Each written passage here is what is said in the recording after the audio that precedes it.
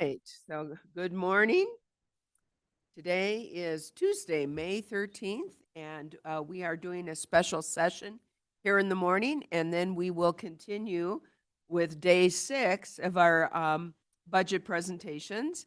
And first order of business for our meeting is call to order. I'm Patrice Horseman. I am a supervisor for District Number 1 and the chair of the board, District 2. Good morning, everyone. Jeronimo Vasquez, Supervisor, District 2, and current Vice Chair. District 3.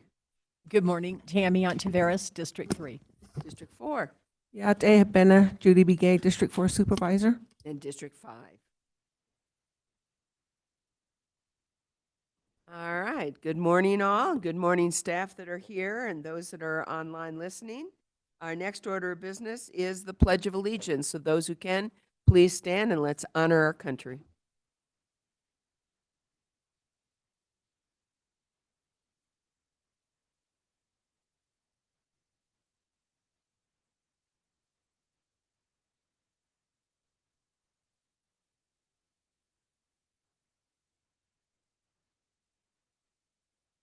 All right, and as is our tradition and as is our need for transparency and for open involvement with our public, our next order of business is call to the public.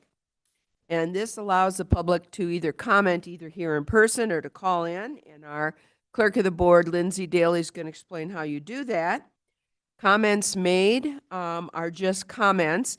Open meeting law prevents us from responding. If necessary, we can ask staff to respond and or put it on a further agenda item for discussion of the board. We ask you to keep your comments to 3 minutes. Also, a reminder, this is open public meeting, and so we're asking you to be courteous and appropriate in making your comments. And with that, I'm going to turn this over to Lindsay Daly to explain how you can make comments here to the board for items that are not on the agenda. So thank you. Lindsay? Thank you, Chair Horseman. At this time, if there's anyone that would like to make a comment during the call to the public, we have comment cards up by the door on the table, and we don't have a whole lot of people here in the room, or you could come on up to the podium and state your name for our minutes, and you'll have 3 minutes to speak. And we also have a board comments at coconino.az.gov email address, which we do not have any comments currently in that inbox, but anyone is able to send a comment through the email as well. And at this time, Chair Horseman, we do not have any comment cards and no comments in our inbox. Very good. Well, we'll give it about another 30 seconds and see, members of the public, this is your chance to address items not on the agenda, to address the governing board. Thank you.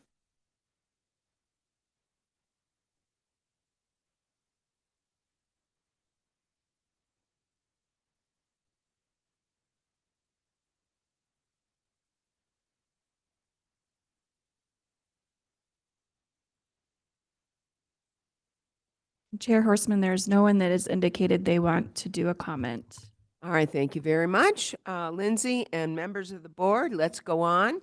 Our first order of business is a proclamation, and it is consideration and possible action to approve a proclamation designating May 18th through May 24th as Public Works Week. And we have members of the Public Works Department here again with us, and please feel free to start us off, or I'm going to turn this over to Kim or Erica. You want to kind of get us going on this first? Absolutely, Chair Horseman, members of the board, good morning.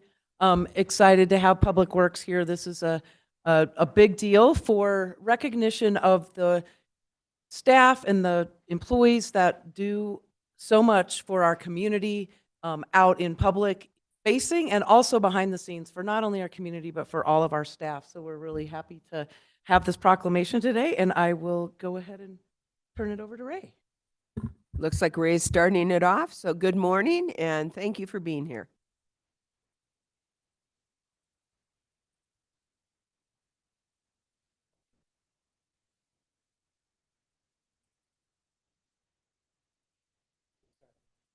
Thank you.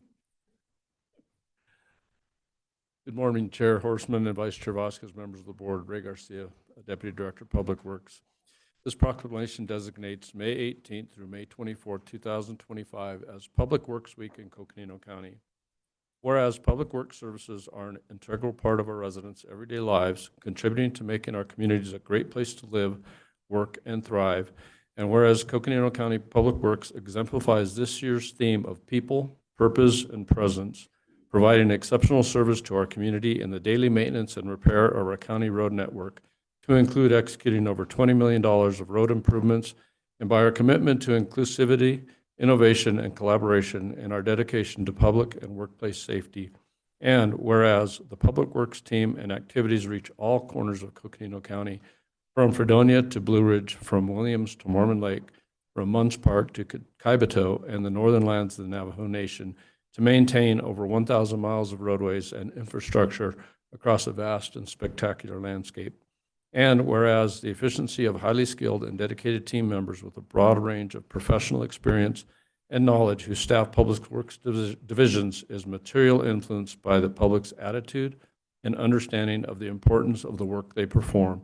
And whereas the promises made in Proposition 403 empower public works to continue investments in efficient snow removal operations, roads capital improvement plans and projects, pavement preservation projects, and equipment purchasing programs that extend the service life and quality of our strategic assets and contribute to the health, safety, and comfort of our residents and visitors. And whereas the National American Public Works Association has declared the fourth full week of May as National Public Works Week, and this year will be recognized during the week of May 18th through May 24th, 2025. And whereas Coconino County Public Works strives to create a culture of diversity, equity, and inclusion to reflect the values of our county and the communities we serve, and whereas we are the Public Works team, dedicated stewards of Coconino County's infrastructure. Through our efforts and dedication to public service, we ensure a sustainable, safe, and thriving community, epitomizing this year's theme, people, purpose, and presence. Therefore, be it resolved that we do hereby recognize May 18th through May 24th, 2025 as Public Works Week and call upon all citizens and civic organizations to reflect upon and acknowledge the positive contributions that Public Works makes every day to our health, safety, comfort, and quality of life in Coconino County. Thank you. Thank you very much. Appreciate you reading that proclamation. And as we said during our budget presentation, it is true the public work probably does in fact touch every corner of Coconino County and the vastness of Coconino County. And what you all do and so many levels, and of course the most visible being road maintenance, road construction, snow removal, et cetera. As I said, the most popular float for the electric parade in December for the winter holidays was the snowplow. Got cheers wherever it went. So, and I was really glad that the time afterwards I got to sit in the snowplow. So got to see all the cheers. That was very nice. So thank you very much, all of you. It's a big department, and you serve us well, and you serve our community well. So thank you. And other members of the board like to be heard? Supervisor Vasquez. Yes, thank you for reading the proclamation. It's always good to celebrate our Public Works team and all the hard work you guys do. And so just glad that we're doing this, and just take heart that this week is your week. So enjoy. Any other comments? Supervisor Begay. Yes, good morning, everyone. Thank you for being here. Thank you for reading the proclamation. And I think, the Public Works has done a lot, for the counties, from all within Coconino County. And of course, there are partnerships and there's grant opportunities that, the supervisors, look into and see if they can get anything. And then the IGAs, the MOUs that come along with it. And, there's a lot that you guys do for the people to ensure that, the roads are safe out there and passable, whatever it may be. So I just want to say thank you so much for the proclamation, and it means a lot, to us as board members that, we have this part of as you know, the road is always an issue, even the pavements that are happening. And so I just want to say thank you so much, and happy Proclamation Week. Anyone else? Supervisor Ontiveros. You guys do. I know we said this yesterday, but we could say it every day. We really appreciate everything that you guys do. This is a well-deserved honor for all of you.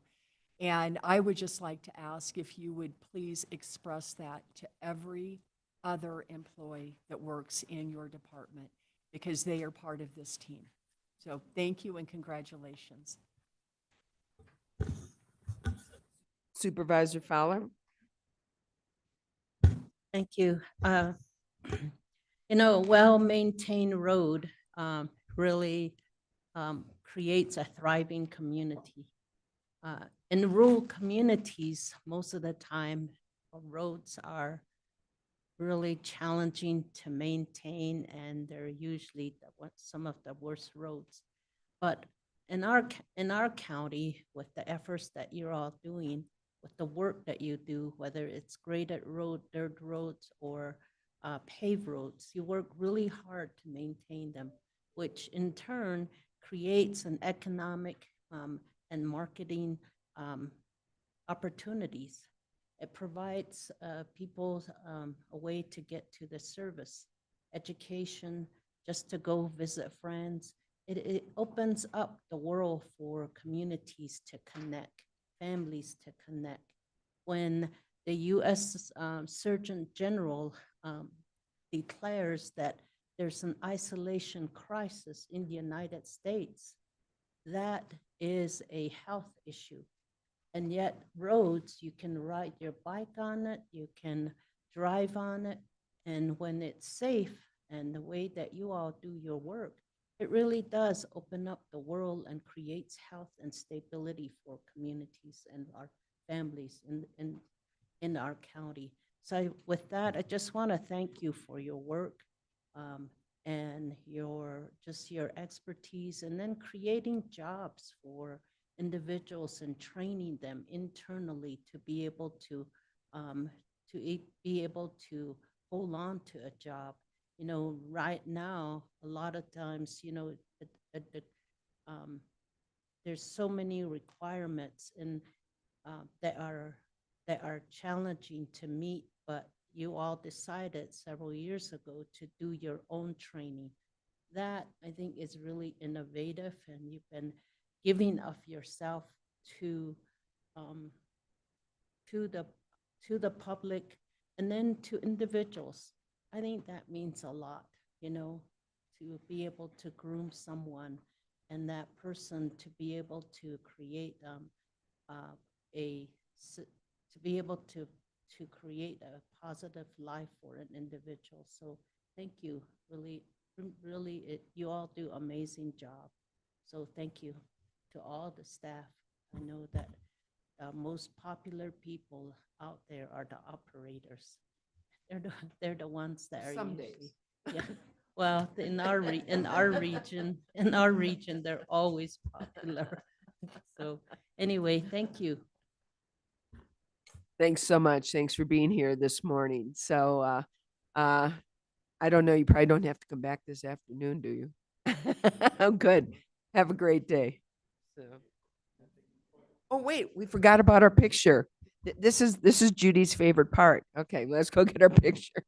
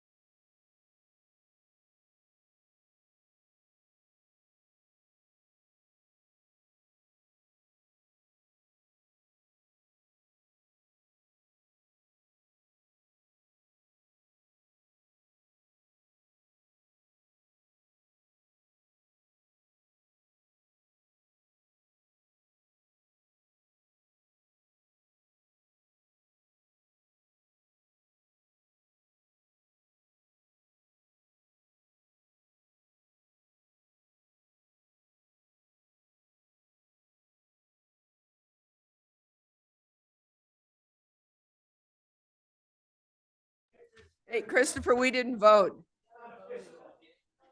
Come on in. We are, we are so sorry. We're going to, we were so excited about getting that photo taken with our public works staff. We forgot to vote. At this time, we all thought it was a really good idea, but I'd love to get a motion to approve a proclamation designating May 18th through May 24th as Public Works Week. So Second, moved and seconded. All those in favor signify by saying aye. Aye. It is unanimous, and it is now Public Works Week.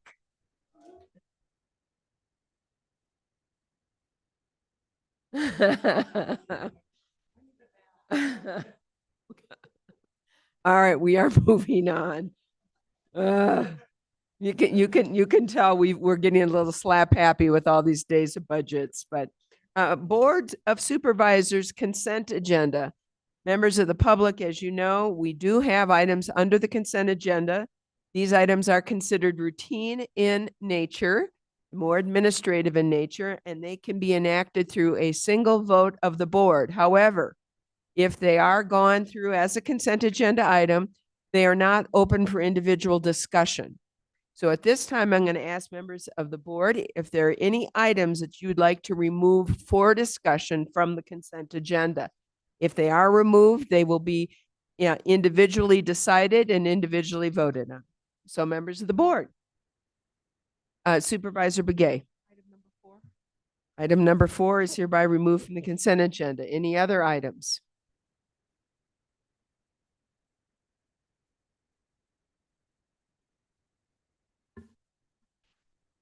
Well, they're all number 14.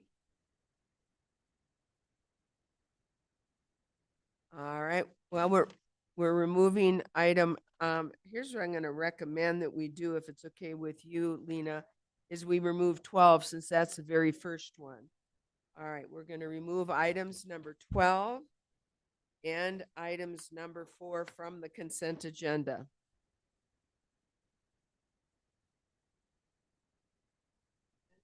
Agenda exclusive of 4 and 12.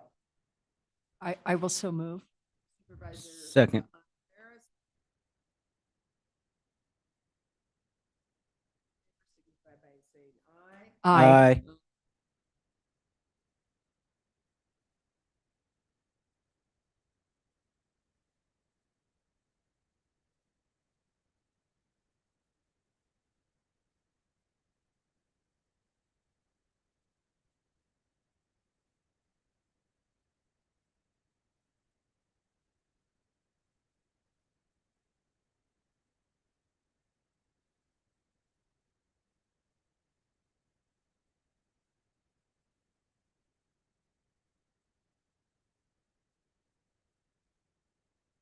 Oops.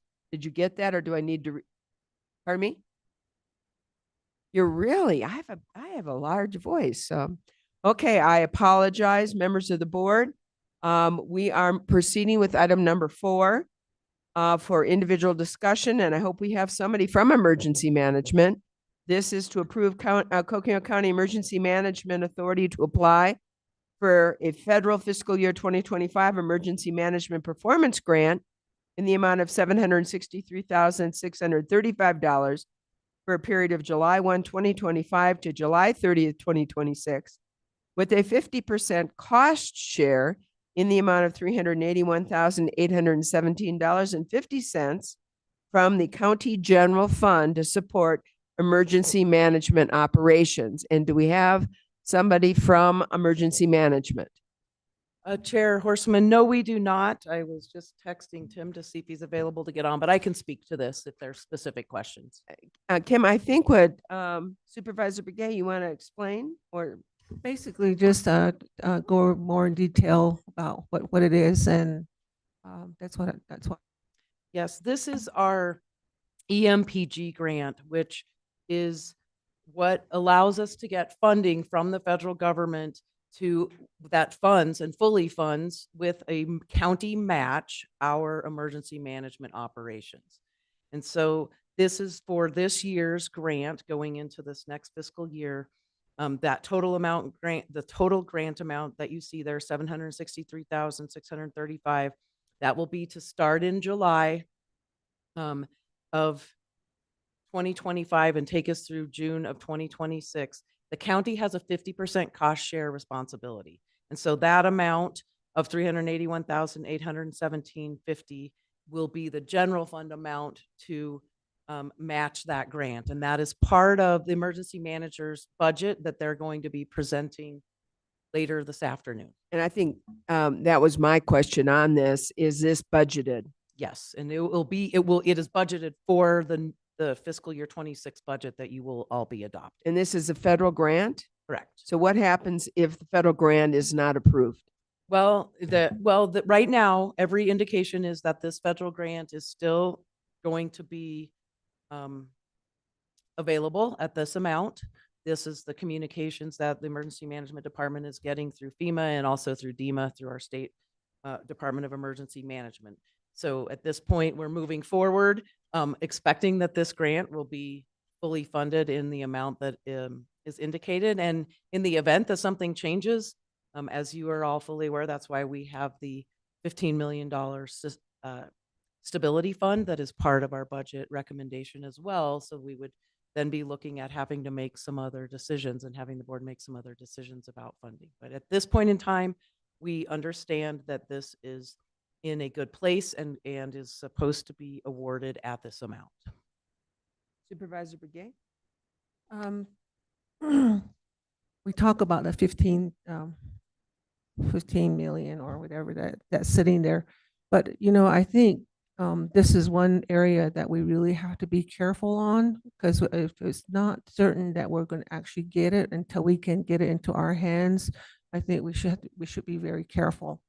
That was my concern. And so I'm not sure if we already have this year's funding for 2025. I'm not sure if we should just put it off a little bit and see where things are, because to me, or maybe there a wording of some type at the end of the motion that will, I don't know.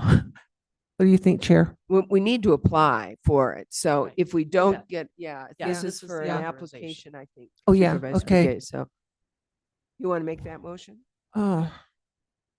So this is just basically to apply for it, nothing else. Correct. Yes, this is the board authorizing the emergency management team to apply for this grant in this amount, understanding that there is a 50% match of the general fund. So that is what you're approving today. I guess it's a general fund then. And the general fund amount is currently budgeted. And when you hear from emergency management this afternoon, that is the general fund amount is part of what is already included in our budget recommendation for for fiscal year 26. Okay, so go ahead. I make the motion to go ahead and approve item number 4. We have a motion and a second by Supervisor Ontiveros.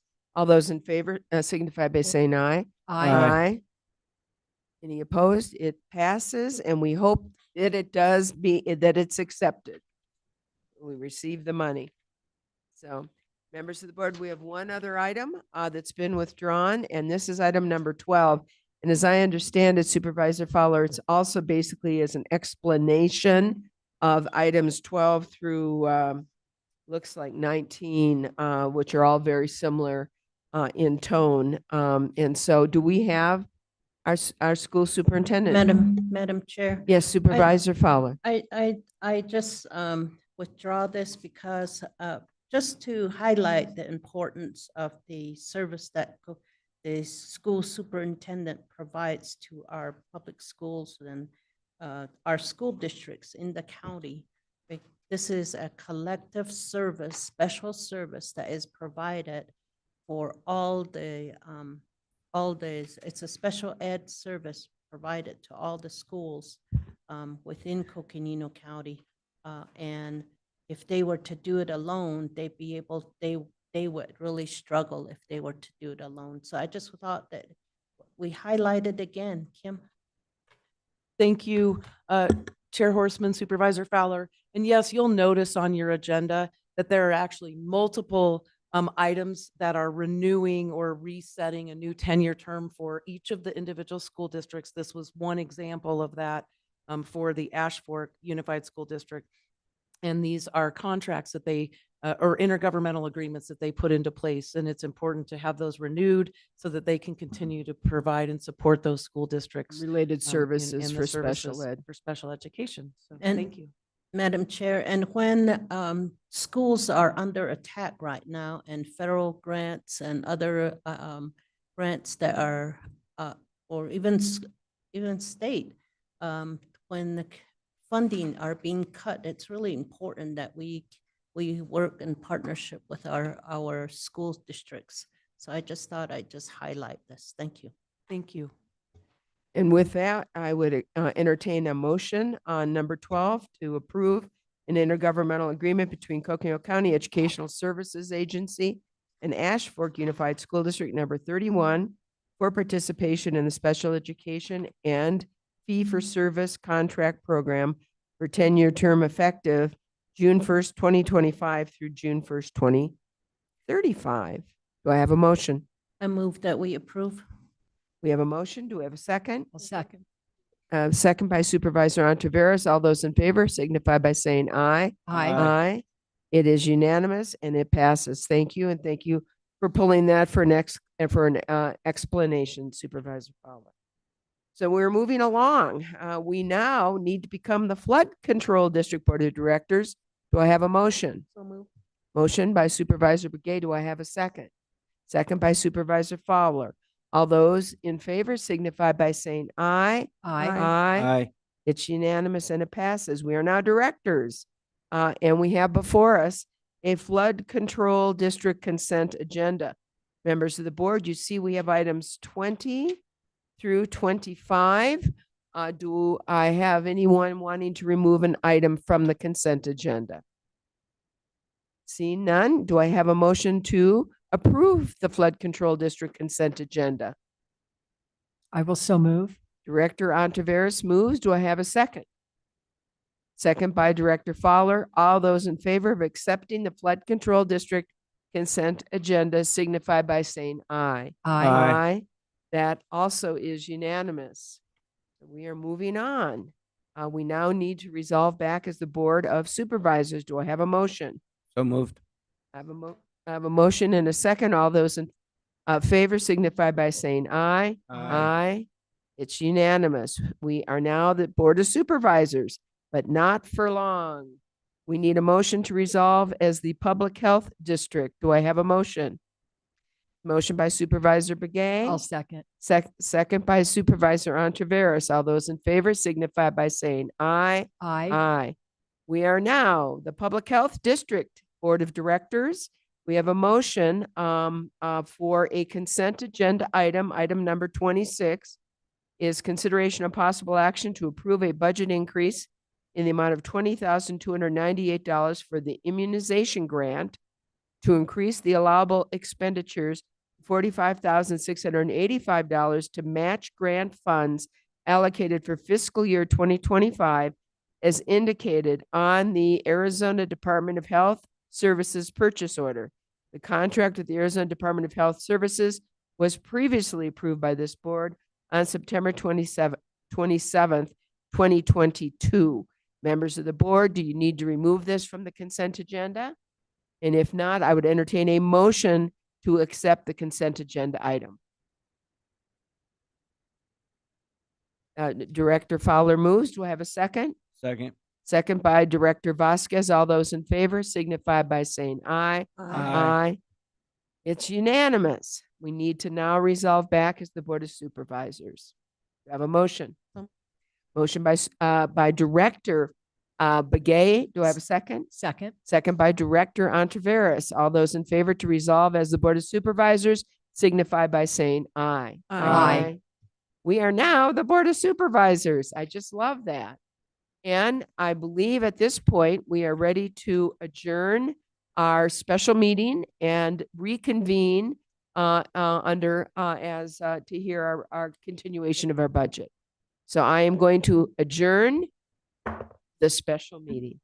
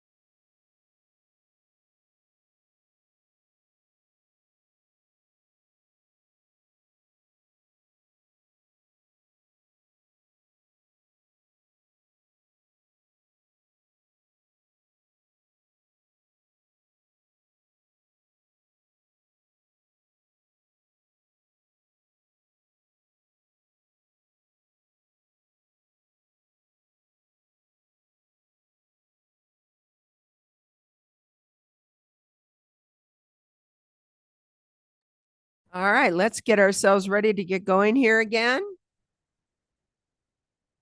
It's 9:45, actually, it's 9:47. And we are here for the special session budget meeting. I think it's day 4, 5, 6, right? Of our budget. And thank you, staff, for being here. We look forward to continuing our wonderful budget discussions. We're starting out this morning with the library district, and then we'll have lunch, and then moving on to Parks and Rec and emergency management, and then elections, and then outside agency budget. So it's going to be a very fun-filled day, and we look forward to hearing from our department. So with that, we're going to go ahead and start roll call. And my name is Patrice Horseman. I'm the supervisor for District Number 1 and chair of the board, District 2. Good morning, everyone. Jeronimo Vasquez, Supervisor, District 2, and current Vice Chair. And District 3. Good morning, Tammy Ontiveros, District 3. District 4. Supervisor Brigade, District 4. And District Number 5. Very good. We're all here, back in session. And with that, I'm going to turn this over to our county manager, Andy Bertelson. Thank you, Chair Horseman, members of the board. We have our library district here with us. We are preparing for that presentation. We're also eager, we've thought a lot about after yesterday's wrap up in talking about sort of debt management for for our flood control district and general fund reserves, et cetera. We've given that a lot of thought. We want to share some information with you at some point today. But given that we have the library district here, let's go ahead and welcome our library district. Wanted to note, Linda Tilson, our library director, is here to give a presentation. Wanted to note that I believe the library and the library district laid out a plan, was it last year, Siri, in which they talked about last year and this year. As you know, we had the work session on the bookmobile. The library district board of directors, you serving as that board of directors, talked about the need for a bookmobile, so working with the library district to address that.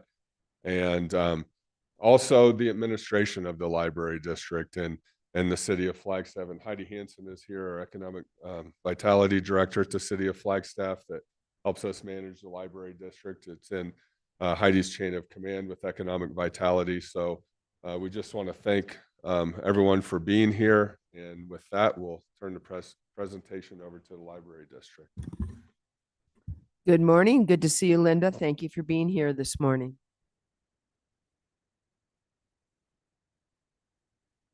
Good morning. I heard your comment about making this a fun-filled presentation, so we'll try to accomplish that. Did you bring the bookmobile? Is it working yet? It's running. Oh, good. Okay. Yeah, but we don't happen to have it with us, although it's a good thing because there's not much room in the parking lot. Damaris Hill was going to run through some of these initial slides. So if she makes it while I'm going through her slides, I might hand off to her. But in the interest of your time, we'll go ahead and just get started.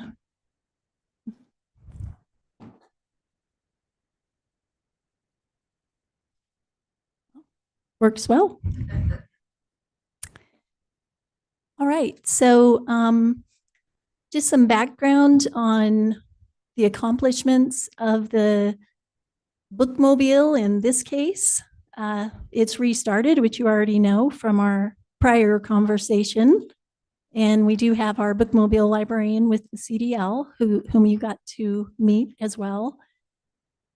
So 40 stops in May, 60 new patrons in the first 3 months. So it is really back in service and increasing the service as it goes. And Rebecca provided some really nice photographs of kids taking advantage of that bookmobile library.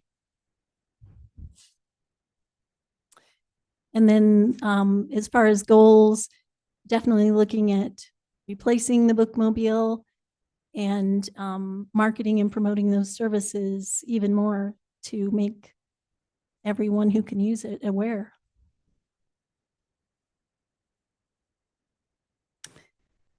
In terms of Forest Lakes, some of their accomplishments, expanding audiobooks.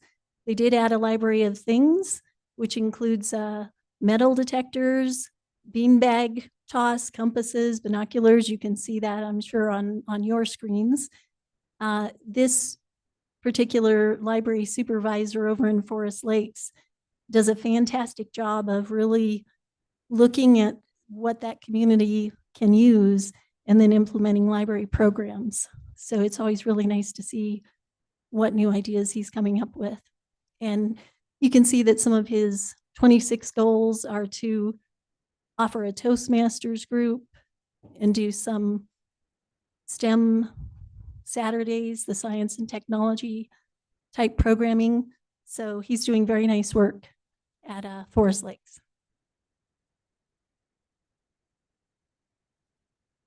Grand Canyon Community Library has been very busy. We have a new manager up there, Amy Zink. She was working at the jail library, but was hired to replace Daniel, who left a few months back.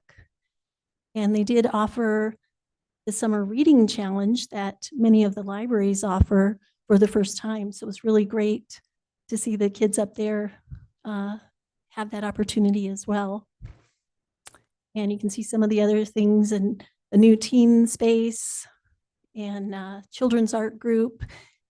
Also, Damaris has been going up and helping Amy do quite a bit of reorganizing up there and just making everything more logical and easier to find the way that patrons are using it.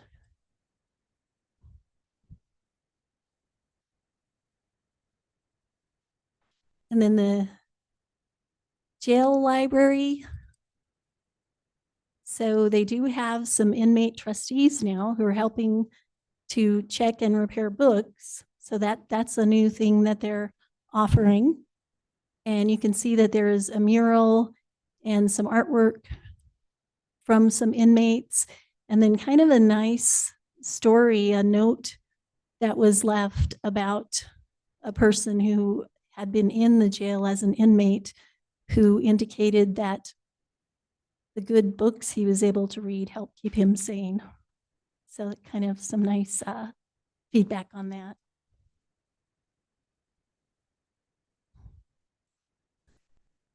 And then Tuba City also offered the summer reading challenge for the first time since before COVID this past year. And so it was super exciting to see them have that opportunity for the kids. You can see some of them down in the left-hand corner. That's during the summer reading program.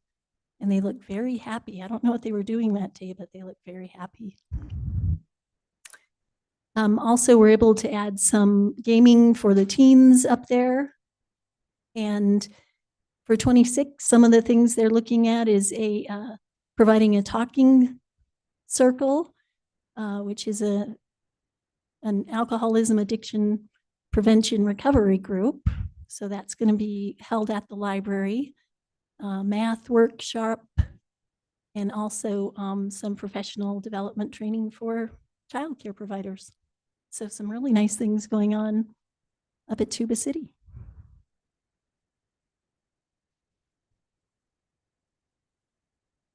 And I'm not going to read every one of the accomplishments of the Fredonia Library. But you can see they have a lot going on.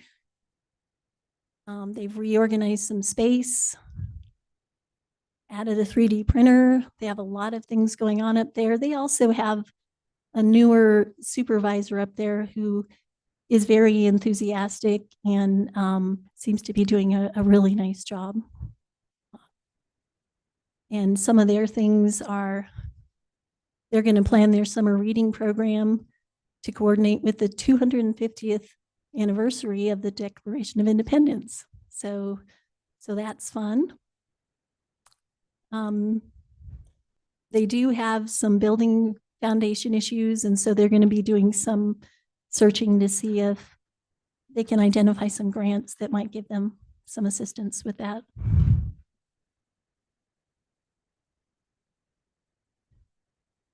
And then the Community Library of Sedona has been very busy as well. They did a whole new branding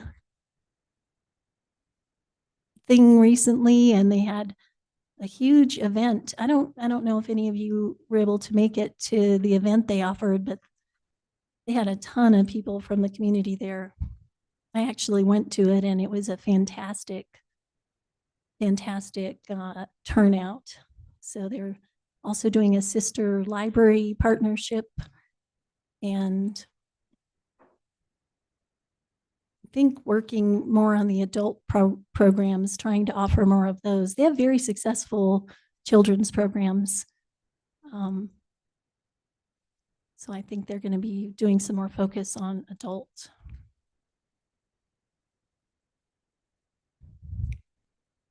And Paige has had a lot of things going on. They hired 3 new staff members, extended service hours, added a 3D printer. You can see it's quite a long list of things.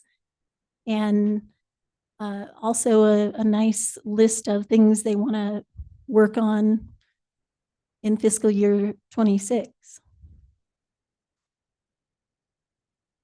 I think the wireless self-printing and self-checkout kiosks will be very handy for them to have there.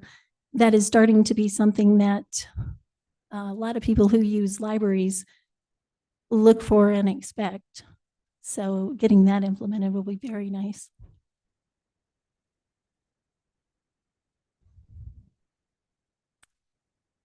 And then Williams has this great photo of their haunted house. This is one of the big events that the library does with the town, and it's very popular. So I have a nice photograph of that and one of the collection, as you can see. And they're really looking at all ages and expanding the programming, crochet club, writers group, Dungeons and Dragons, etc. So they're looking to do more programs to really meet those community needs and that are tailored for those community needs.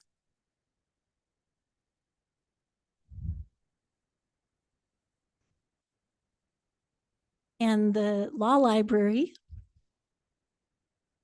added service for self-represented people to have an attorney prepare newly required and complicated spousal maintenance worksheets. So these are some of the things that the law library is able to offer that really help people that may not necessarily have the funding for legal representation. And they will be adding the Microsoft Suite computers and secure self-serve printing and scanning. So this is going to address an issue they've had where people are sending very large print jobs and not even necessarily picking them up. So once this is implemented, people will actively retrieve their print jobs themselves and pay for them. So I think that's going to work a lot more nicely for them.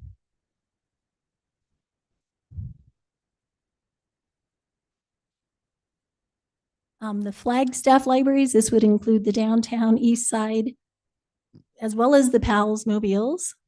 So one of the cool new things is the Tony boxes, which I didn't really know what those were when we were creating the slides either. So I went ahead and put parentheses up there so that you would know.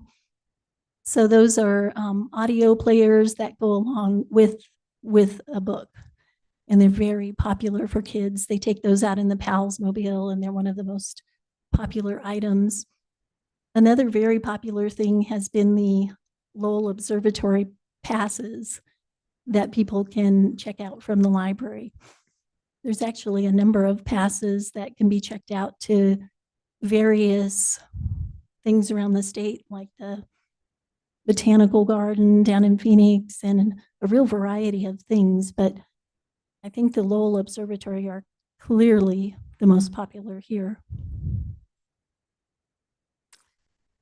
I won't go through the whole list, but another kind of exciting thing is that we have been able to add the textile braille material kits.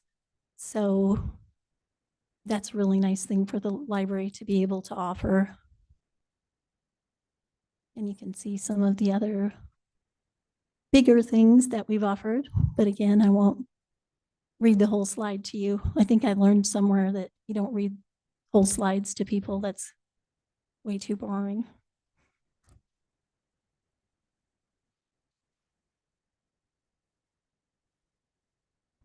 And things coming up. We're really wanting to work on improving the security in the Flagstaff libraries. We're having a lot of behavioral incidents in the East Flag and the downtown library. And we have essentially a homemade tracking system for incidents, but it's not always working really well because when we have repeat offenders that we've had to ask to leave the library, we need to have that tracked more effectively. So we're looking into some software solutions that could help with that. I mean, it's unfortunate, but it's often enough that it's becoming an issue.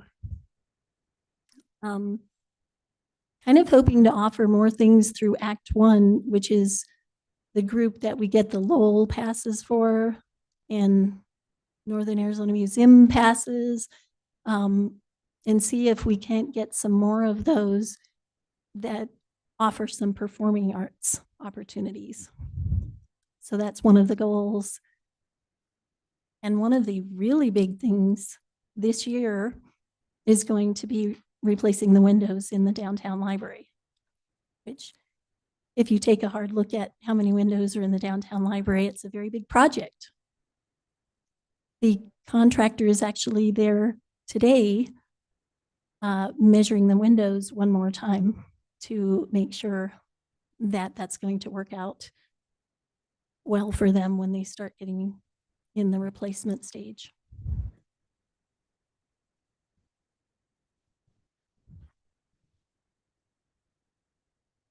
So just wanted to share with you some of the statistics of the library. I think notably, we continue to see more people using the libraries. Really the only thing that on this whole list that there is a decrease with is the physical materials circulated.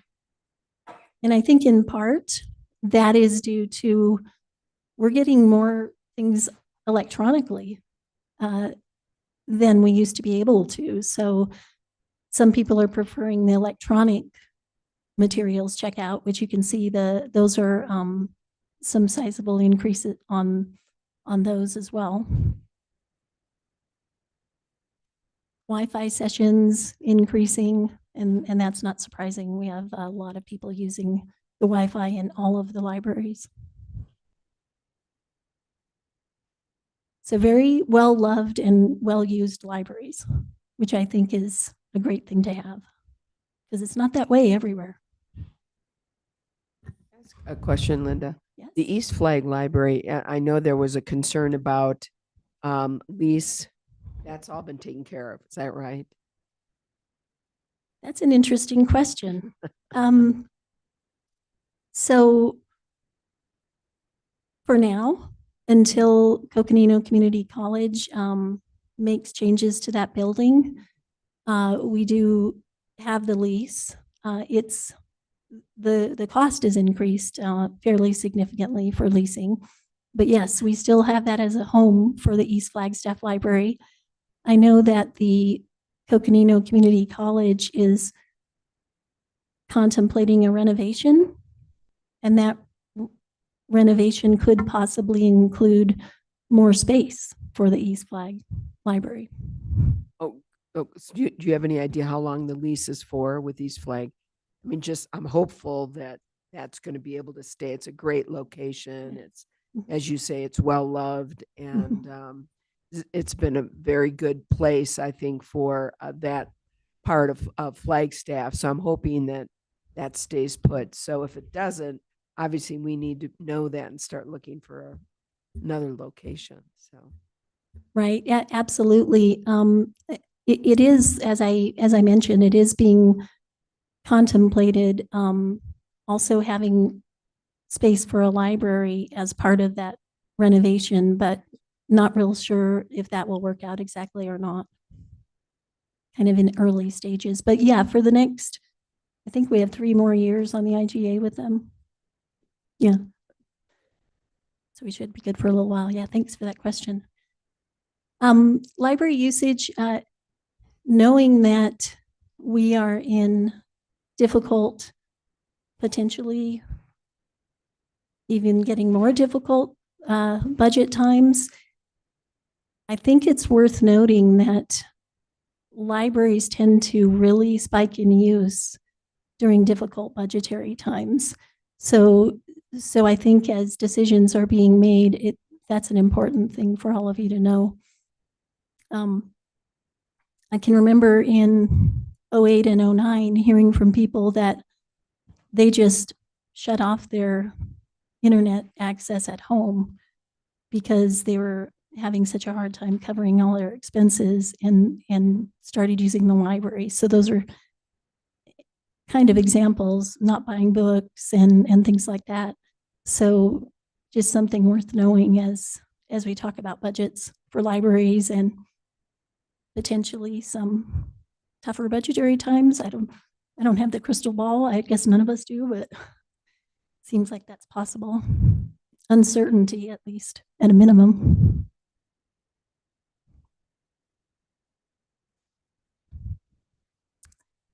And then back to the bookmobile.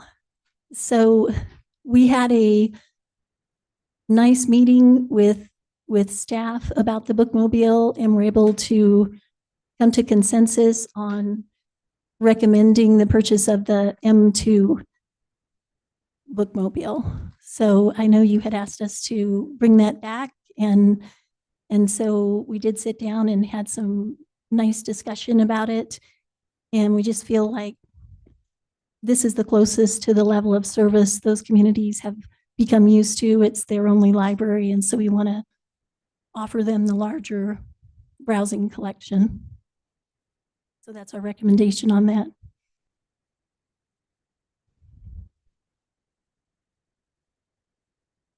So we have been working for, let's be getting close to a year with the consultant. Yeah, Steve's confirming that. So the consultant has done a nice job of having discussions with all of the libraries who receive the funding from the county. We had the affiliates, the branches, and the Flagstaff libraries all come together in a meeting. And one of the things that was clear is that people were generally happy with that setup and weren't sure that they would want to go the direction of having a separate administration just for county library, for the free county library funds. So as we move forward with the consultant, one of the things that came up during the study was that the cost of administering the district is not really being fully covered. So the consultant did some calculations on that. And one thing he was able to determine is that sorry, my mouth is really dry. I'm going to get some water.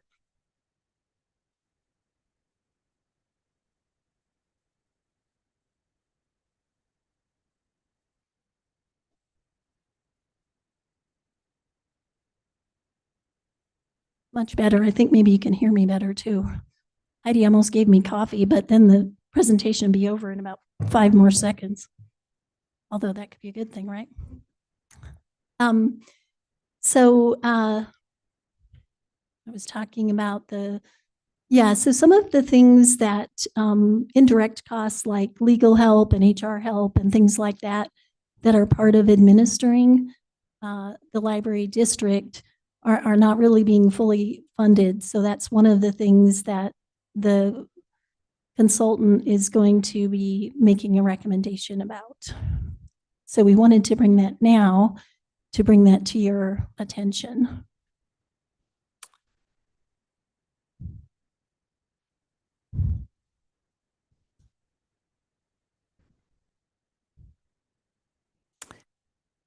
And I imagine, since you are in budget times, you are hearing from many agencies about the rising costs of everything. And libraries are no exception to that. Some of the things that we're looking at needing to be able to fund include some market pay adjustments.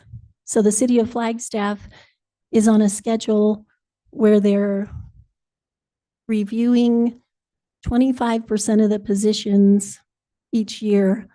And they're in the fourth year of that. And many of the library positions were looked at this year. And so the amount to bring those up to market was identified as the figure that's on your slide here, around 203,000.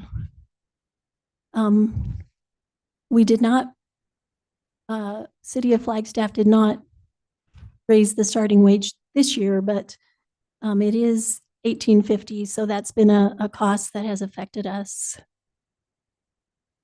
And then also just operational costs. As I mentioned, libraries are no exception. Particularly the e-material costs have gone up 98% in the last 3 years. And unfortunately, those are one of the things that are going to be affected potentially by federal cuts, because we're using federal funding to fund the purchase of ebooks in part.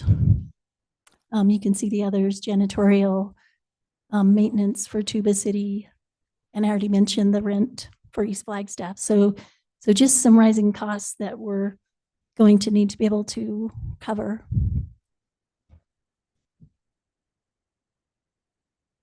And I already alluded to some of the financial concerns on the horizon. About $25,000 for our e-materials comes from a state grant and aid, but that is actually comes from federal funding initially and then is dispersed by the state. Another is the Beanstack app, which is what we use for summer reading.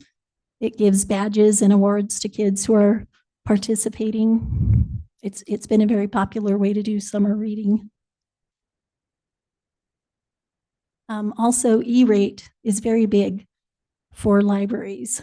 So what that is it's a reduced rate for internet access that libraries and educational institutions receive. And it's based on the number of school lunches in each of the areas. And so you can see that those are pretty big numbers. If E-rate was done away with, that would be a significant impact. And then there's a list of some of the unfunded things I already talked about. Fredonia is looking at grants to try and repair their foundation. And Tuba City will need to cover some market pay increases because those pertain to some of the staff there. So you can see some of the financial concerns on the horizon for us.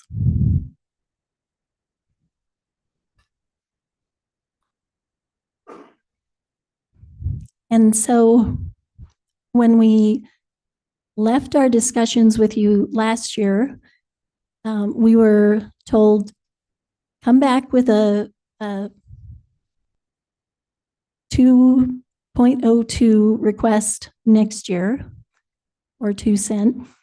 And so knowing that we're facing such uncertainty financially, we thought, well, we better come back with more than one option. So you can see the possible options listed here. Option 1 is the initial one we were asked to come back with, and that would fund half of the bookmobile replacement cost. The rest of it could be funded from the savings when we were not running the bookmobile. And also,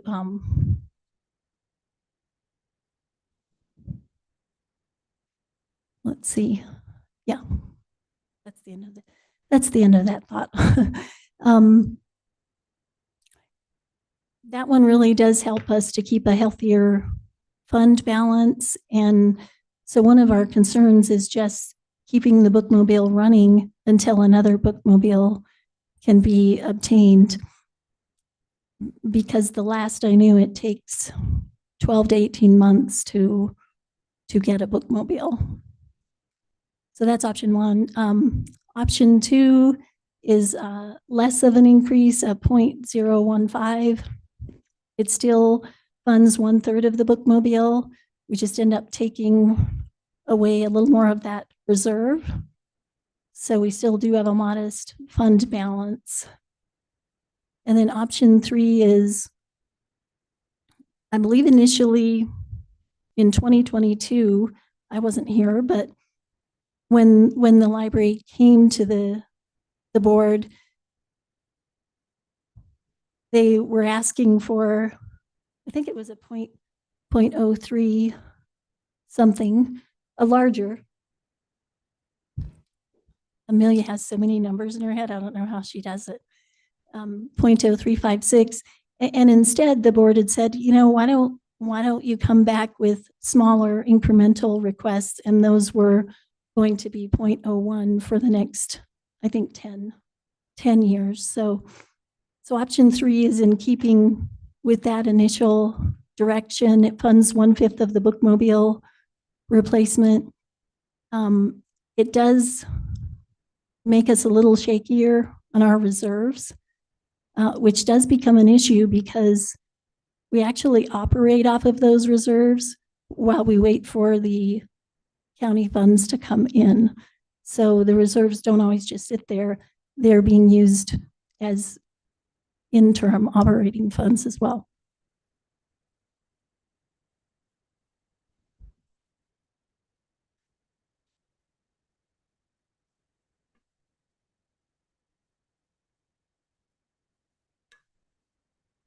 So just a few considerations. We're getting to the end, I promise. I believe this is the last slide. So I already spoke to the idea that library usage really does go up during difficult economic periods. So we anticipate continuing to increase use of the libraries. And one thing when Amelia and I were preparing these slides that we talked about is, well, it would be really good to know what the impacts of these different options would be on the average homeowner. So we calculated some figures, which I guess were okay, but they weren't as correct as they needed to be. So Siri helped us come up with the numbers you see on the slide here. So with option one, it's an impact of about $8.64 a year for an average median price homeowner. And I already mentioned about the reserve funds are also used as operating funds for us, interim operating funds. And one of my biggest concerns is that we really would like to be able to maintain at least the same level of service for library users in the coming year. I don't know that we would expect to be able to really increase the level of service, but really would like to, even with the increases in book prices and everything else, at least keep at the same level of service. And then I don't think I have to tell you that the bookmobile might clunk out. I think we already brought that up before.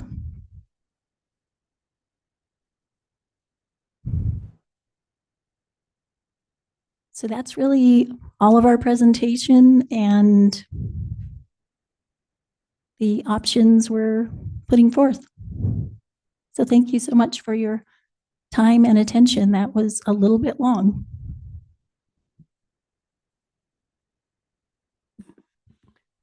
Thank you, Linda. And, I can say that we acknowledge the importance of our libraries as central to our communities, especially our rural communities. And of course, I was very happy to see that you went with the bookmobile option that still made it feel like the bookmobile. So I'm very pleased to see that.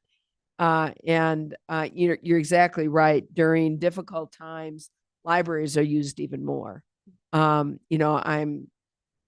sorry to hear that you're having some security problems, and I hope that can get addressed. If there's anything, that we can be part of in terms of that, please let us know. Obviously, that's very important that people are, but not only the staff, but the other users, feel that it's a safe and secure place that they can enjoy use of internet, library, even some community meetings. I've certainly attended a number of community meetings at the library, especially the East Side Library. So, the bookmobile is such a wonderful tool, and it's so important for our real rural communities. And I'd really like to see that bookmobile, a new bookmobile, out and operating soon. To be honest, because I think our real rural communities deserve that. And I also know that it's been down for a really, really long time. So I would love to see that as a up and functioning service that we're able to provide all parts of our county. So, myself, and I'll listen to my colleagues and we'll have to look as we go forward, but it would seem to me that option one would be consistent to what we looked at last year, what we were recommending last year. And I think the slight increase in the cost between the options, provides you the opportunity to start moving forward on a new bookmobile. And also, I think the security you need to secure our libraries and moving forward. So, myself, I would certainly favor option one, and look forward to getting that bookmobile up and moving. So thank you. And thank you for your presentation. So, other members, Supervisor Ontiveros. Thank you, Chair. So I was also wondering about the security issues that are taking place, because libraries, I thought they were just off limits for where bad stuff happened at. You know what I mean? But where is that in today's day and age? Without going into like specific details, what are the security issues that you're facing there? And this is at the Flagstaff locations, Flagstaff alone. We've had security issues in Tuba City as well. But yeah, Flagstaff and East Flagstaff have had rising incidents really since I've come here. I didn't really bring figures with me, but I think it's safe to say, and I think I might have told Heidi this in a meeting too, that probably 15 a month serious incidents. But like what's going on? So fistfights, people having a weapon and threatening staff, pretty serious security issues. The most common is, there's a couple. One is people who reach a level of inebriation that staff have to call for help. That is a frequent one. And then people becoming angry enough that they're yelling and threatening staff is another. And I read all of those reports every week, and it's frequent. It's not infrequent. Okay, and so I'm assuming you're calling the Flagstaff City Police. Yes, and the City of Flagstaff also instituted a police aid program, which right now we have coverage of the downtown library, but we don't have the same coverage for East Flagstaff. We do have security guards, but the police aids seem to be much more of a deterrent, that because they're trained in de-escalation. They have a uniform that looks more like police. They also have radios so that they can get in touch with the police very quickly. Okay. And So that's helping. Okay, and so the security that you're looking for, suggesting there, what would that look like at the library? Well, we're just looking at software that helps us better track those incidents, because a number of the behavior issues are recurring with specific individuals who are coming into the library. And so we need to be able to track that in a more effective way than searching through our online documents that we have right now. And it actually exists. Some larger libraries like Phoenix Public use that kind of software. And so it couldn't be as simple as having them trespassed, and if they come back, they're arrested or removed? We have a lot of difficulty with people being trespassed and coming back in anyway. That is fairly frequent. And then, of course, we extend the trespass for longer when that happens, but it's a very frequent occurrence. Okay, and so then if you get this software, like to what end does that serve? It helps us do a better job of tracking who's really done something, because we're not trying to dig through a bunch of online documents that staff has created and find out, well, wait a minute, did this person do this before, or did they not do something before? And then what will you do with that information, with that tracking information? Like what would it be used for? Well, if we know, we actually have a matrix that we use to determine how long someone is asked to leave the library for. And if we know that, this is the third time they've done something like this, that figures into how we move forward. I mean, libraries tend to be on the tolerant side to the point where we shouldn't be, because we do realize that for a lot of the people that come in, that this is it. This is their place to go during the day. And so we tend to really, I think, probably put up with a lot more behavior issues than most places would. But at some point, we have to start drawing the line too, because as Supervisor Horstman mentioned, not only for the safety of staff, but for the safety of other people using the library. Mhm. And you know what? I've just got one other question. If we could flip back to the district administration cost, I don't know, somehow I got lost on the fourth bulletin or bullet point. The cost of administering the district under this recommendation. Could you explain that again, please? So essentially, some of the things that the city of Flagstaff provides, like when we have an HR issue, we are using the city of Flagstaff's HR department to help us resolve that. When we have a legal issue, we are using the city of Flagstaff's legal department. And this isn't really something that is covered with the library district funds. And so that's something that the consultant took a look at, because when we met with the financial people from the city, this is one of the concerns that was brought up. Am I missing something? Amelia, it looks like I'm missing something. I'm glad I looked at you. Hi, I was just going to add, so we also had the consultant look and say, if the city no longer provided that service, what would it cost? And it'd be another $400,000 minimum for the county to assume responsibility of administering the district. And that doesn't include cost of housing staff or anything like that. So even though the request is for another $350,000 to go to Flagstaff to cover this cost that Flagstaff is already covering on behalf of the district, it saves the district $400,000 above that. That answered my question. Thank you.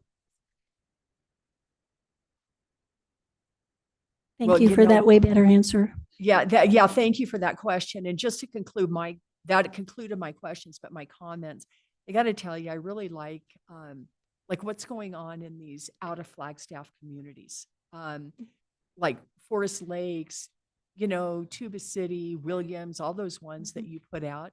I just think it's really neat that there's as much energy poured into these rural outside of Flagstaff communities as what's being done in Flagstaff. So I just wanted to let you know I noticed that and appreciate it. If you could pass that on to the librarians in those areas. I will do that. Thank you. Thank you.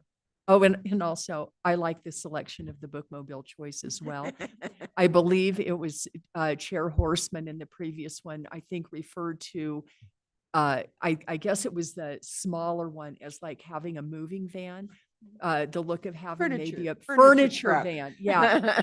And I couldn't really argue with her on that, on the look of it. But the only thing it had was the 4-wheel drive. And then you started explaining when it would and would not be used. So I'm also supportive of the M2 choice as well. And I was wondering if a decision had been made on that. So I like it. Thanks. Thank you. Any other comments? Supervisor Begay.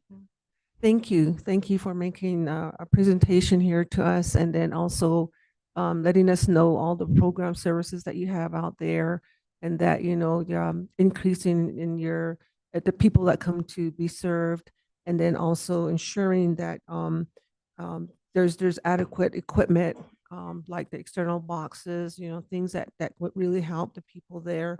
And then also the increase in your emails. I think that's very important too, to get the outreach communities served. And then also the incentive passes that you get. I think that says a lot too. It has people coming back, to get served more services. So, and then all the library districts and all the libraries that we have out there, that's really being utilized. And I've had a chance to be at the Flagstaff ones, and I did see some people being inebriated, and I just let the ladies know up front there, saying we need to keep the eye on this thing. And it's just, and they were eating like all on the where the computers were, and they stopped that, so that was good. So one day I came walking in after I mentioned that, and I had my snacks and everything, and I had my soda, and I sat down and I saw that. I said, oh no. So I had to put everything back in my bag. But that was more cleaner then. It was more cleaner then, and because there was crumbs on the ground, on the carpet and stuff like that. So there's a lot that you guys do, and I do agree with the option that you guys have recommended, and I think it's very important that we serve the people out there, outlying areas, and ensuring that, like I said, that the services are being done out there. And then also, I think also that I think I'm not sure how much more you're going to be going out to other services that you may be looking at. One of the things that I was thinking about was we were talking about helping the Native American communities, and I think some kind of language would be something like that. Some teacher coming in just to do their numbers in Navajo or Hopi or whatever. I think that would be a good thing to start attracting little kids, because a lot of times, we provide services with the adults, but we need to go back to the basics of the kids that are 3-year-old, 4-year-olds. I mean, that's where we learn a lot of things, and that's how we go. Can't teach a Navajo to be speaking Navajo when they're 40 years old. It's going to be hard for them. But at the younger age, they pick it up and they run with it. So I just want to say thank you to the library board, and then also the all the staff, every single department or out there as a site that is providing or that are providing these services. And this is one main component, I think, that is very critical, to be out there, providing the services to our communities. So thank you so much. Thank you. And Supervisor Vasquez. Yes, thank you for the presentation and showing us all the cool things that our library does. There is a concern about the safety issues in the Flagstaff libraries. It's just kind of a sign of the times, but so libraries are supposed to be safe places. They're public places that people can come to congregate, have access to literature in ways that they don't have otherwise, and more importantly now, internet. Access to computers, access to internet or Wi-Fi, and so it's so important for so many of our folks in this community, and not just this community, but in the rural areas as well. And that's why the mobile library is so important. And I like your choice. I thought that I was disappointed it didn't have 4-wheel drive, the bigger one. It sounds like it's the better choice, and so I'm really pleased about that. I did have a question. I was just curious. The consultant said the recommendation is to continue to have City of Flagstaff as the fiscal agent. Where's City of Flagstaff with that? Have they had this conversation yet, or have they made recommendations? The consultant is going to be speaking with the group of leaders that first met with him, but it sounds like Heidi might have something to add as well. Chair Board of Supervisors, Heidi Hansen, Economic Vitality Director for the city. We started this journey a while back. I've been with the city almost 13 years, and right when I became the division director, they said, we're going to add the libraries. And I said, well, why not? They serve all the visitors, and this is what I do, is to work with the visitation and the residents. But we didn't really take a look at the composition of what we were doing. And then as the years went on and on, we started realizing that our rising costs were affecting the city, but they were affecting you. And so part of the reason we wanted to look at, is this the right scenario to continue to have, was because of the fact that every time we were doing compensation changes or increases, we were having to throw those onto the county to do the same thing. And that's really clunky, right? Whenever there was an issue at one of your libraries, let's say at Tuba City or Fredonia, we were having to figure out, who do we talk to make those decisions? And is it something we should get in front of the Board of Soups? And it was just all these things back and forth. So the best thing to do was when Linda came on as our library director, one of the best hires that we've made, was for her to tell us, let's look at it, let's have a deeper dive, but let's have a consultant look at it. And so I'm pretty sure the city of Flagstaff is fine with this relationship staying the way it is, but we do have to get cost recovery.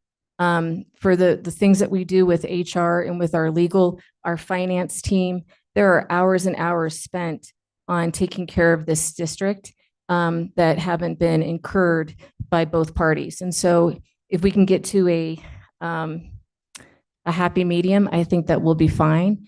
Also, the work that Linda goes through and Amelia and her team, we go to the city budget cycle, and as soon as we're finished, we come into your county budget cycle.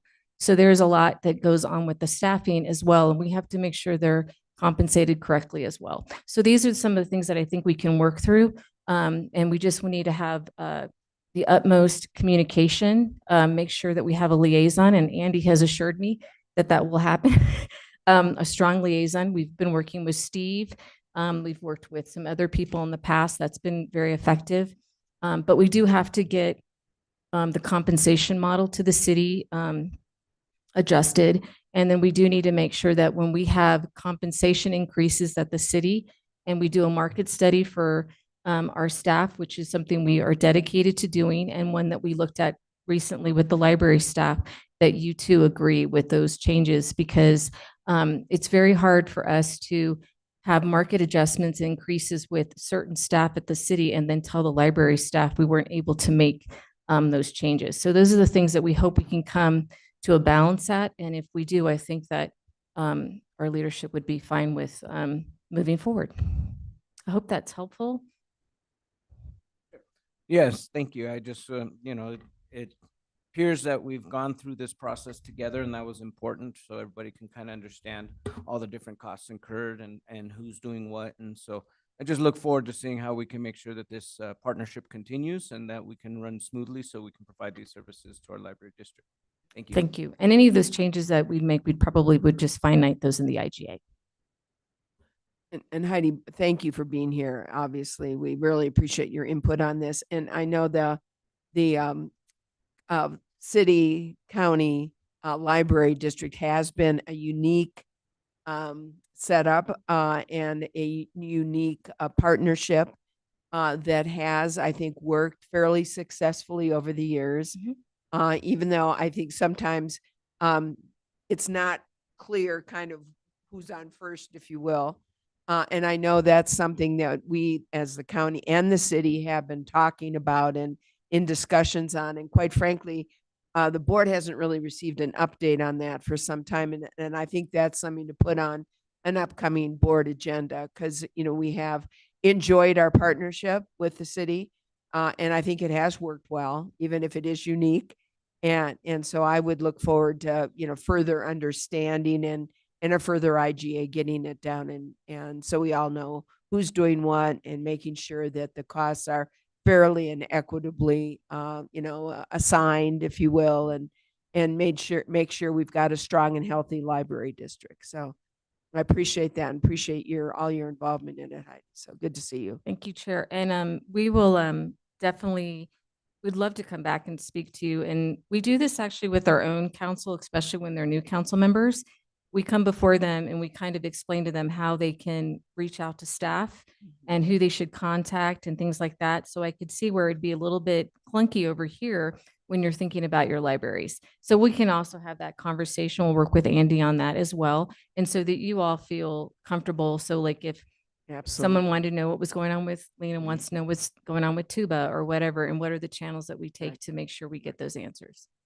You know, and we love our library. I'll say that, and really appreciate all of its branches that we have throughout the very expansive Coconino County. So I think it would also be great to have just periodic, just updates on what's going on. Definitely. So, yeah. We actually do this at the city. I have to come before the council at least 2 times a year now. Linda will decide if something needs to go on a working calendar, if it's something special for the library. We'll just make sure that if we're doing that with the city, that we bring it over to the county as well. That sounds like a great plan. So any other comments, questions, members of the board? Supervisor Fowler. Thank you. Good to see you, Heidi. And see you. thank you all for coming. This has been a long-standing relationship between the city and the county. And then branching out into the rural communities, especially with the bookmobile. It's been such a great service out in the community. And then just the relationships with the municipalities like Page. You know, you have your affiliate, you have your just the different models of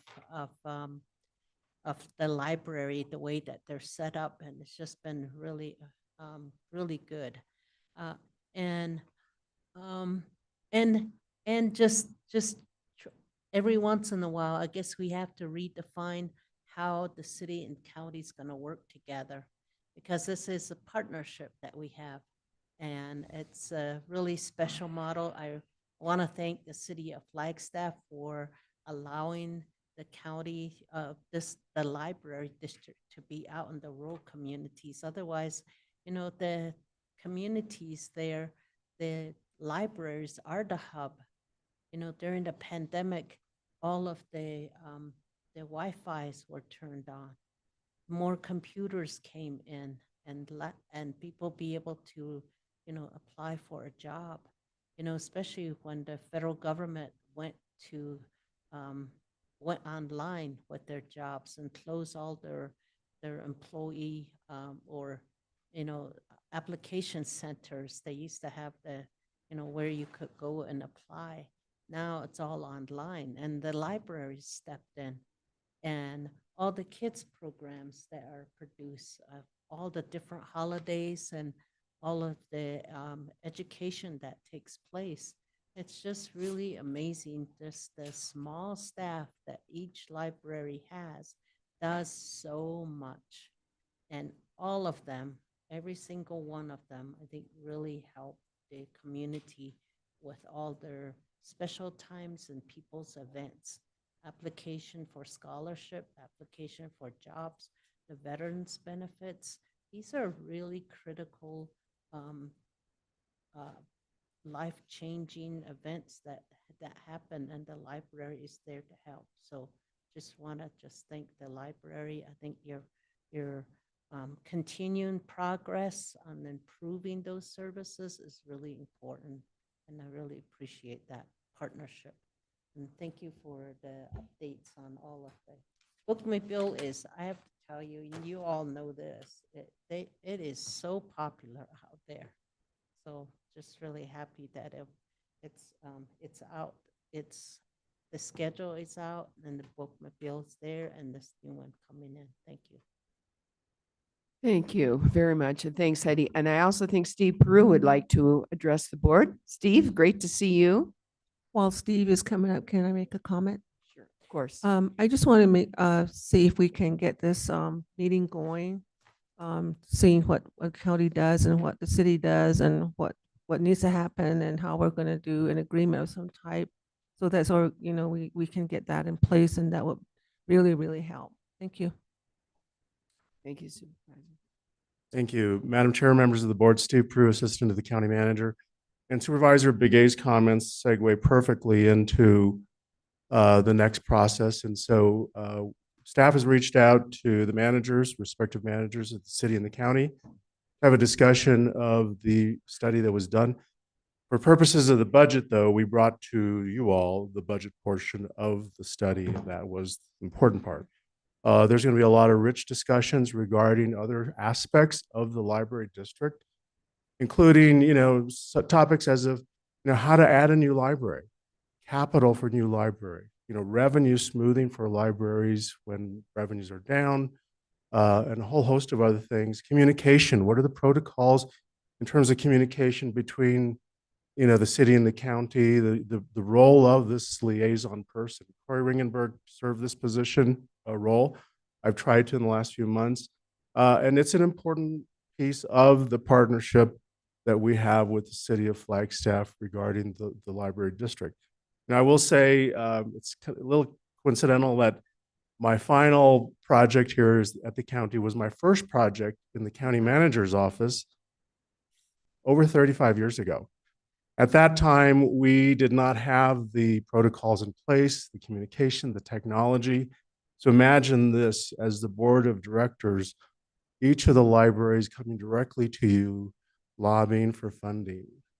It was chaotic. It was a little, you didn't know quite how to handle it all. The manager's office was a little trying to catch up with everything that was happening, but direct communication was occurring from a lot of passionate folks in the community.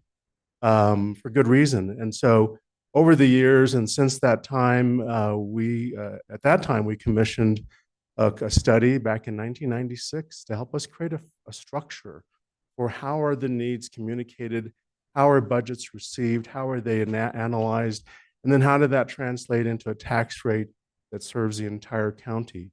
I will say, Supervisor Ontiveros, your comment about it feels like a county. It doesn't feel like a structure, like a institutional structure that's managed in the library district. There's a lot of heart that goes into it, and I want to give a lot of credit to something the city of Flagstaff did not have to do. They did not have to continue to evolve with us over the past 30 some years to where we're at today. And they truly look at every library very equitably. What happens outside of the city limits is just as important in terms of libraries as what occurs here. I think there's a lot of opportunities here. But again, the partnership, our district is more than a district, it's a partnership. It is the most unique district setup in the state. At first, we tried to explain it to the consultant, and he's like, huh? And the more he learned about us, and with the input we received from the member libraries, it truly is the type of a structure that works best for us. Now, other libraries, other counties in the state have a library district department. And so to your question, Supervisor Ontiveros, all of those positions that would be represented in that structure would be part of the county's library district department if we had one. But again, because of the partnership that we've been able to generate over the years, it has created a partnership, one that serves the purposes of the member libraries.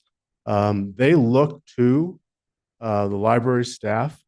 Damaris is awesome. She's the county librarian. They look to the staff for technical expertise, problem solving, resources. There's a lot of back and forth that goes into it. And again, keep in mind, this is library district for the second largest county in the United States. And so size matters with regard to how can we provide services equitably.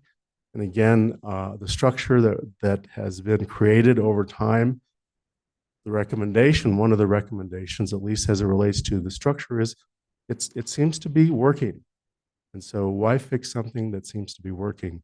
And so again, this is, an honor to be here today to wrap up a project that I began a long, long time ago. The other part about it is like, where is the owner's manual to this? Well, it's in my head. It's in a few heads here, but again, Lena was fantastic years ago when we took the old trading post. Back then it was under the Tuba City Cultural Projects and gutted it, completely renovated it. And that's what the library is today. 15 years to renovate Yeah. that building. So that was a burnt out shell, the Tuba City Library. And you see it today, it is a hub of activity. The other part of it, I'm sorry to go on, but this is really important to me. We have a mix of libraries and the majority of our libraries are part of a city structure. Flagstaff City, Sedona, Page, Williams are part of a city structure. And then we have 3 other libraries that are not, in addition to 2 other types. But Tuba City is not part of a city. It does not have a city structure behind it. Forest Lakes does not. Grand Canyon does not. And so we've been able to, based on that, and it's easy for me to say, challenging for the staff to actually, create a structure that works in that area. So again, there's a lot of different pieces to this district. We've learned a lot throughout the years. There's a lot more to learn. But again, I assure you all as the board of directors of the library district that the structure we have in place is a partnership that goes into creating the successes that we've had. So with that, Madam Chair, thank you. Thank you, and thanks for the overview and obviously the history on this, because I know this is something that we, Board of Supervisors, have been talking about for a couple of years, and it is a unique arrangement, and we certainly enjoy and have deep partnerships with the city of Flagstaff and the library district being one, and so we look forward to getting that finalized. So thanks for your help. Supervisor Ontiveros. Thank you, Chair. I do kind of appreciate that kind of 30,000-foot view that you just gave, because I have not known the history of this at all. Like, this is brand new to me. Thus, some of the questions that I asked, and very supportive of Chair Horstman's. So I think she summed it up best when she said, who's on first? Mm-hmm. And I think that's a little bit of where I'm at. So there will be a learning curve that is for a future day, not necessarily today, but I do look forward to that. And final question, when the bookmobile goes out, I'm not sure who this is for.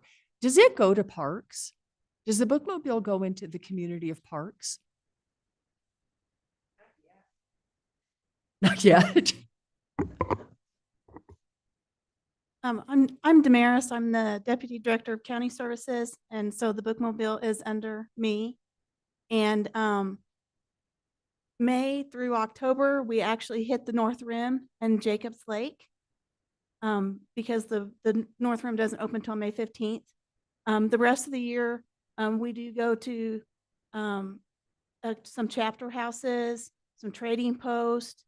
Becca is looking at doing some festivals, but we also have to be very mindful that the Pals Mobile kind of does the same thing, and we don't want to be double servicing something when that time could be better used servicing someone that's not getting service. Does that make sense? Does. Yeah. So So does it go to parks? it does, yes. Okay, when does it go? I'd have to look at the schedule, to be honest. Okay, I'm assuming in the summertime. I mean. Yeah, oh, yeah. Yeah, okay, okay. Well, I'm just glad to hear that. It's one of those small communities. It's in my district. It's near and dear to my heart. And, Yes. you know, sometimes it gets left out and I always try and, you know, make sure it gets there because the kids in that community, I think, would really, really love this or probably do love it because it's going there. So thank you. Well, and we were also bringing summer reading to the bookmobile this summer in a kind of a modified way, just because we're so spread out and it's hard for kids to come every single time, even when the bookmobile only, you know, because it only comes once a month to some places. So we're not using Bean Stack. We're going to use a paper grid similar to what Forest Lakes use. So the kids, when they sign up for summer reading, will all get a free book. And we're going to have some bookmarks and that type of thing. And Becca makes a take and make kind of craft. It's an origami bookmobile. So she prints it off and then the kids come and make an origami bookmobile and get to take it with them. Well, that is just way cool. And if it wouldn't be too much to ask, could I get the schedule for when it does go to parks? Yeah. Okay. If you could just forward that to me, I'd really appreciate that. Okay. Okay. Yeah. And then that way I can help get the word out that it's there. So I'd like to be a part of it, you know, doing that. Thank you. Okay. Yeah. Thank you. So we hope the new bookmobile is going to be outfitted with the same music that the ice cream truck uses. Well, there is an option to put speakers on there so you can play. So we're just not having an awning because the last bookmobile's awning I got blown away like almost instantly. So Thank you. Thanks for the update. Yeah. Any other questions, comments? All right. Well, I'm so sorry. Our Yeah. county manager. Thank you, Chair Horseman, members of the board. I wanted to be clear, we are recommending option number 1. And I see, and thank you, Damaris, Amelia, Linda. Thank you, Heidi, for being here. Brandy Suda is here as well, the city's finance director. And I know Brandy and Siri are much alike. They just want to know, what is the cost? Let's look at what the costs are so we can make good policy decisions. And so the cost and also our legal parameters. Want to thank Steve for starting this library district, for being a part of it many years ago. And I think what we've determined, it's a structure that's built to last.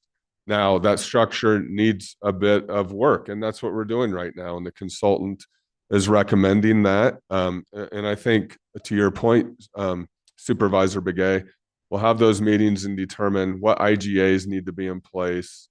I think with option 1, there is that administrative cost that's included. I think in the first year, it's a portion, and then it's sort of phased in. I can tell you from a county perspective, partnerships work when they're managed well, and this one will continue to be. The cost savings for all organizations is probably beneficial than if we were to do our own thing. You had heard Steve say a library district staff, and that's just something that we, the county, aren't prepared to do right now, quite frankly. And so I really appreciate the partnership, and Heidi, always appreciate working with you. And I'm glad the library is going to get some windows this year. This is something you and I have talked about. It needs new. It needs new windows, and it probably took me leaving Heidi to make that happen. So I appreciate that. So I think there are a couple more questions, and I understand that the intergovernmental agreement, the relationship is still in process and will be brought back to us for future discussions, and we look forward to that. The second thing is that we're here for budget. So the recommendation is for option 1. I think I did address that, and I certainly myself would, I believe that is our best option, is option number 1 for the reasons I indicated. And I think other board members may have their input on that. And Supervisor Begay, and then Supervisor Fowler, and then Supervisor Ontiveros. See, it's a discussion all over again. So Supervisor Begay. Thank you, Steve, for doing the presentation, something that was given to you when you got here, and it's still, you still have it when you're going to be leaving. But you mentioned something that was in your head, a plan of some type, or IGA or whatever. you can share that with us, maybe just a draft of it. You got some information, okay, and that should be discussed when we are having a meeting all together. So if you can send it to Andy, whatever you have, so we can start reviewing, so we may have questions or whatever. So thank you so much. Supervisor Fowler. Yes, I support the recommendation, and I think this time when books and libraries are being attacked, which I don't understand politically, it is so important that we really support our library and especially the outreach, so that people can really enjoy books to and to just it makes a community thrive. And just the schools, supporting the schools. One of the things that is challenging out in the rural communities is that we don't have college level libraries. And yet these libraries do provide that online. That was one of the early discussions. How do we address this? And so just want to really thank all of you for being brave and being able to provide this service, even though there's all this noise that's happening out there in the world. Here, we value our libraries, we value our books, and want to provide that. So thank you. Supervisor Ontiveros. Thank you. In my comments, I didn't address my preference on the options. And I also am supportive of option number one, and I calculated it out, and it's an additional $2.75. And I don't know how the, like putting things in perspective, people start comparing it to Starbucks drinks. Well, that's just a Starbucks drink. To put this in perspective, it's not even half of a Starbucks drink. Like that's the truth.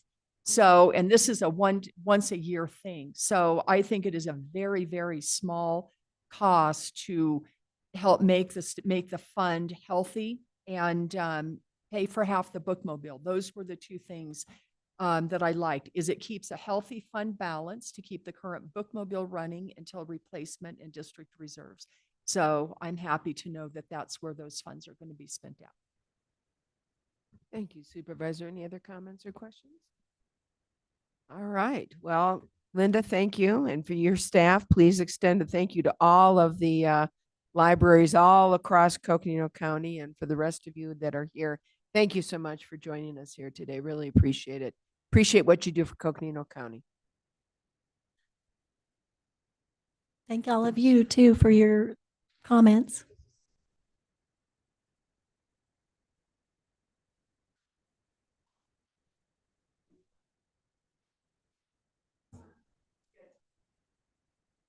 Oh, yeah. Well, we do have some information to go through with you if we could. Would you be okay with that? Just earn our lunch a little bit? You know, can we take a 5 minutes break? I'm going to run to the restroom here.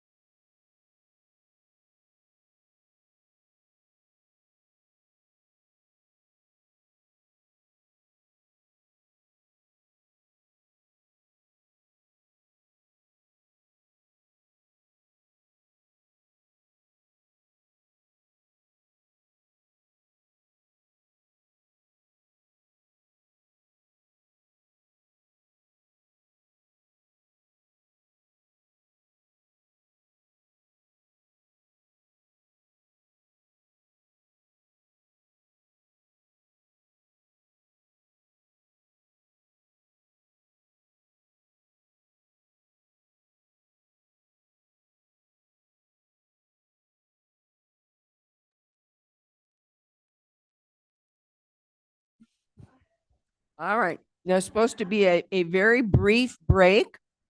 Do we have Supervisor Ontiveros and Supervisor Vasquez in the house?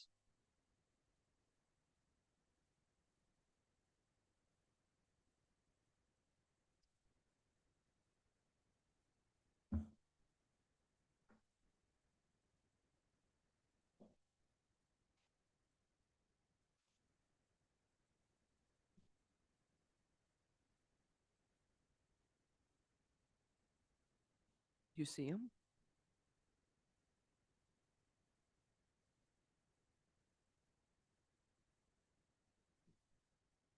You are. You guys, you have you two have detention. All right. Well, we have concluded our library district discussion. And we do have an update on just some financial matters. And we have Siri, our fiscal responsible person, to give us an update on what's going on. And so I'm going to turn this over to you, County Manager, and then let you proceed on this. Thank you, Chair Horseman, members of the board. Really appreciated the conversation yesterday. And I know the flood control district budget really was about the budget, but it was also about some long-term planning options and the management of the district. And so at the end of the day, during wrap up, we said, hey, let's all think about this. Let's really put some thought into it. In doing so, Siri's prepared some slides that we want to go over with you that I think will sort of help with both the loan conversation and also our sort of reserve, our reserve policy and the stabilization fund that we're recommending as well, and how that all fits together or doesn't. So with that, I'll turn it to Siri and she'll walk us through, and then thankful we have a bit of time here to be able to do this. So thank you. Thank you, Chair and members of the board. So as Andy noted, we're going to walk through a few things that relate to each other and relate to some of the conversations we've been having. So we wanted to start with the flood control district loan and some additional information there. So just as a reminder, the general fund loaned the flood control district $15.5 million. Now you can see it happened in two tranches back in fiscal year, or back in 2022. Fiscal year 26 was going to be the first year that loan was going to start to be repaid. And so in working on some of the mechanics of that with the county attorney's office and with the flood control district separate legal counsel, it was determined that the general fund actually doesn't have the statutory authority to do that type of loan over the long term. And so as we went to finalize that 10-year repayment agreement, we realized a different approach was necessary. So as you heard Lucinda present yesterday, there's been several meetings between the county attorney, the county treasurer, the flood control legal counsel, to come up with an alternative that really has very minimal impact to the district. It allows us to resolve any, gray areas of legal authority, and it repays the general fund.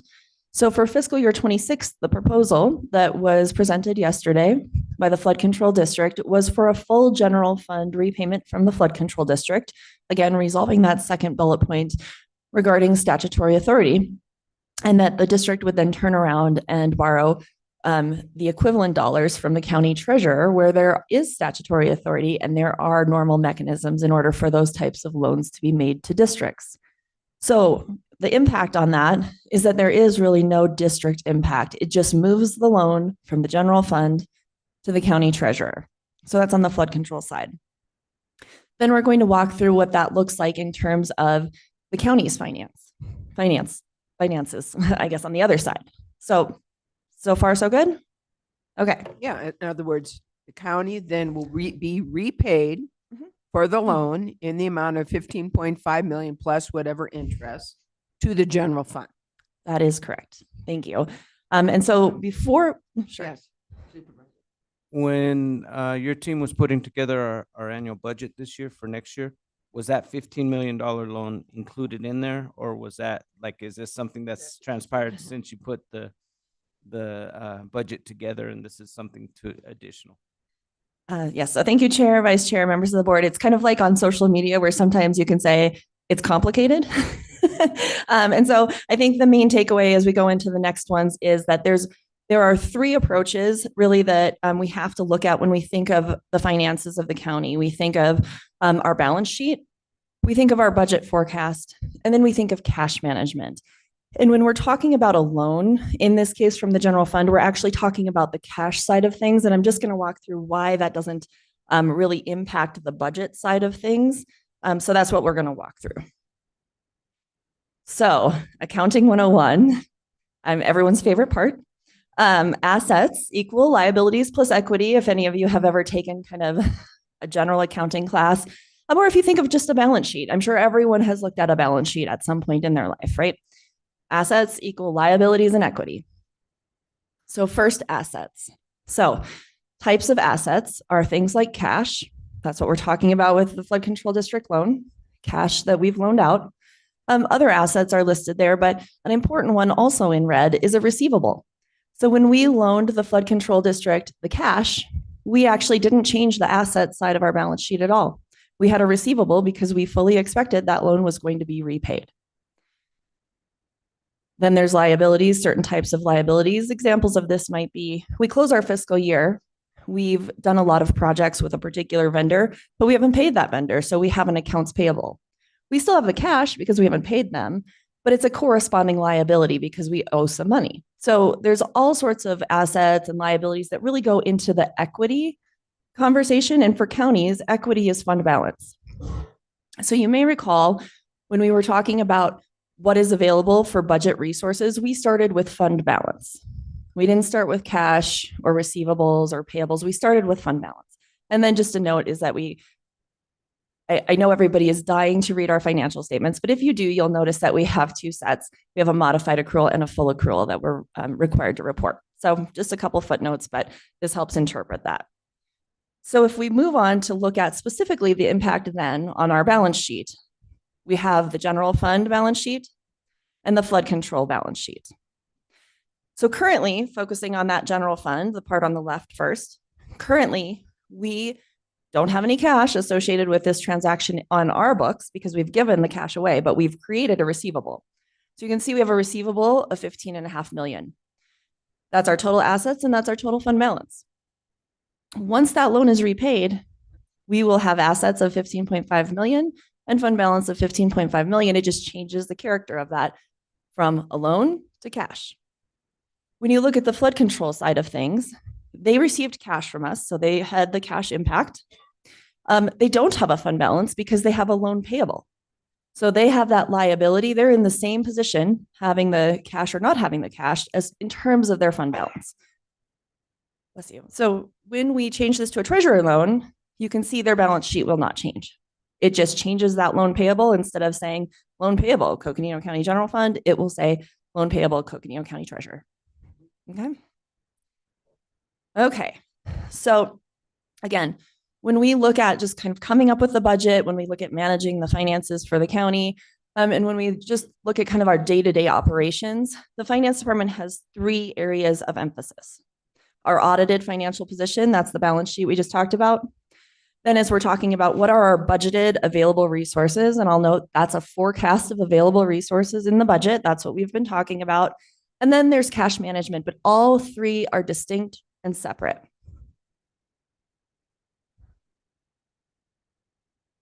So a couple things. So our general fund reserves.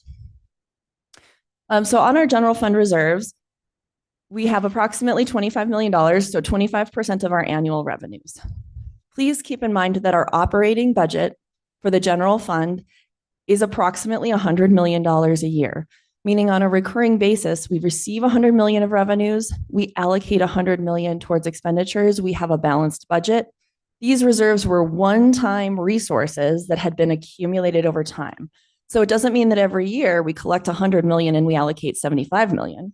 We allocate $100 million. We've already accumulated that one-time $25 million that's our reserves. But this is important because this is something we do keep on hand so that and it helps us with that cash flow management. So if we've loaned money to a special district, or if we have other, timing differences in cash inflows and cash outflows, That is one reason, that is one main reason why we have a reserve. Another thing I want to point out when you really simply think about county cash for a minute, the library district actually brought this up. So it's a really great segue from their presentation. Property taxes are levied. Our fiscal year starts July 1st. When you get your tax bill, it's not due until end of October, early November for the first half. Most of our payments come in November, December, April, but we have bills to pay in July. So there's a difference between kind of the budgeted resources we're going to have for a whole year and when we actually have those in our hands in order to invest in our budget and continue our operations. Therefore, having a reserve is very important because it helps with that third part of the emphasis of how we look at our financial situation, cash flow management. So we have to hold some cash in the bank essentially to cover our bills. So that's first and foremost why we have a reserve. Then sometimes we have emergencies that are above and beyond what we could ever have expected. So we may have emergency expenditure coverage. So an example has been, if there's response that we are providing, I think COVID is a great example of this because it takes it out of the natural disaster realm for a minute. When we had COVID, all of a sudden we had testing sites we had to put up. We had signage we had to do. We had to, Kim could probably do this way better. Everybody remembers, whether you've blocked it out of your memory or not, all of the things that happened. Would you like to give a presentation on that? Okay. But believe it or not, just recently we received the last payment from the federal government of some of those emergency expenditures. We don't always know in the moment. We have to respond. First and foremost, local government, we respond to the emergency. And then there might be an emergency declaration and we have the opportunity to tap into reimbursements for full or partial of the amount we spent. But that can take years. And so so in that case, we did use our emergency reserve.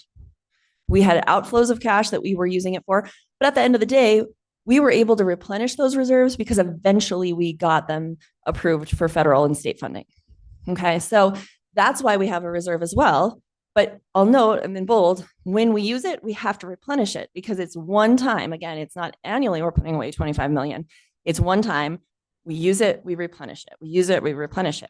And that's what the flood control district did repeatedly for a lot of the flood mitigation works and projects. Absolutely. Yes. And then the third, because again, remember, budget is a forecast.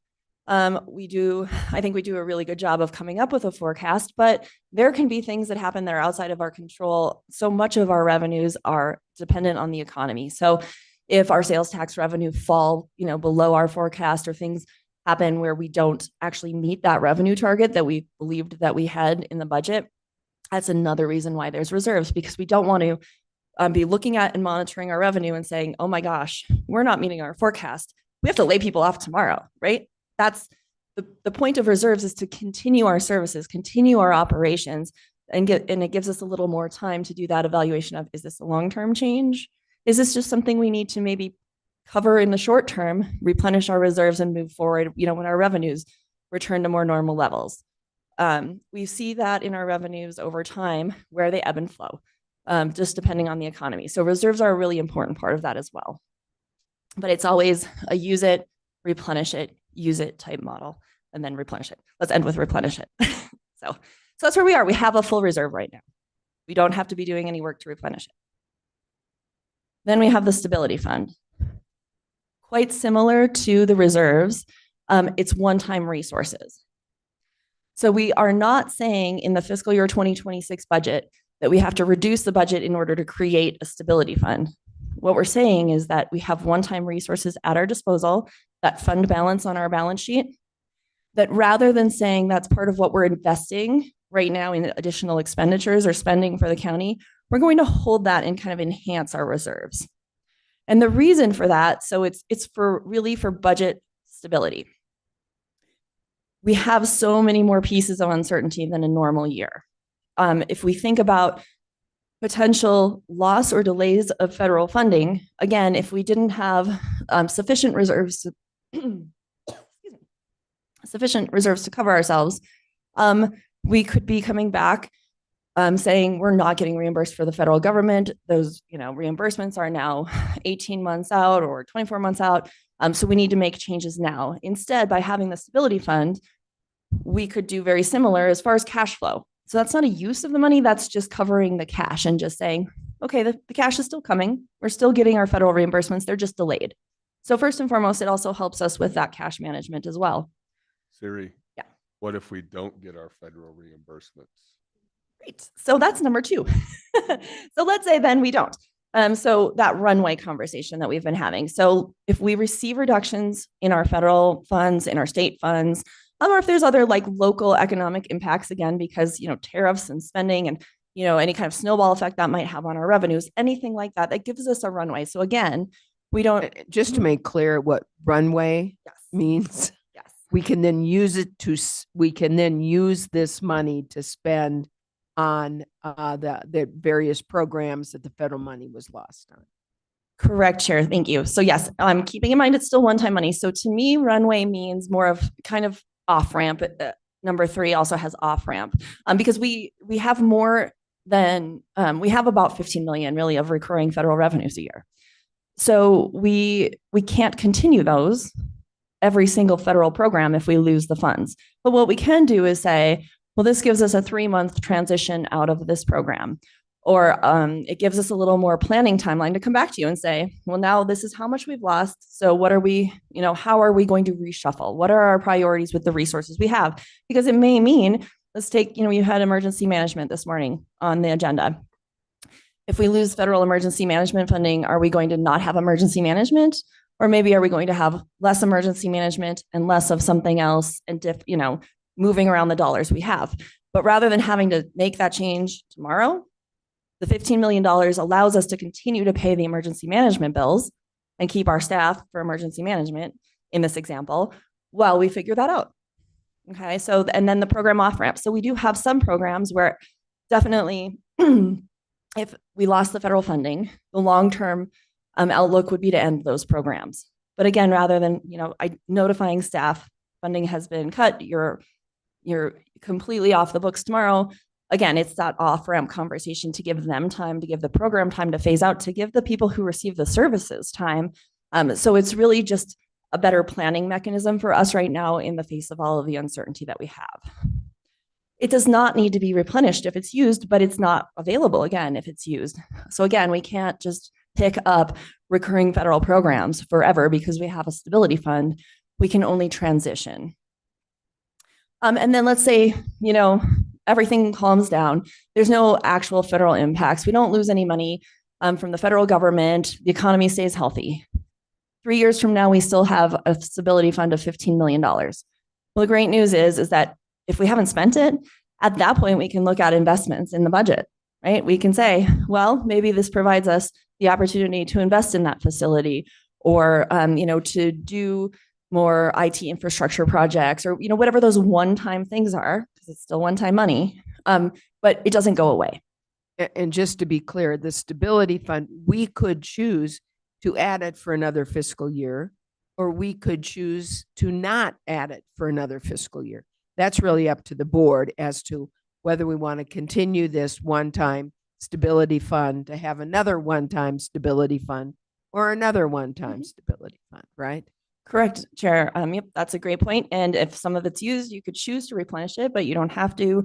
It may be, that there's less uncertainty, so you only want to set aside half for next year and invest half of the resources in the budget. There's so many options. It's an annual conversation. Yep. I think that's my last one. Is that my last one?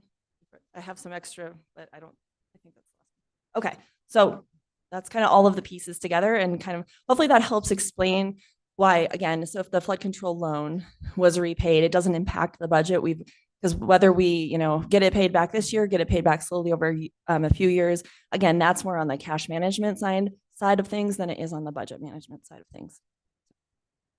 Yes, sure. Supervisor Vasquez. So just to clarify, the 15 million from the loan that's repaid, that money that comes in, that's what you want to put for the stability fund for 15 million. Great question, Vice Chair. So actually, I know they're the same dollar amount, but they're two different things. And so the loan, just, I would only think of the loan as a cash transaction and not a budget transaction. So if you can, if we can all take the loan kind of just and put it aside in a separate kind of area of thought, no impact on the budget, no impact on the stability fund, different things. I think, again, correct me if I'm wrong. I'm going to use my Catholic school math, which was not very good, I will tell you. But that the bottom line is that this is basically a paper transaction. It is not cash. So we don't have an extra $15 million to spend on another project or on whatever we choose to spend it on. It is basically just a paper transaction. So on paper, it will come off as a loan receivable, and it will obviously, I guess, go back into the overall cash. Now, it's not cash. The overall, it won't do anything, actually. It's just going to be a paper Well, transaction. It does a lot, but yes. So it doesn't, we're looking more at the fund balance. When we're looking at what we have to invest, we're looking at the fund balance. And so it does not change our fund balance at all. It just, changes where it shows up as far as our assets. But currently it's on the books as a loan receivable. It will then become cash. Right. Siri? Mhm. It will become cash. If it's going to become cash, then it seems to me that when it does become cash, we have an extra $15.5 million in the budget to spend. But it's already in the books as a loan receivable. Okay, in the so it budget as a doesn't budget. become cash. That's correct. So All right. essentially there's three areas that we look at. Budget is actually separate from cash management. Right. And if I could give just a quick example of what that might look like in opposite. So we think of the flood control, we took some general fund cash, we moved it over there. So we're short, we're down some cash, right? But we're saying we still have the resources. If we look at the fiscal year 22 budget, we had some major capital projects that we allocated in fiscal year 22. We've only spent, I think we allocated about $10 million of these projects. We spent about $300,000 in year one, $600,000 in year two. So those aren't resources that are available, but we have the cash. And so there's cash management where sometimes we have more, even though it's not resources. Sometimes we have less, even though it's not resources. So and I think on the books, okay, on the books, it shows that we would have $15.5 million in our general cash or in our general budget. There'll be that 15.5 million that we did transfer to them, Mhm. and then is going to get transferred back to us. So is that going to show as an additional 15.5 in our general budget? Thank you, Chair. No, it doesn't, because it doesn't, if we go back to this one, it doesn't affect our fund balance. Okay. It doesn't change our assets. If they were to not pay us back, if we were to say it's not a loan, it's just a supplement of general funds, then yes. But we have had it as a loan all along. We've had the assumption it was coming back to us at some point in cash incrementally over time. So whether we receive it in one lump sum, if we receive half, if we receive 1/10, regardless, we've had the assumption it was coming back to us as available resources. So therefore, Is the it going to timing, be available resources? That's the it I was guess the already word. accounted for as available resources because it was a loan. Got it. Now I understand. Now I understand. Yes. So it comes in and then it diffuses out as you had it planned over time. It's all part of the cash management and how the cash inflows and outflows happen. Supervisor Begay? I was going to have you explain everything to me. I guess, You're in big trouble, Supervisor Begay. Supervisor Begay, would you like to have lunch and we can go? I understand what's going on now, because we gave a loan and it's going to be given back to us, and that there's nothing there, basically. because we're gonna get the money back, and it's gonna be, then over there, then they have their own thing going, so. I understand now. What you said, Kim, made sense. So. Anybody else? Clear as mud, everybody? You know, I'm feeling really good over here because this is something I actually really understand. Yeah, that's good. I really get it. Yeah. And I'll just say that when I said yesterday that that's going to be a liability on the flood control district's books, they always had that liability. It's just they have a different payee. So, and so with the stability fund and the reserve fund, we actually have $40 million in reserve stability, the combination thereof.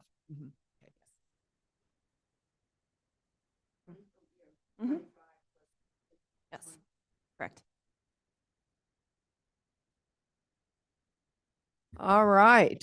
Well, any other questions? So comments? sorry to burst your bubble that there's not an additional Oh. 15 million to allocate somewhere else. That's the. Oh, Yeah. if you want, I do. Chair Horseman, members of the board, what Kim says normally does make sense. I think noting that we do have that reserve, I will also go back to the presentation that we gave on January 18th in talking about the federal funds that the county did budget for the fiscal year, which was 76 million. So, you know, that's a large number to account for. It's a significant part of our budget. And so these reserve policies are in pretty strong alignment with. I have absolutely no recollection of what we did on January 15th.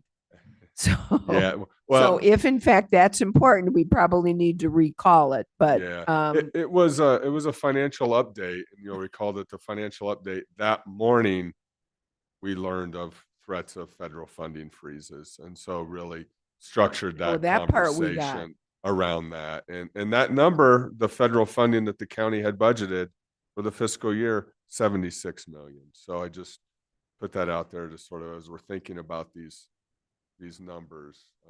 Or the potentially $76 million we would lose in federal funding. That's correct. Yeah. And I think we've lost some, but not all of that is what I understand. Some of what we thought we were going to lose, we have not lost, but I'd love to get a more concrete, changes day to day, but a more concrete figure of what we're really looking at. So.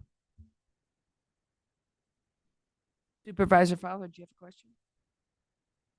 Yeah. So we can cross it off. Well, that makes sense, Kim. I really appreciate you, I totally get that now. So, darn it. We wanted another $15.5 million, in cash. So, yeah, just like that. So that's how we've been losing money. We didn't even know.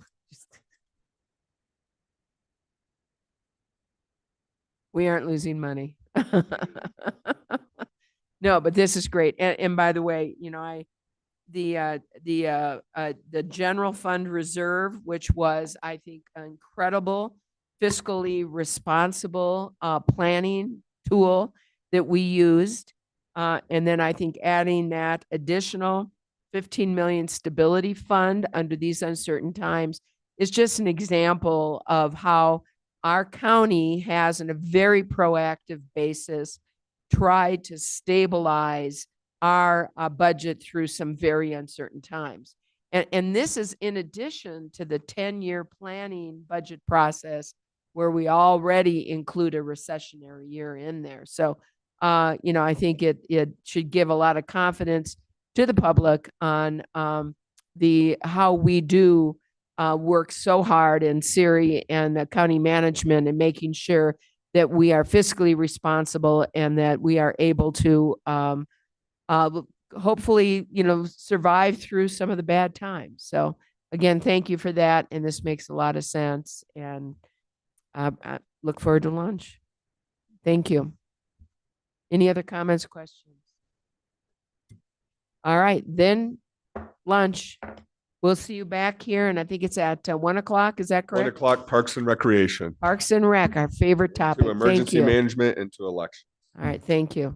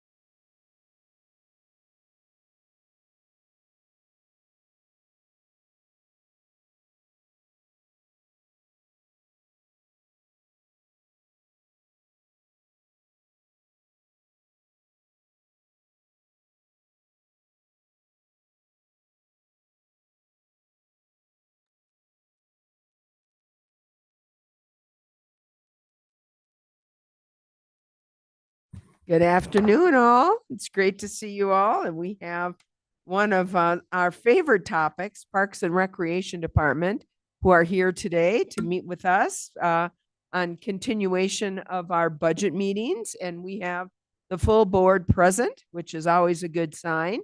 And it's just after 1, so we are ready to start. And I will turn this over to Kim Musselman right now to get us going. All right, good afternoon, Chair Horseman, members of the board. I'm excited to kick off the afternoon with Parks and Rec.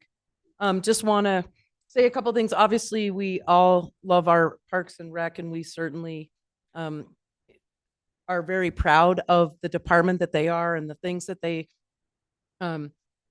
represent our county with, not only caring for our parks, but also all of the other working with partners regarding trails, and certainly one of our favorite events, that being our fair. So there's lots of things that I know they're going to share today. I did want to just kick off with respect to the manager's budget recommendation. And so if you turn under your Parks and Rec tab, you'll see the page of what are the increments. And I'll just summarize from the overall recommendation, and then I'll just highlight some of the other special revenue funds that they are then have other increments that are recommended. But the manager's budget recommendation is to have Parks and Rec receive one-time capital funds for 5-year amphitheater investment and special event capital. So you'll see at the top there's that $500,000 for amphitheater investments over the next 5 years, in a special event project list that's just under $30,000. And then also the department is receiving a motor pool increase and funding for utility rate increases. And of course, then also the CPI increase. So the CPI increase for Parks and Rec is $26,000. And then you'll see the other breakout with respect to the motor pool and the utility rate increases at just under $50,000. And then there's one-time other improvements, and there's one recurring under the fair fund, but there's a parks partnership projects for Fort Tuthill County Park Safety. That's one time at just under $600,000. A fair fund one time, the historic quad building improvements, so almost $782,000, and then parks capital projects, a good part of the ongoing for the Gonzales Ranch Master Plan, $75,000. And then from the fair fund recurring is sheriff overtime for security at $18,000. So with that little overview, I'm going to turn it over to Cynthia. Thank you, and good afternoon, Cynthia. Always great to see you.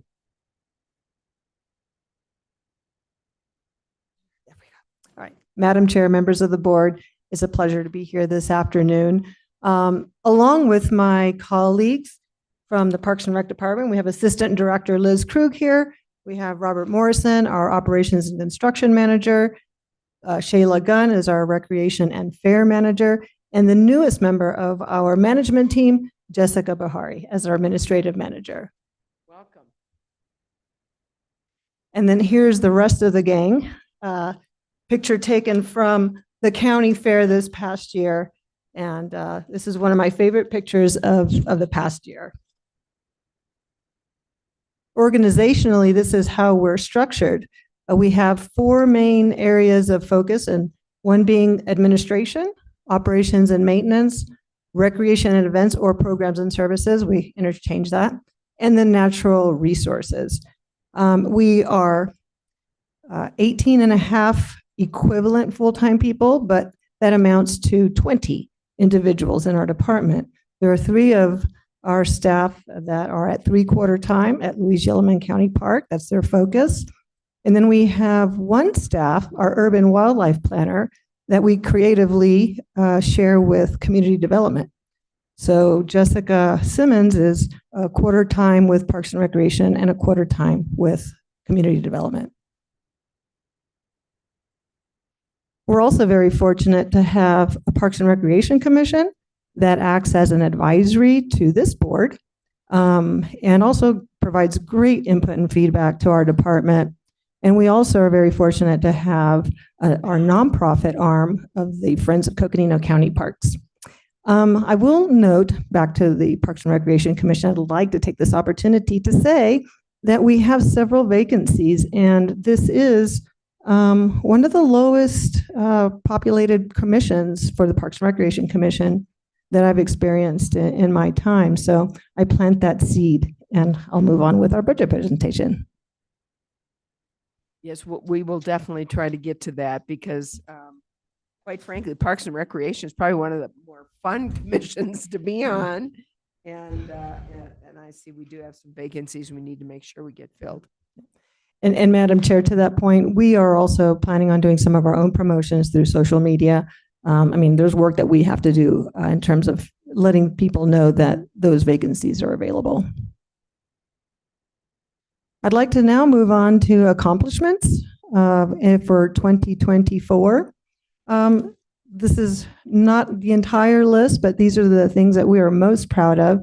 Relative to our administration side of the house, we completed the Page Area Regional Trails Alliance trail mapping program that involved creating 10 unique maps for 10 unique trails, as well as a website. And it's absolutely beautiful. If you haven't gone to the site, is NAZ Trails, I think it is what it is, Liz? Yeah, naztrails.org. It's a beautiful site, and the map brochures are absolutely gorgeous as well. Super excited about that. And the intent of this project, which was funded by the Arizona Department of Tourism, was to help boost tourism in the area of Page. We also completed the Frontier Master Plan. We obtained a certificate of water rights for the Matt Ryan County Natural Area, which is actually the pump house, part of the pump house wash. We collaborated with the city of Flagstaff on a 3D sculptural art display at the Archuleta County Park. And then we had we hosted the renaming of Pump House, the Pump House County Natural Area to the Matt Ryan County Natural Area, which was a wonderful opportunity to acknowledge and honor our former supervisor. In the area of recreation programs and services, we held 2 concerts in the park, one in Doney Park and one in Coconino Village. For Coconino Village, it was the first time that we did that, and it was very, very well received. And we did that in collaboration with the city, and we'll talk about partnerships, and the city has really been a great partner to our department. During those concerts, we entertained 500 residents, and we also brought out the Rec on Wheels trailer, which entertained about 200 of those folks. In Parks and Recreation programs and services, we hosted 56 special events through our permitting services, 274 Ramada permits, 31 recreation programs, and we went out to, we took the Rec on Wheels trailer out 11 times throughout the county in 2024.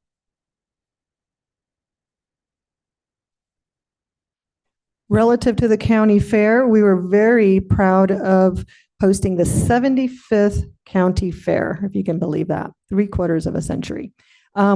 In honor of that, we designed and constructed a brand new grand entrance, which hopefully you saw that and recognized how beautiful it was when you came to the county fair last year.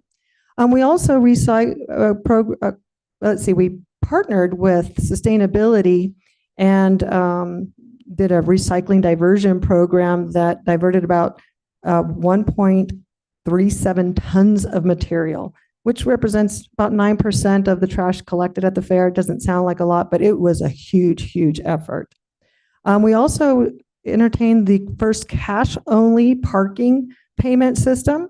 It helped increase parking staff safety, so they're not out there, especially when it gets dark, collecting cash. We had more efficient movement of vehicles into the park for the fair, which also realized shorter waiting times for the fair goers. That was charge cards, wasn't it? It was credit card. It was cashless. Yeah, it was cashless. Okay, wait a Not, minute. not free, cashless. So, and then our vendor revenue was up by 9% last year over the previous year. Now, switching gears and going over to our natural resources side of the house, we installed a really cool, made of all recyclable material, wildlife drinker at Fort Tuthill County Park. And I'd like to invite you at some point this summer to come visit it. It's all recyclable material, and it all started with the water tank that was donated to the department from the Lowell Observatory about 5 years or more ago. So we finally put that tank to good use. We also rehabilitated and revegetated the building footprint for Frontieri. We received a $120,000 grant to build a trail out at Frontieri. We hope to start working on that this summer. And then we also obtained open space zoning for our county natural areas, which was something that really needed to be done, and that was in partnership with the community development.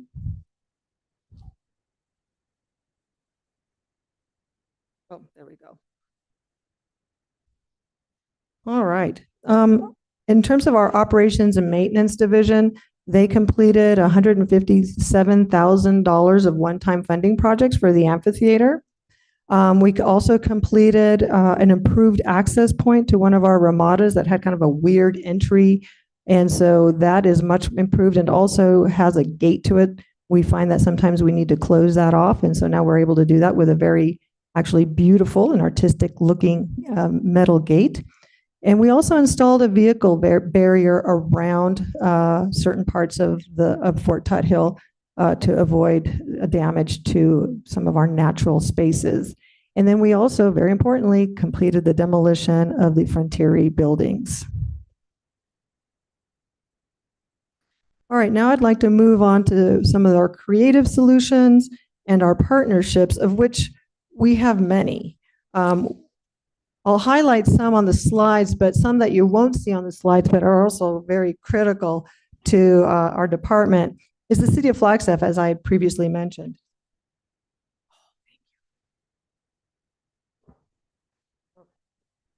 Does this work?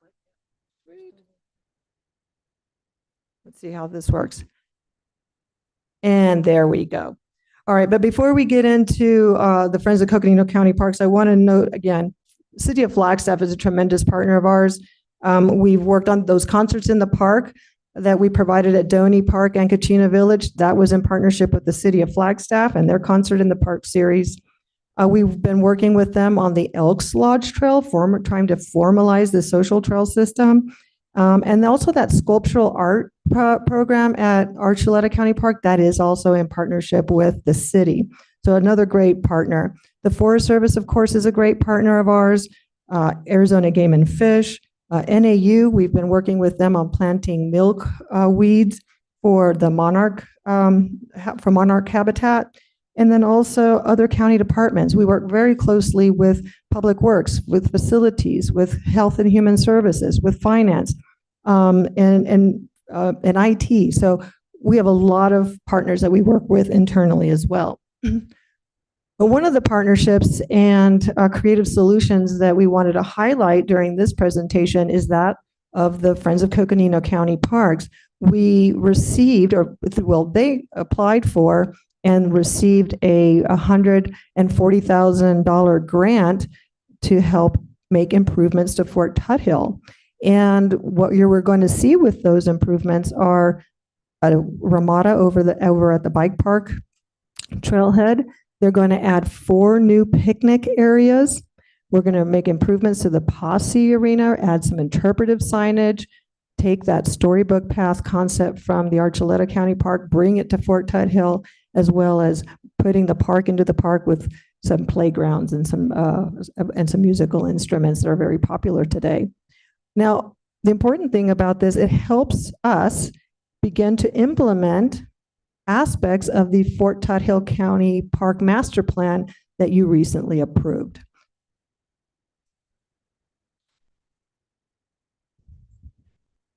Other partners of ours that are really essential in helping us reduce the cost of developing and maintaining certain features and amenities that the public truly enjoys. For example, the Willow Bend Gardens has a group of volunteers, of the Friends of Willow Bend Gardens, and they help maintain the gardens that are demonstration gardens at the Archuleta County Park, which is really a gem of a park. And also, they've helped fundraise along with the Friends of Coconino County Parks in order to implement some initiatives around protecting some plants that are not thriving due to warmer temperatures that we've been experiencing. Of course, the archers, as well as flag biking and the disc golf, of course, they've all helped us develop these facilities, and they help maintain these facilities through their volunteers. And the archers, I'll highlight, they also offer programming to the public to get onto the course. And they allow us to utilize the course for archery lessons. And like I said, they do open houses for the public at no charge to the public to come out and be able to experience archery. Other partners we have a cell tower out at Fort Tuthill, and the county or the department receives some rental fees for that. Flag Extreme is one of our longest existing partners, aside from, the amphitheater. And they added an additional feature in 2016, which was the zip line. North Pole Experience is one of our highest performing private public partners. And then we also have grazing leases out at Rogers Lake County Natural Area. Though the return is minimal, it still provides an important resource to local ranchers.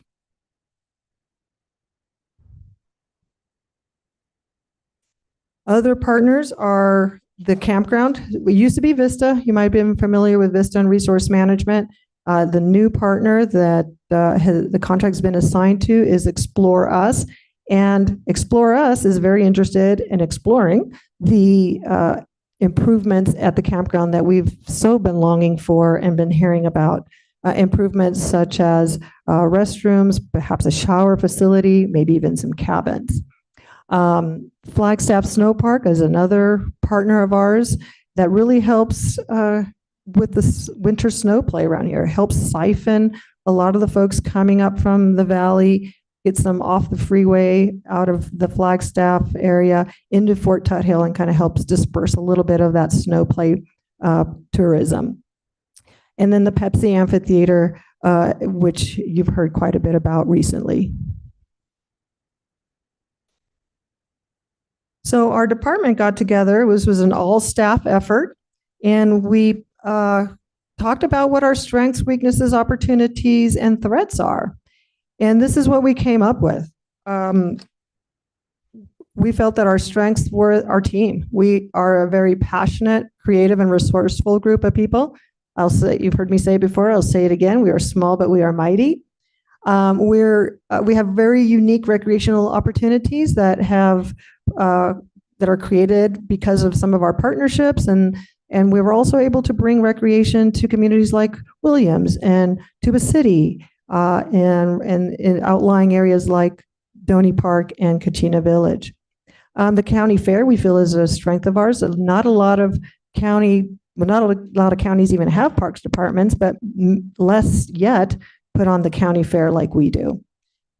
And then we also have another strength is our Friends partnership, but also all of the partnerships that I spoke about earlier is a strength of ours. And then we are very proud that we get to serve as a local regional center for when we have emergencies, and we hope that those are minimal, but when and if they do happen, we're proud that we're able to serve that way. In terms of weaknesses, we have a challenge in enforcing rules in our parks relative to those who camp overnight in our parking lots. Typically, they are unhoused. We call them rogue campers. They just think that they can camp. And so anyway, we struggle with that, but we're working on a policy to help us address it. Limited staffing resources and really wanting to provide services throughout the county. We want to move beyond Flagstaff, and we have that Rec on Wheels. But again, it's just a few of us that have the opportunity or have it on our schedule and it's within our wheelhouse to get out in the community and drive to the places like Page and Cameron and Loop and Williams and places like that. We have aging infrastructure. I go in this vast county, again, it goes to being able to serve such a large area. And then the cost of living and a competitive pay and being able to retain employees, well, and attract them and retain them. Some of the threats that I'm kind of going, I want to end on opportunities, so I'm kind of doing this a little bit backwards. But some of the threats that we see before us is the increase of costs of goods and services, which we're very thankful to the CPI contributions to our budget. We're also always very worried about and monitoring, the effects of climate change and effects of fire risks and our ability to maintain our healthy forests and our open spaces that we are proud stewards of. Fort Todd Hill sometimes is reaching its capacity on weekends. When you've got a sold out concert, for example, and a rodeo going on, we're starting to struggle like, okay, where are we going to put these people? Where are we going to park them, most importantly? And then also we worry about our water resources and the potential loss of certain partners or public partners, because that is our source of capital funding.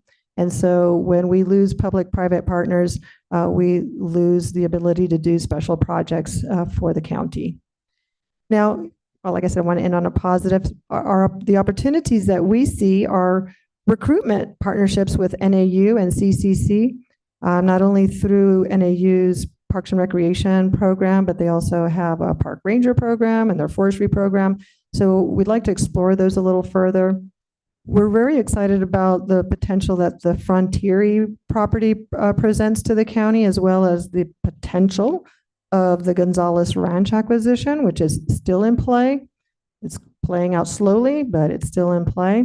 And then also looking and exploring additional revenue opportunities through the appropriate type of public-private partnership. And I know this is a long shot, but staff wanted me to make sure it stayed on here is, would there ever be an opportunity to participate in the BBB tax, since we feel that the Fort Todd Hill really contributes a lot to that fund. All right, moving on to our financial information and financial realities. You've heard it from most of the departments, I'm certain, is the increased cost of goods and services, especially in the area of utilities, which the county is doing some very creative things this year relative to utilities and fleet and those kinds of expenses, which we're very, very thankful for. But another increased cost to this department has been the Highlands Fire contract. It has gone up by 126% over 4 years, and that has really impacted our budget.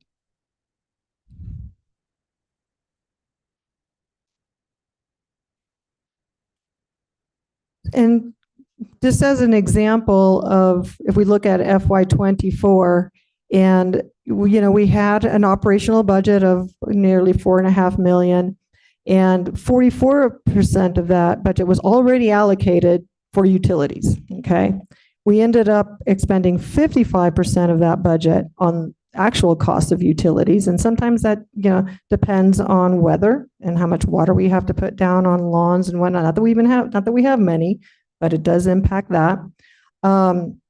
And then how many shows we might have at the amphitheater, and the power that they might be using. So anyway, it's not by any means it's a very much a variable cost. And then when you add in 20% of the kind of mandatory expenses for vehicles, and then we have to gas up our cars or vehicles and whatnot, we're left with 18%, and this is an FY24, we were left with 18% of the budget to address the maintenance of 6 parks, 3,000 acres of open space, nearly 200,000 square feet of facilities, and 42 miles of trails. And that doesn't even account for, accounting for a potential emergency here and there, making sure that we're addressing all of the preventative maintenance that we need to address, repairs, improvements, and those kinds of things. So we're very thankful for that reoccurring CPI. It's been instrumental in helping us keep up with utilities and some of the mandatory expenses around fleet and those kinds of things. So that's been very helpful. Our administrative budget, we spend conservatively on that in case we need to help some of our other line items and other budgets. But one big hit that we've taken on the administrative budget is CDL training.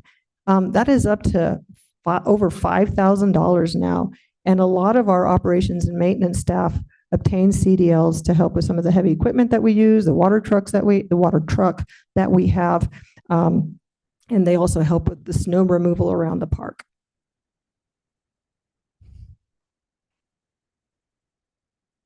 When it comes to our special events program, there's a lot of impacts when you have on average 60 events a year that bring in anywhere from, maybe 100 to 40,000 people.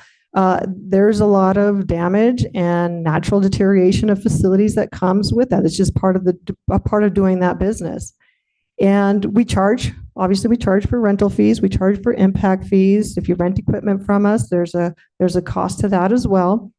But we are not building in the funding mechanism to repair, replace, or make improvements to this area where it's a revenue generating program.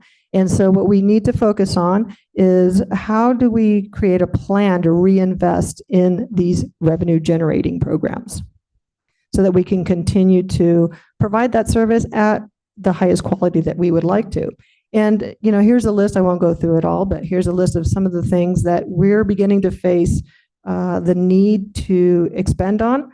For example, a water truck, that's a high cost. Arena material, that's super important for the integrity of our equestrian arenas and what our clients are expecting out of our equestrian facilities. And just so you understand the special events budget, the operating budget for special events is $14,000. The salaries are 100 and just a little bit north of 100,000, and that includes a portion of our full-time staff and the temporaries that we hire during the summer to help support this program. Over the period of 8 years, we brought in 1.7 north of that $1 million. And on average, we're bringing in about $200,000. And we hope to increase that once we review our fees, and we're confident that we need to increase most of those. Which I will call that as I heard the conversation about revenue generating ideas yesterday afternoon. And this is one of them. Special events is a generating program for the county, for the county's general fund. Other revenue potentials or loss, if we think about, one of the realities that we know that North Pole Experience is looking for a permanent home.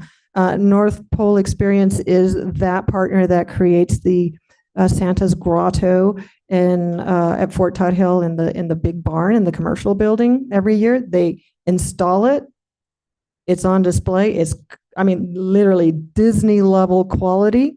And then in January, it is all dismantled, only then to be rebuilt in the fall. They are looking for a permanent home. I offer that this potentially could be another revenue generating opportunity for the county if we were the ones to help them find that permanent home on county property. An idea. The amphitheater, we've heard, like I said, you've heard a lot about that. Also a revenue generating opportunity.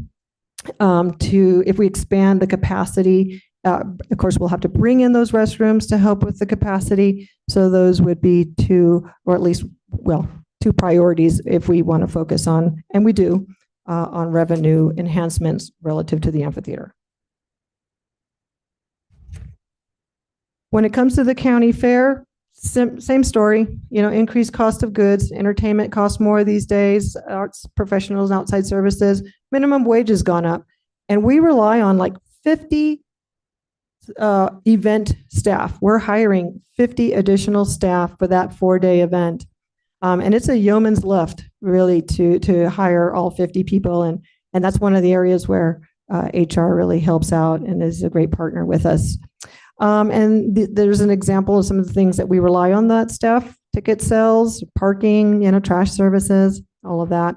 And so that's part of the financial reality of the county fair. We're lucky in that the fair has a fund balance. And so as those expenses increase and we decide not to increase the fees to enter the fair, like admission or parking, that fund balance helps bridge that gap.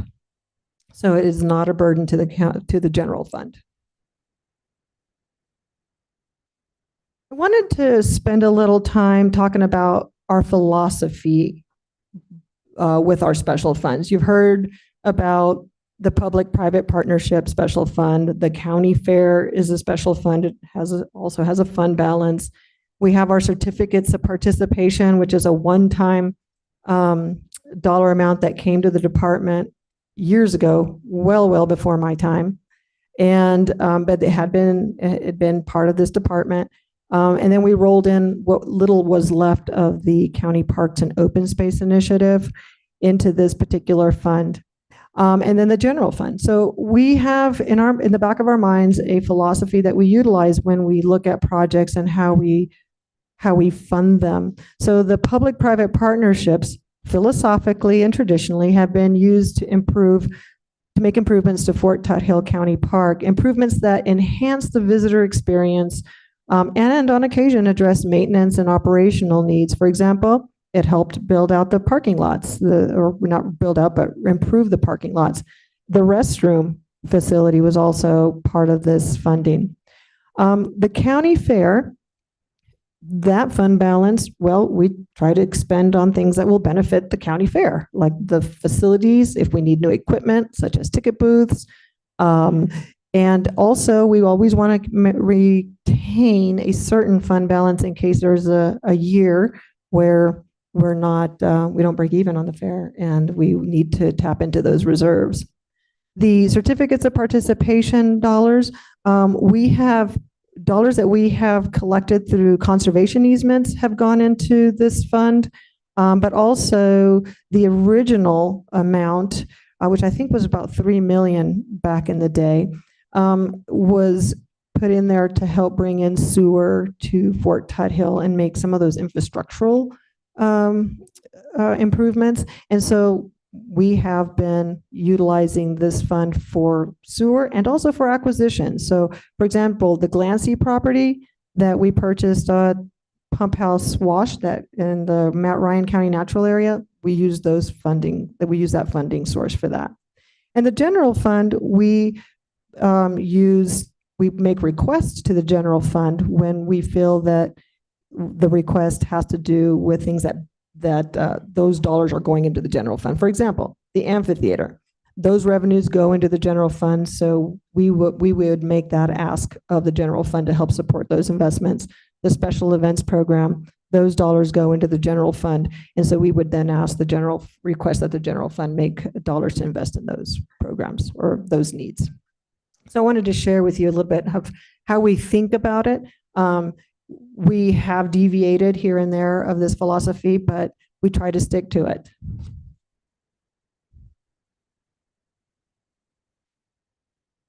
In terms of financial overview, this is kind of where we are today. Okay, well, as of April 18th, when we prepared this presentation, and we were sitting at about 73% of our general budget.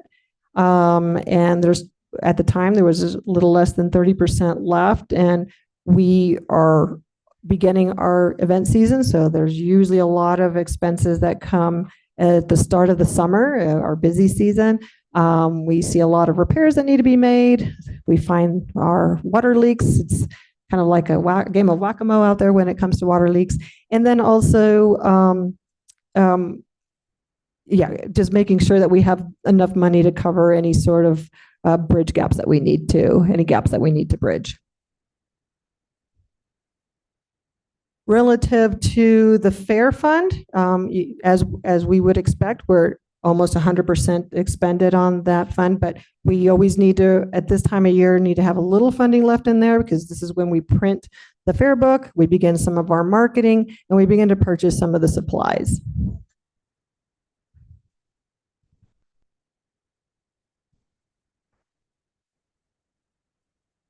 All right, looking ahead into FY26, never short of desires and goals and things to do on our list, beginning with our administration cost recovery. And I know you might be sick of me talking about this, but Jess and I are, hell-bent on making this happen this year. So addressing our fees, and there will be fee increases that we will find that we are under market and that we're not recovering our costs. And we have a very robust cost recovery policy that we want to adhere to. Other things on the administration front, we want to continue to find ways to leverage those special funds to help implement capital projects. We also want to work with our new partner and enhance the campground facility. And then we also want to implement the Master Naturalist Program, which previous staff really did a great job of bringing all the pieces together. And we need to refine it, make some fine tuning, and then launch it. And then we also want to usher in whenever the opportunity presents itself, because we realize that this is a county value of maintaining open spaces, is if the opportunity presents itself to accept donated lands, conservation easements, we want to be prepared for that when they make sense. When it comes to programs and services, one of our big goals is to finish out the work that we've started with the County Health and Human Services on the play space grant. Part of that grant involved buying additional equipment that was suitable for young people from birth to 5 years. So when we take that out, when we take out the trailer, we'll have games and activities for people of that young population. We also want to do an extensive review, and we're actually in the process of it, but we want to finalize our review and update of our special events and other park rules and policies. And then also finally, increase the number of recreation programs. We want to do more outdoor fitness stuff and sports, for example. When it comes to the county fair, we want to focus on agriculture and STEM. Now that STEM City has been coming out to Fort Todd Hill, we've created a good relationship with them and would like to explore further how they might be able to participate in the county fair. We also want to add some enhanced amenities to the fair, and then also continue our work with a diverse entertainment that is reflective of the county. We're looking to refurbish and enhance county fairgrounds, county fairground buildings, which you'll see an SIR relative to that, as well as some of the internal stuff of how the displays are laid out and how they're constructed. A lot of them are very bulky, and it renders some of these buildings really hard to use, except for the county fair. So to the degree that we can make things a little bit more flexible, we're interested in that. In terms of natural resources, we have an issue with pine trees that are encroaching into the meadow at Rogers Lake, and also at Fort Todd Hill, they're encroaching into someplace. So we want to make sure that we're maintaining the health of the meadow and other landscapes that that shouldn't be seeing these trees grow in there. Then also the trail at Frontieri.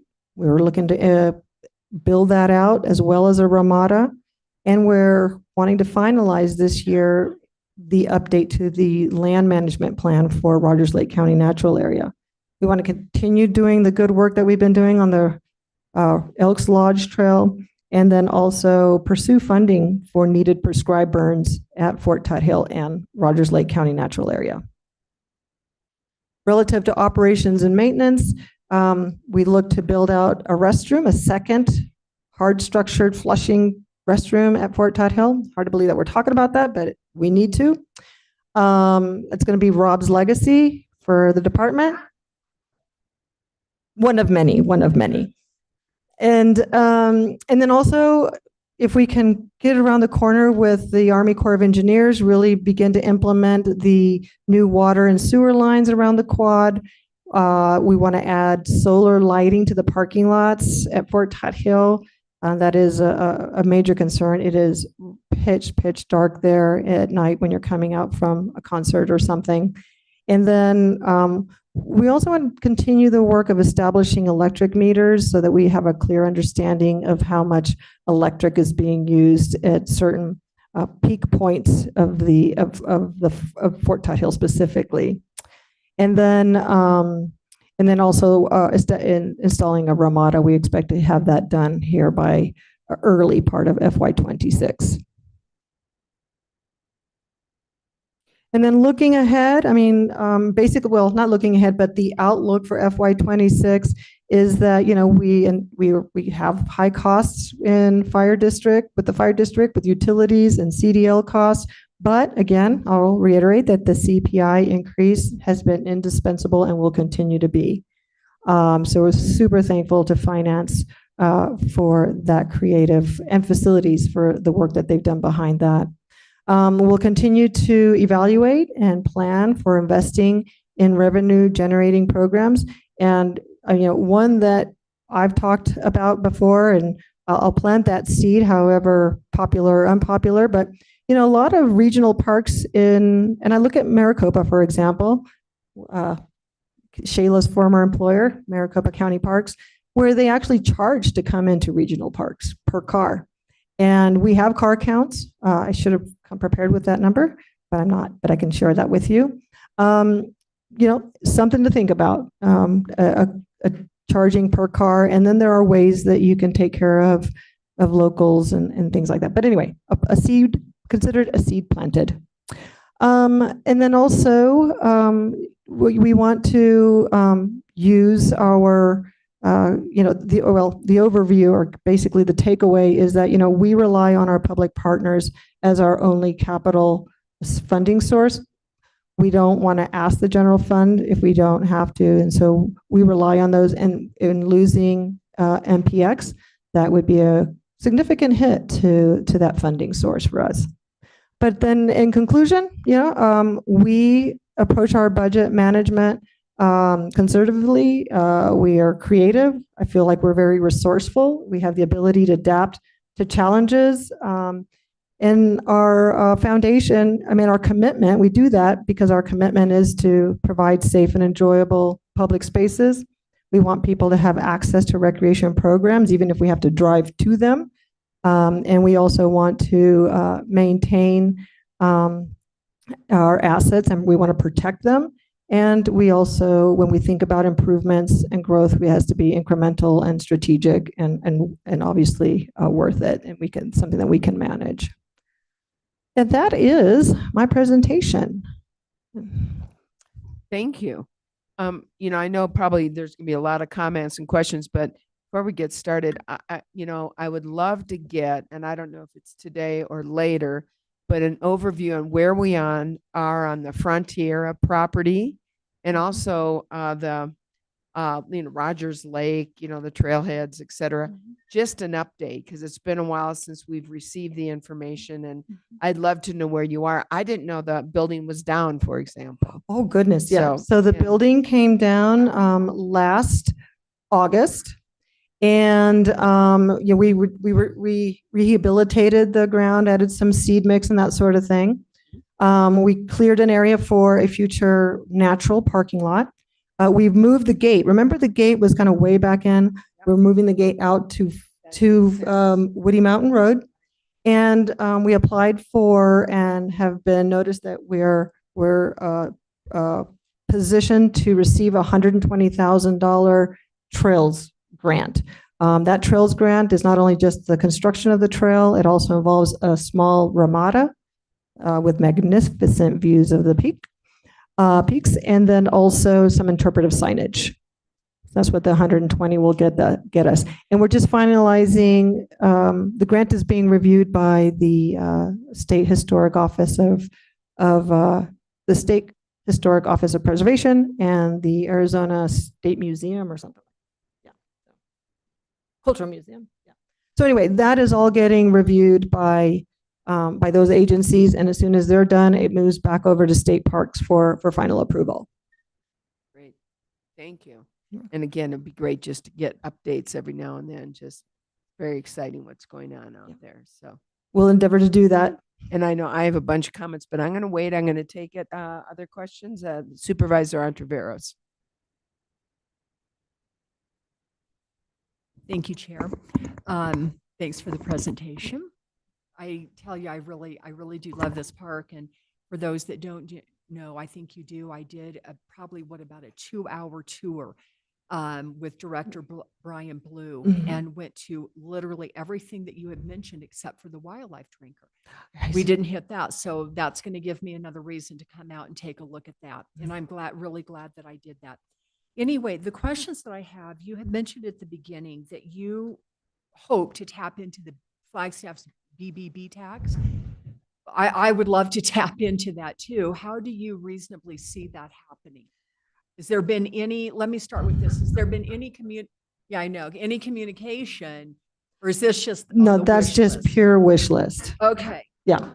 Okay. Yeah. I can say though that nearly 100 years ago, it feels like, but no, it was actually closer to like 2006 when I first started with the county, having come from the city. The director then, Todd Grafe, and we went and did speak to our city leadership about this, and it was not an idea that was well received at the time. But that is something that our department, my staff, they feel, sometimes that we should benefit from those funds because we do contribute. But I'm sure it's a city charter thing and a voter thing, and sounds like Andy's got some background there. I have similar background to you. Thank you for bringing that up. And Chair Horstman, members of the board, Supervisor Ontiveros, I think it's fair to say that Coconino County contributes mightily to the tax base for the city of Flagstaff, particularly the BB&B tax. When you look at the events at the amphitheater, we're already looking at some economic studies for these events already this year, and we're pulling in a lot of people from outside the area that are staying in hotels and spending money on going out to eat, etc. We also have the Overland Expo this weekend, which we know is a significant draw, and not everyone that goes to that expo camps. They're staying in hotels, they're going to the breweries here, etc. So, and then Cynthia really noted it with the sledding hill at Fort Tot Hill, and what an asset that has been to our winter wonderland locally, and it's giving people a place to be and a place to recreate. So now with that ask, I think we just continue with partnerships and see where those partnerships might lead us. And I think a direct ask, I don't know how that would be taken, but Heidi Hansen was actually with us today discussing the library district, and we'll just continue with our partnerships. And I know Cynthia has a great relationship with the Parks and Recreation folks at the city of Flagstaff. And so I think as long as we're recognized for being really positive contributors to the greater good of the community, and we are, then there's an argument to be made there. There's conversations to be had potentially. Okay. All right. And we can just kind of leave it there, but I think that I was also reviewing the impact, the April 2025 economic impact summary from just one of the concerts, and that was Midland. And I would say that we do contribute mightily to the city of Flagstaff. Okay, I'll leave it there. I just didn't know if there were any conversations. Okay, the other thing, I've only got 2 more questions. You talked about the North Pole experience and the possibility of losing that. And then you talked about the potential of possibly giving them a permanent residence. Where do you see that? How do you practically see that looking? Would that be in the construction of a new building? If so, where? Costs, et cetera? What I've heard from that partner is that they're looking for land. If they could find the land, they would build it. They would build what they would like to do is double, if they feel like they have the capacity to double their guests. So basically mirroring experiences. And so in my mind, and I don't know, what the county's real estate situation looks like, if there were, some real estate for them that made sense for their operations, that perhaps we could strike a deal there with them and then continue to participate in their revenue share. Now, and that may just be directly to the general fund, or it may portion could come to the Parks and Rec. That would be all, conversations to be had later, but it certainly is still one way or the other a potential for county revenue. So that's why I brought it up. Okay, so it's kind of at the beginning stages then, if I. Very much Yeah, so. Okay, I mean, so. I will admit he has asked, does the county have land that, that we could build on? And I was Right. like, I'm not the person to ask, but I'll put my feelers out. Okay, all right. Because I know that when I had toured in conversations that we've had, they really do contribute. They are a huge partner, and I also would not want to lose them if at all possible. Final question, you talked about the CDLs. Do you guys pay for employees to get their CDLs? Because it is about $5,000 now. We have, and primarily being, I mean, the individuals that we are asking to obtain a CDL, they're very entry-level individuals. So if we can find someone that already has a CDL, which is very hard to come by, obviously that's a huge win for us, but that's not usually the case. Usually we're bringing them in very entry-level and we're training them up. Okay. And when you guys do that, if you do pay for the CDL, is there any kind of time requirement that they stay with the department? We just started that. Okay, and what is that time? Rob, do you remember was it a year? Okay, okay. All right, those are all my questions. And you guys know this, but I love the park. I've shared with you. I mean, I was entering exhibits there when I was 9 years old in the 4-H building. So my history goes way back there. Dear love of that park. So thank you guys for caretaking it in such a wonderful way. Thank you.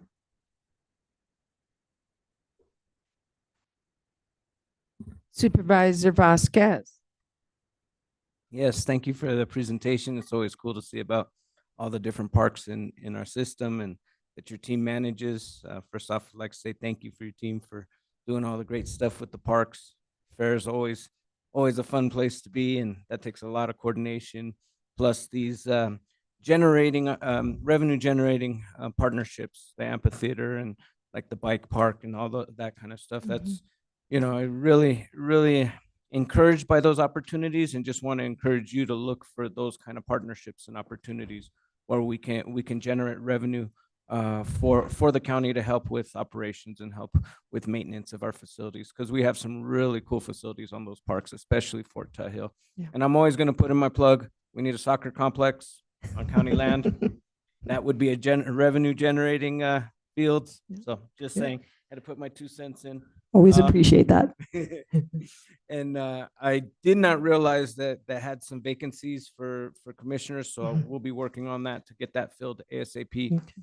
And then the final thing, I just wanted to say thank you to your team when the mobile consulate, those activities, the mobile activities that went, and the team that was there were awesome. Like everybody was just amazed at how calm that event was, because the children were occupied and they were doing physical activities in a safe space and were comfortable. And so that's a testament to the team and what they do, taking these kind of physical activities out to the community where they can be utilized. So good job and thank you. Yeah, thank you. Thank you for those comments. I'll be sure to pass them along.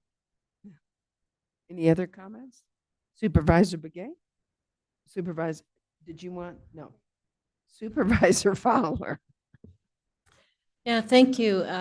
The Parks and Rec has really, I think it's expanded by now more. I'm really happy with the with the amphitheater, with just the expansion and just the marketing that's going on over there, they're really running. And one time we used to wonder if it's gonna work, and it is working. And we tried I'm really happy that we were able to purchase all those lands at the Rogers Lake. And is there in the plan somewhere down the road to, I think there was one section that we wanted to buy and didn't buy. Is that still somewhere out there? I believe I know what section you're talking. It belongs to the Miller family and it's far Mhm. west. It abuts the Camp Navajo and a lot of it is in the wetlands. But we've not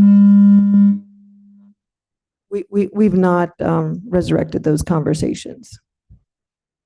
Yeah, I think that's still important because it's all, we want to keep it like natural in that area. Maybe somewhere down the road, I think we had some state lands as well. We don't want them, transferring that over and want to make sure that place is a natural area. It's taken years just to get to where we are with that. With the property, we thought we could try all kinds of things out there and didn't happen, but didn't happen and we just lost money on that. I like to see updates on that, see where we are with you said you tore the buildings down. Yeah, I like to see where we're at with that.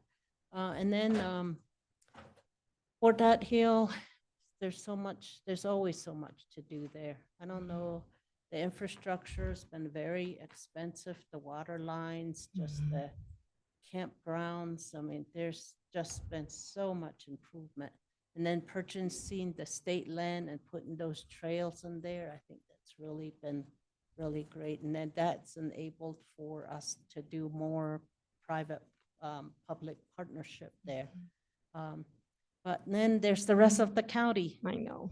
I still envision, and I still envision, as we do other counties, pick up a map and all the trails are on one map for that one county, whether it's federal, tribe, or city, they all link together. And that's what the Northern Arizona Trails is starting to do that. So we're gonna have more meetings, we'll expand that. We're working with Kane County on that. And so really happy that their team was able to join in on that. And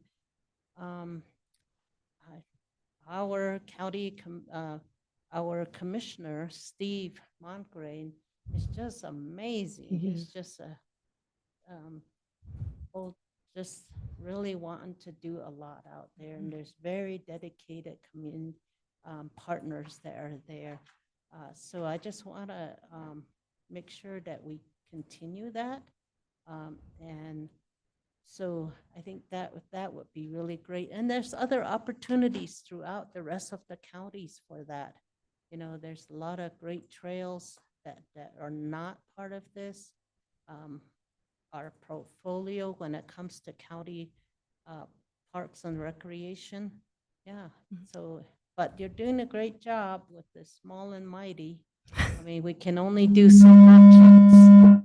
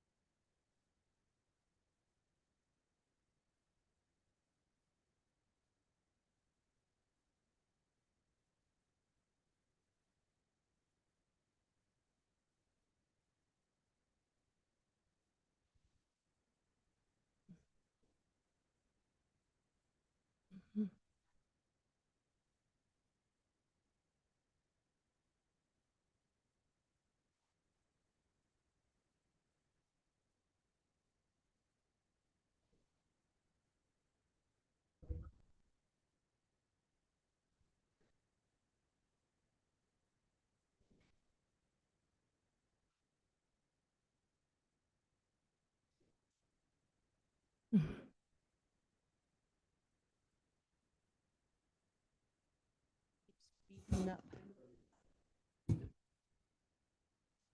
Okay.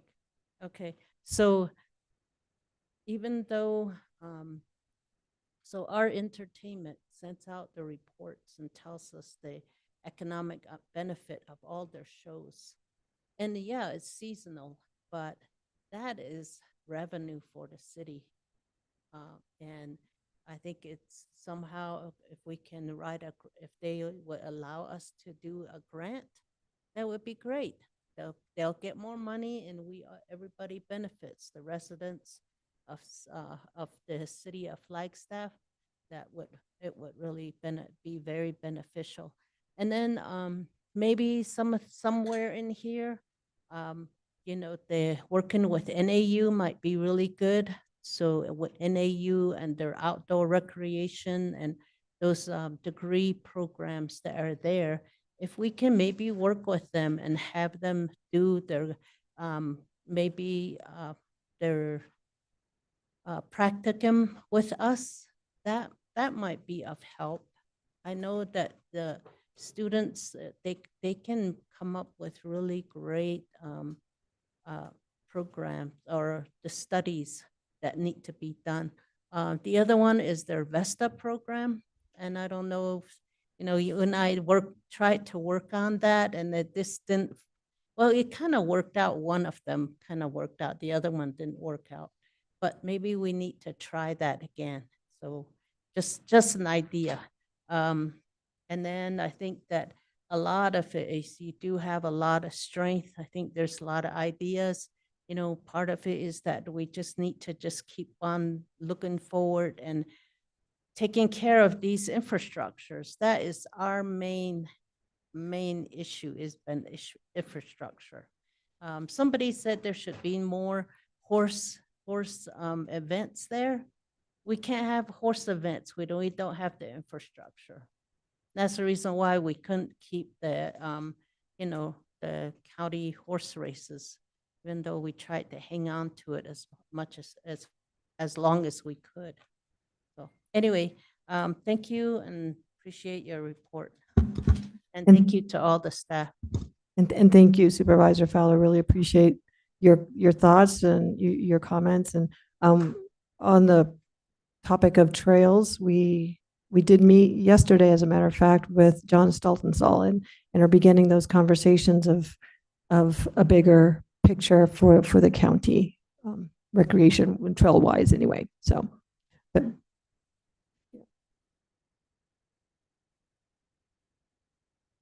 Supervisor Begay?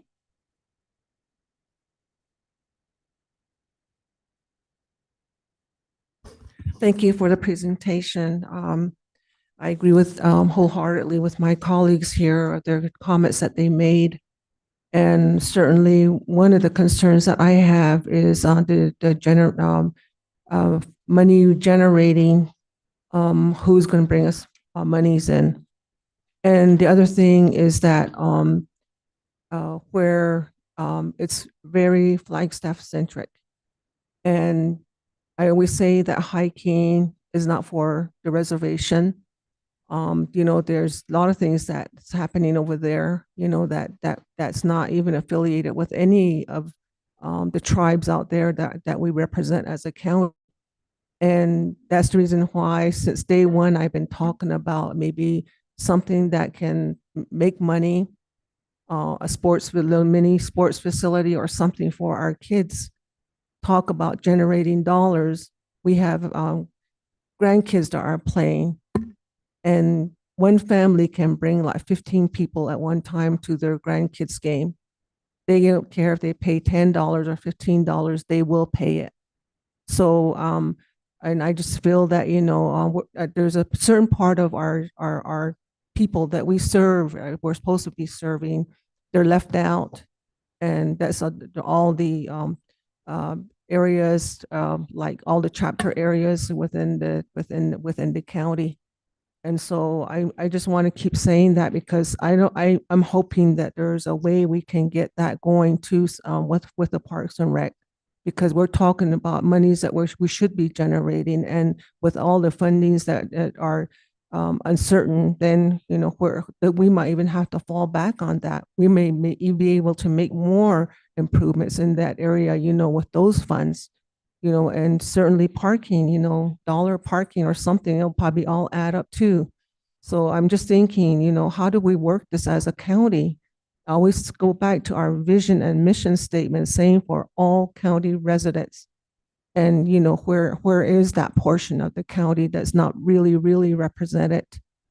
And you have bike trails. Our kids don't even have bicycles, can't afford bicycles, but they can play sports. They can play volleyball. They can do, a basketball. They can do, very physical type of sports. And, that to me, there's a lot of things that are happening out there where those kids can get in, they're involved. We have a bunch of kids going from the reservation to Hawaii, to play basketball, all age groups. And these parents are buying plane tickets, 5 plane tickets, to tag along. The grandparents are going too. That's how much they're being supported. And then also, other areas of the park, there's room for like softball, where's a softball park, for area for, some of the kids, everybody plays softball. And so, so we need to think in terms of that. And it's been alluded to by a couple of my colleagues here that we need projects that are revenue generating. And then also, we need to look at as a county as a whole as representation. And so I see this whole thing that's happening here is really just within Flagstaff again and surrounding areas. So in the page, I think there's something in page on this one here.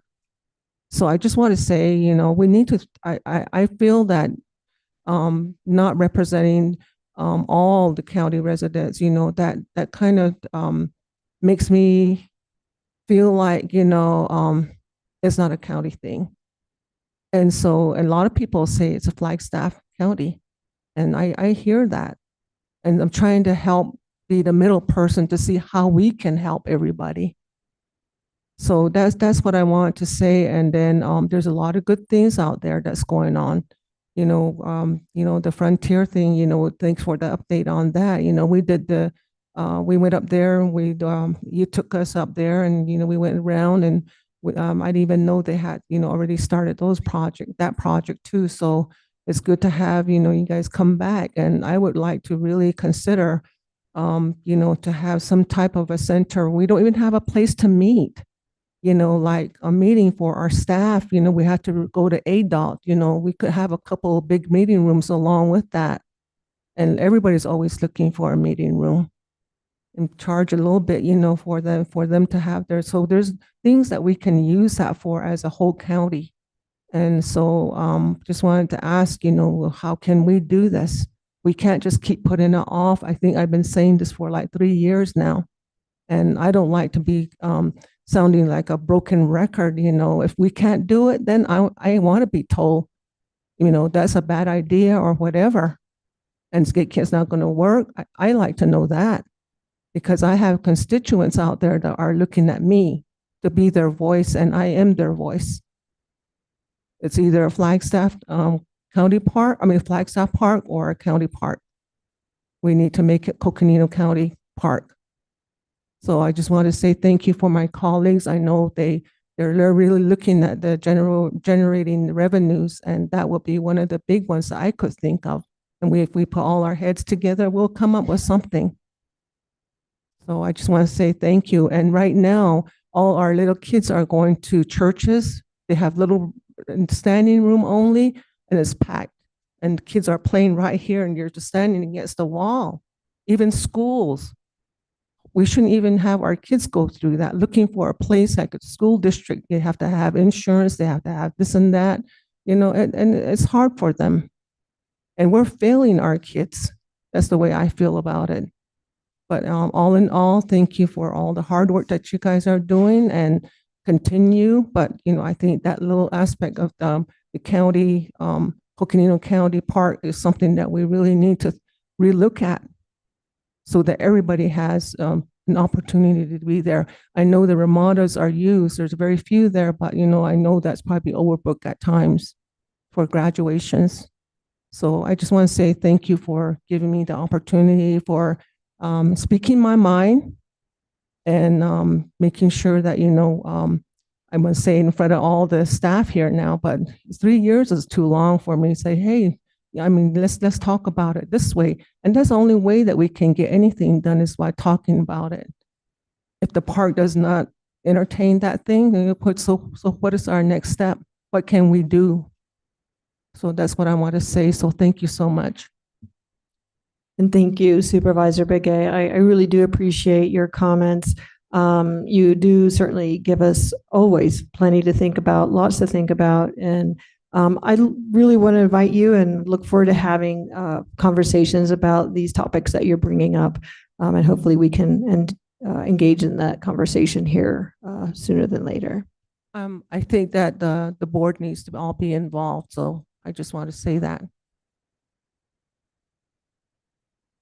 All right. So first and foremost, great to see you all. And I want to thank you for all you do for us here in Coconino County. And, I'm going to say this, your strength is that considerable asset that we have that are our quote, parks and rec lands, most particularly of course, Fort Tuthill, our county park. And, one of the things that the potential of the hospital coming into the property across from the park, our Fort Tuthill, got me really, really worried. Excuse me?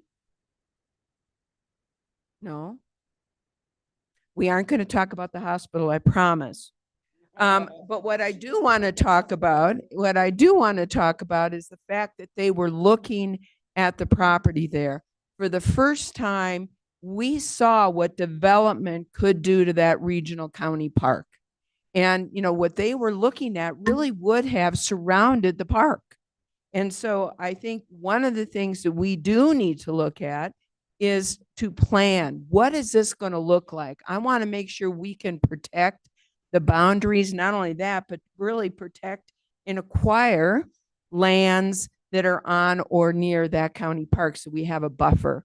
It really is an unbelievable asset for us here in Coconino County.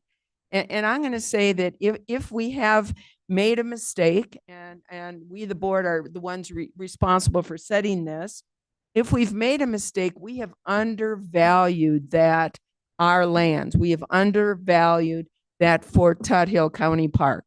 And, I know that we need to expand our public-private partnership, but we need to get a little bit better deal. And that's the bottom line. And we have, as you say, utilities have gone up. That's outrageous. And we are dealing with an increase in a minimum wage, an increase in costs. And, that's not getting passed on because we enter into these long-term agreements. And so I really think that we need to take a very close look and reevaluate what we have and what the value of this is, and to work together on expanding public-private partnerships. I know at one time we were talking about getting a restaurant out there. I was very excited. I wanted to go out there and have a picnic, and I don't cook, so I wanted a restaurant out there. And I don't know where that went, but I mean, they're just some examples of things I think we really can do. I'm excited about your master plan, your long-range master plan with the ideas that you have. And part of the reason is I think it makes it more user-friendly. I think it does bring in a cultural aspect that probably has not been accentuated in that park. And it also, I think, produces more possibilities for revenue production. And so I'm very excited about seeing that go forward. And I think one of the things that Supervisor Begay has talked about is maybe bumping up priority is that multi-use facility, because it would be an area that we could not only host various events and events from all over the county, but also it could be a revenue producing asset. So I think that is worth taking a look at. And, again, I don't want to leave this. We have acquired some lands. I think that's great. We've expanded open space and green belt area for Coconino County, and I know that's important to our residents. when you ask them time after time, that's what they talk about is important to them. But it costs us maintenance and operations, etc. So for everybody out there, if you want to give some land, please go ahead and donate the land around the existing Fort Tuthill area. We would very much like to take your land and help to expand Fort Tuthill and add a little buffer area. I think that we do need to take a look at those campgrounds and that RV park. I go into small communities all across the West with my little 19-foot trailer, and I see what they're getting for their RV spaces and their campground use. And I really think we get the right public-private partner, the right party in there, we can really do something to, I think, increase that asset and increase revenue production. And so I'm excited about hopefully seeing that go forward. And last but not least, the amphitheater. I love that amphitheater.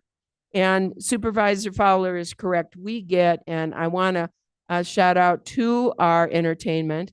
They do a very good job of sending us just the updated economic analysis. And Sierra Farrell, which was fabulous, by the way. Non-residents brought in 1.15 million.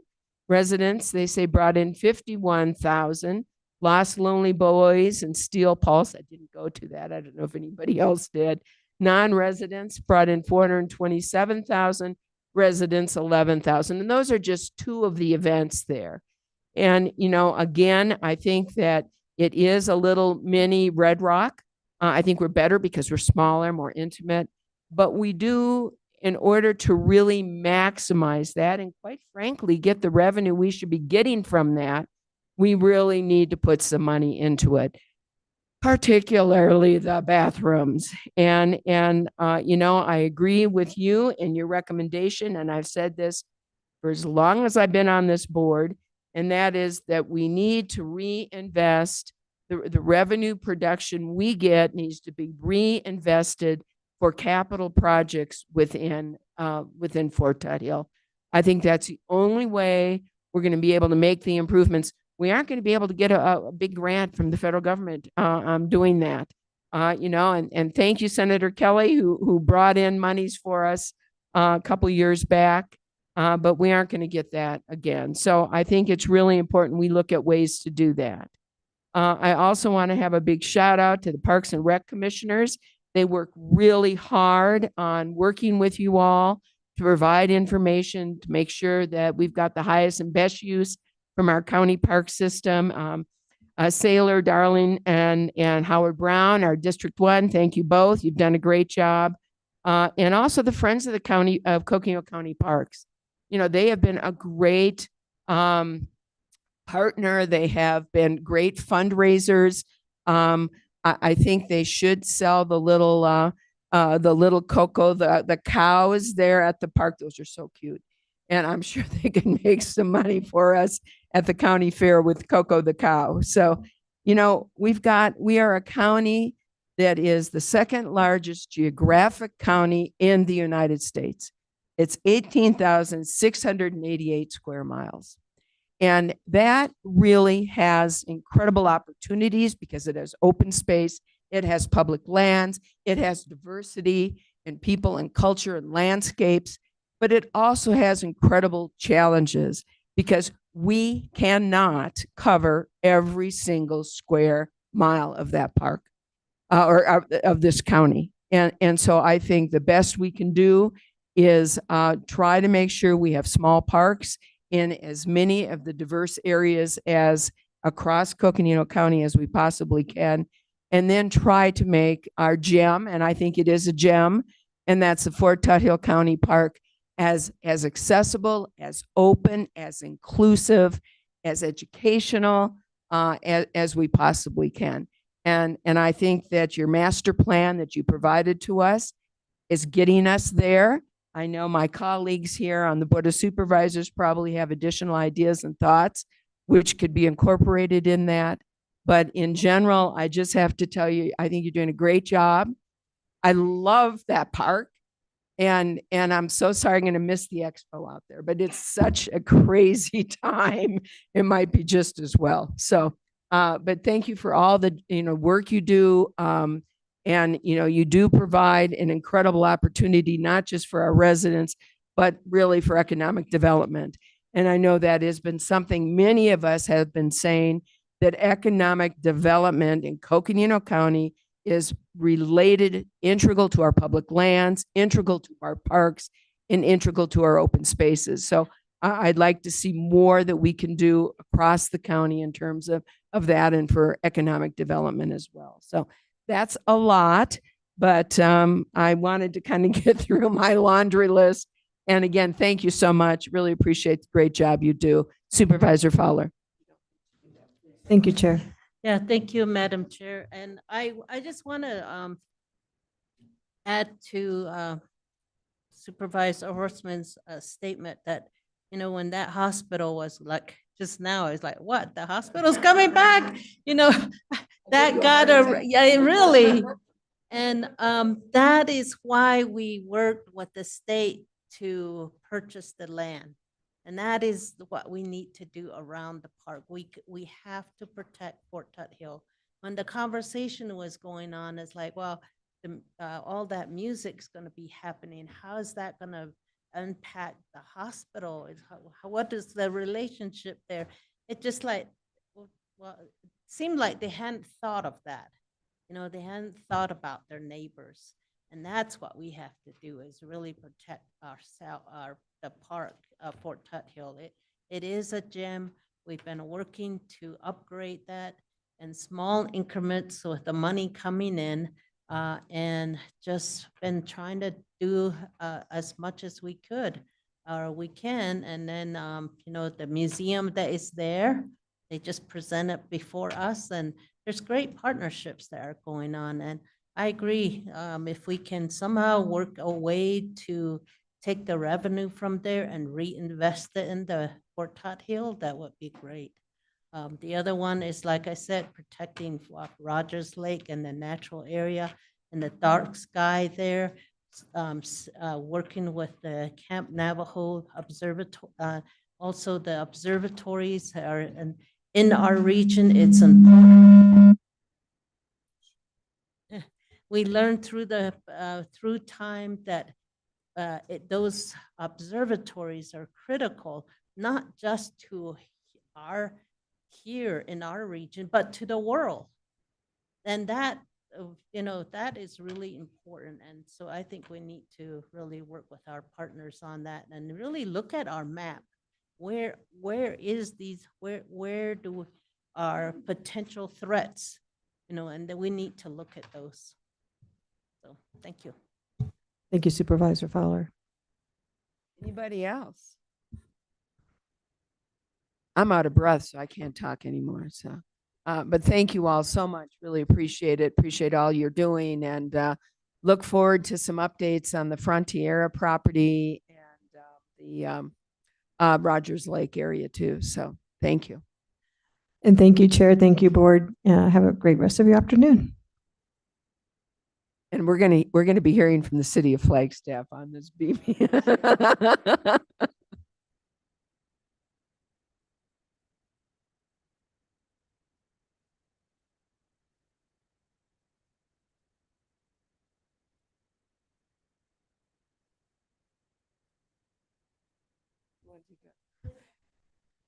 You want a break?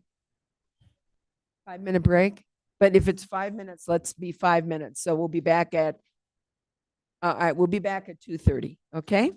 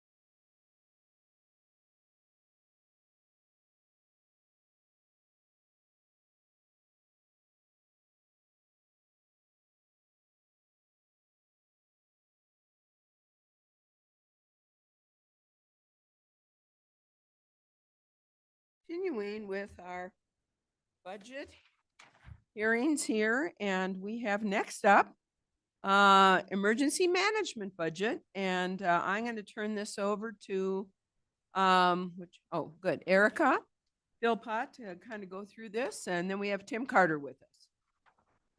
Thank you, Chair, members of the board. We're excited to have emergency management here with us today, and they've brought their staff with them, so it's good to see all of their faces. Under the emergency management tab, you'll see that emergency management did not submit any carryover requests, and they didn't submit any IRs. They just have their 5% CPI that is being recommended by the county manager's office. And Eric, I think it's worth noting a significant portion of emergency management's funding is through federal grants, hazard mitigation program grant, et cetera. So those federal grants will continue to monitor are oh so important to the overall operation of our emergency management function. Yes, you'll need to keep us informed on that, Tim. We're keeping a close eye too. So thanks for joining us this afternoon. Thank you, Madam Chair, members of the board. Good to see you all again. I think it's important for us to start with the department's mission statement, which you see up there. It kind of drives the heart of what we do in this presentation. So, you'll see up there that a safer future through effective partnerships committed to saving lives, protecting property, reducing impacts of disasters, and providing effective planning for special events. A lot of that, I think, goes into the heart of a lot of presentations we've heard already. Just recently, Parks and Rec with their special events, working with them and with the Sheriff's Department to help increase that coordination of those partnerships. We'll actually be out at Overland this weekend, so invite you to come by and see us. But I'll say that statement doesn't necessarily just highlight our goals of community safety. I think it does speak to the reliance upon effective partnerships that we have throughout the county and beyond through the rest of the state. I also think our mission, it also looks at the, I think our mission statement supports the new county's mission statement of working together to create a county where we want to live by providing public service that fosters diversity of all of our people on our lands. So in our presentation, we originally started with the, I guess, possibly now older 4 pillars. But for us, they ring very true. You'll see here highlighted by some of the examples of what those pillars mean to emergency management and how we implement those. But also looking forward, the new visions, the new values, priorities that County Manager Bertelsen was able to present to the board on Monday, and we emailed out to departments. We really took a look at those to see how we could incorporate those and how those resonated with our own department's missions. So what we found for values, and I'll just kind of run through a few of these for what those kind of meant to us. So the first one was integrity. And for us, that means we're going to do everything within our power to support our partners, both within our organization and throughout the rest of our communities. When the call comes in, whether it be from our public safety partners, community services, other jurisdictions, county leadership, or even you board members, we're going to answer the phone. We're going to provide that high level of service that you have come to expect, that we expect of ourselves, and ensure that you have the information that you need. Collaboration, we realize collectively that we can't do everything by ourselves. We rely on our relationships throughout the whole community to ensure that we're able to provide those life safety, property protection measures throughout the county. In order to do that, I think it's important for us to understand what the goals, the objectives, and desires are of all of our partners. That helps us better respond to their needs if we kind of have that relationship and that understanding to know what their end goal is. We can all work together towards saving lives. And I think if you've seen in the county's emergency operations plan, this really goes to the heart of that one county response that we reference a lot. And if you haven't read that, basically it just says by engaging all departments and external partners in all aspects of all hazards emergency management structure, community resilience can be enhanced. That spans the prevention, the protection, mitigation, response, and recovery phases that we see really before, during, and after disasters. I think the next important one is respect. As noted in the new values, the golden rule, making sure that, we are being respectful to all of our partners, the community, and really setting that professional example for emergency management, both locally and throughout the state, is one of our goals. Sustainability, the county mentioned that in the county's value defined as promoting resiliency by protecting and preserving natural resources or considering environmental impacts. And this really, for us, aligns very closely to the emergency management goals of focusing on preparedness and mitigation. Not necessarily us doing the mitigation work ourselves, but working with our partners to identify mitigation projects and helping them, whether it's securing the funding or bringing that to the board for consideration all the way through the end process. And then finally, accountability, which kind of to me is summed up of all the other values there. We understand the need to maintain the public's trust. We conduct ourselves in a manner that shows the public that their EM department is there to work for them, work with them, guide them to become a more resilient in the face of disasters. And in turn, we gain their trust. I think I've said probably last year in this same forum that if the community doesn't trust us when we send out emergency messaging and they don't follow it, that's probably my worst nightmare.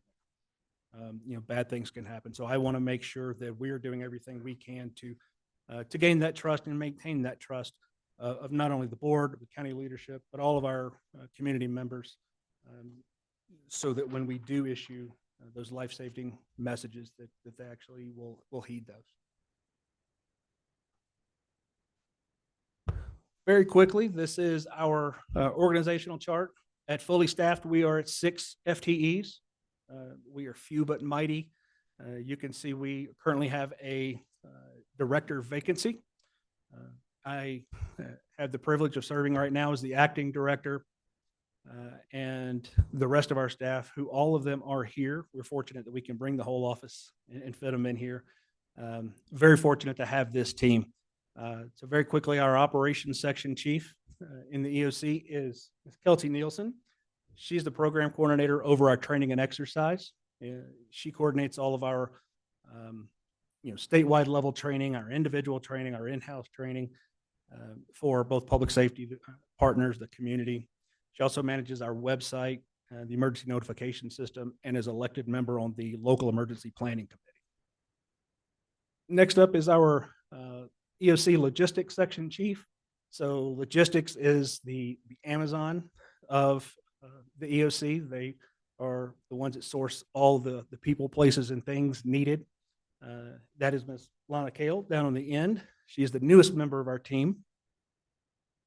When she's not in the EOC, she does all of our community outreach.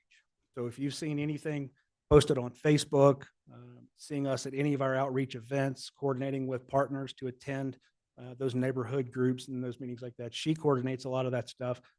She is our social media guru, so posting a lot of the informational things that we need there. She's our local government liaison and is the representative to VOAD, which is our volunteer organizations active in disaster.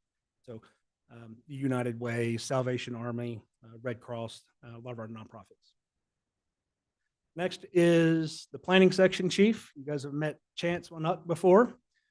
He is responsible during Blue Sky Days of coordinating all of the county's plans, keeping them current, keeping them maintained. So that's the county emergency operations plan. That is the countywide multi-jurisdictional hazard mitigation plan, our operations manual. He also works with a lot of our municipalities to ensure they have current emergency operations plans, not just on their own, but their plans work seamlessly into the county's plans for a more effective response. And he is our representative to the Ponderosa Fire Advisory Council. And then last but definitely not least is our finance section chief, Ms. Nicole Harris. She is affectionately called the money lady. She is our business manager. She takes care of all things finance, our grant management, our budget compliance, and has a new role, and you'll see there, of recovery coordinator, which I'll get into a few more details here shortly. And then off to the side, the last one is not a department employee, but one still worth mentioning. Right up in the top left, the EOC liaison from Public Works is Stephen Anderson. And he is the Public Works Emergency Response Coordinator. He is an invaluable asset. He's actually a Public Works employee, works for Director Tressler over there. But when they have a disaster or when they're planning for a disaster, he is kind of the point of contact between us and Public Works. So his involvement with our department has been invaluable.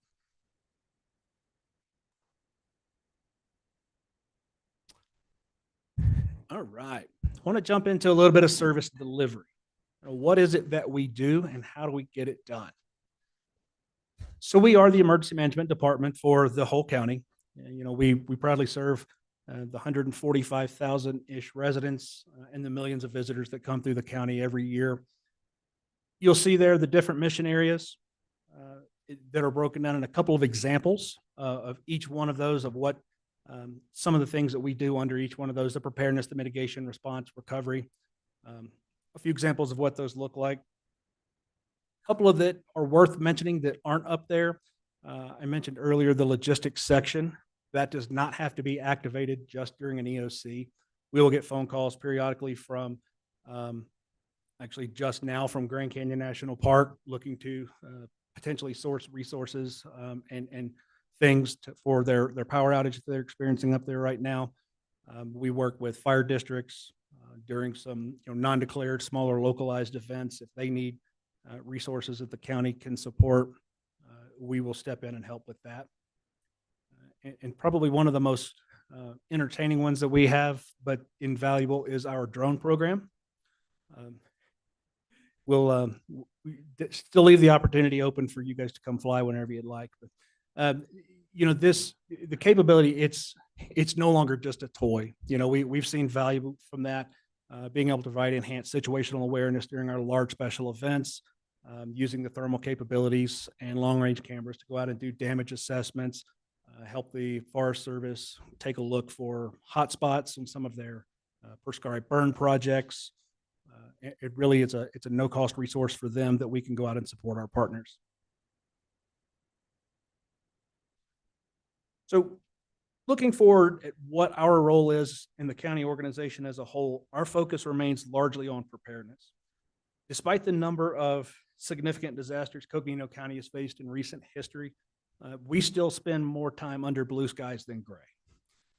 So we spend a lot of time preparing for those bad days as much as we can. And I was pleased to see that one of the strategic priorities and objectives listed for the 2025 through 2030 really called out emergency preparedness.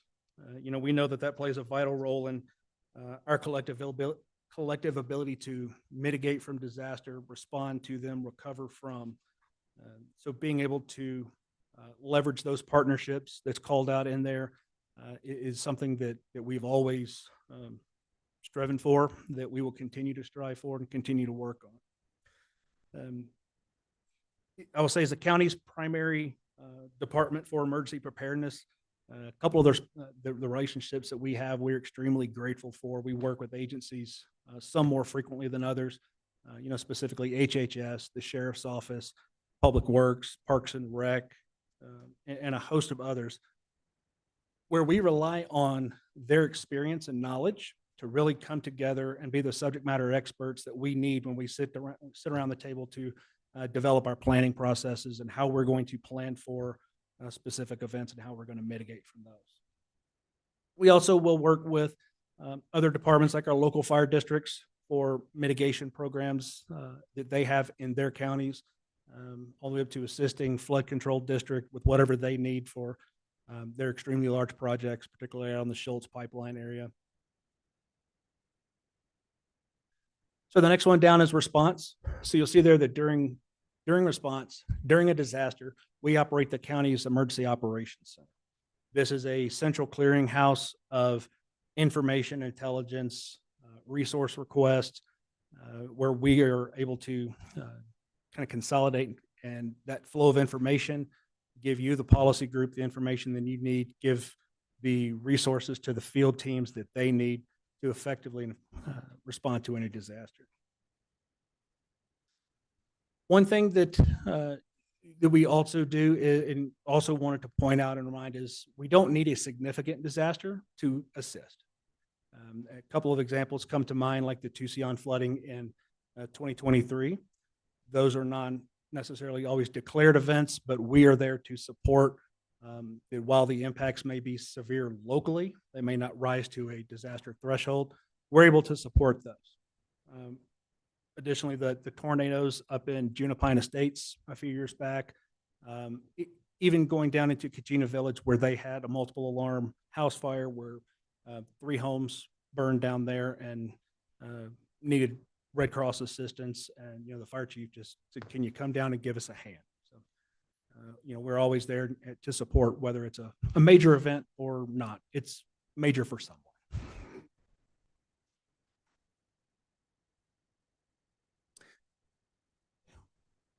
Want to highlight a little more detail on our citizen and community engagement.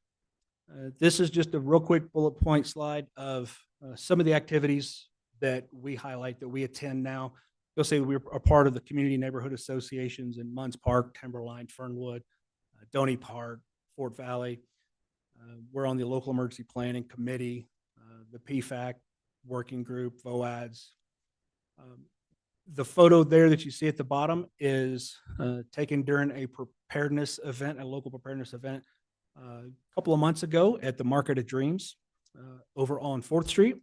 We're able to work with Flagstaff Sustainability through one of their projects and had a great turnout for these events. We're able to sit down and really educate the public and give them information they need on their individual level preparedness. Another big thing for us, especially this time of year, is a lot of our community outreach events. It seems like every weekend we're going somewhere or dividing and conquering, going to multiple places at once, where we can get out in the communities, especially our more rural communities, where we can kind of expand our reach, further out of the Flagstaff general area, but getting out into the communities as much as we can.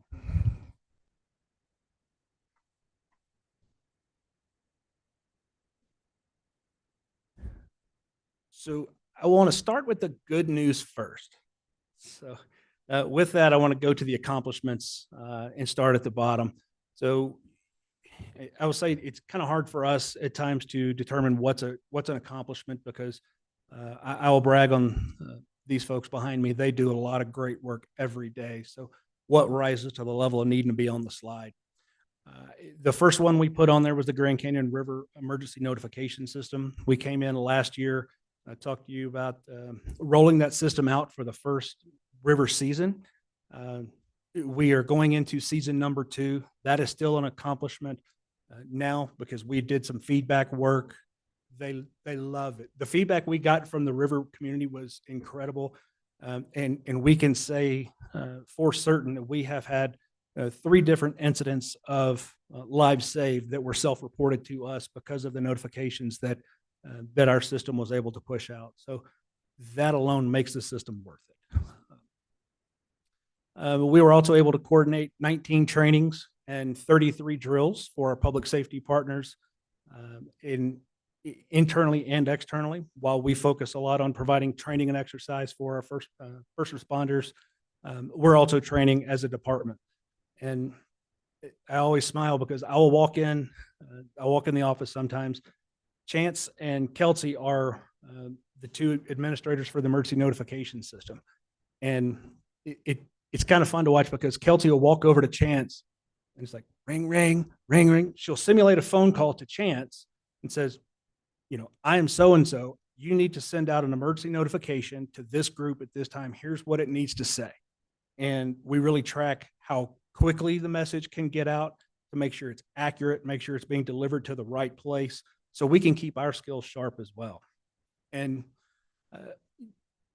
maybe a day later, Chance will return the favor and come over and catch Kelsey off guard. but we're constantly challenging ourselves, training ourselves as well as first responders.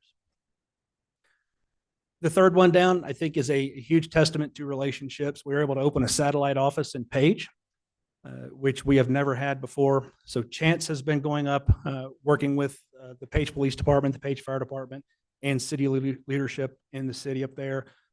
He spent so much time up there, they gave him a key to the building. So said, here's an office, come work with us, stay up here as much as you want. They want him up there more than he can get up there. So it's been a great partnership over the last couple of years to develop up there in the city.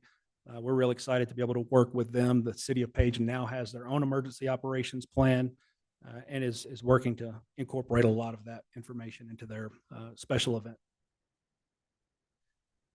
And then I mentioned earlier, Lana's expansion of the community outreach and education program. Typically, whenever we have a vacancy in the department, we sit down and we look at what are our needs, where's the gaps, where can we improve? And before she came on board last fall, we looked at, what do we need to do better? How can we improve? And it was in that community engagement, getting out into the community instead of all of us just kind of taking little bits and pieces. So Lana came in, she coordinates all of that. We're able to really get out to more places more effectively and efficiently. That I would say going out to the community and going to the fairs, going to the festivals, going to Overland, they're incredibly fun. Let's be honest. We have a great time with it, but that's where the meaningful conversations happen. That's where a family will come up to our table. We're able to give them some preparedness information and guide them kind of on a plan that's tailored for them of little things that they can do, cost effective, small things they can do to increase their own family's individual level of preparedness. What we've seen with that is the better prepared we all are as individuals, then the better we're prepared as a community. That allows limited public safety resources to focus on community level challenges and needs instead of having to focus on the family level. So that's been a huge success for us that we're going to keep continuing in the future. And also, Chair Horseman, you mentioned mines earlier.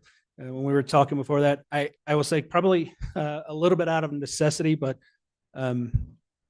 we have had an incredible strengthening of relationships with our counterparts at the Navajo Nation Department of Emergency Management, better than I've ever seen since I have been with the county. Director Sandoval at Navajo Nation Emergency Management, we talk on the phone regularly. She'll call and ask questions of me and vice versa. We will get to lunch, get together with a couple of our other county EMs and just collaborate and coordinate. So we know that if there's an incident on the nation and she calls and says, I need support, we're able to do that. And vice versa. If we have an incident, in the county and, the nation is able to respond, that and they're willing to do so. Prime example of that would be the tunnel fire, where it's a county event, but impacted a lot of nation members that they were able to provide some support as well. So very excited about that.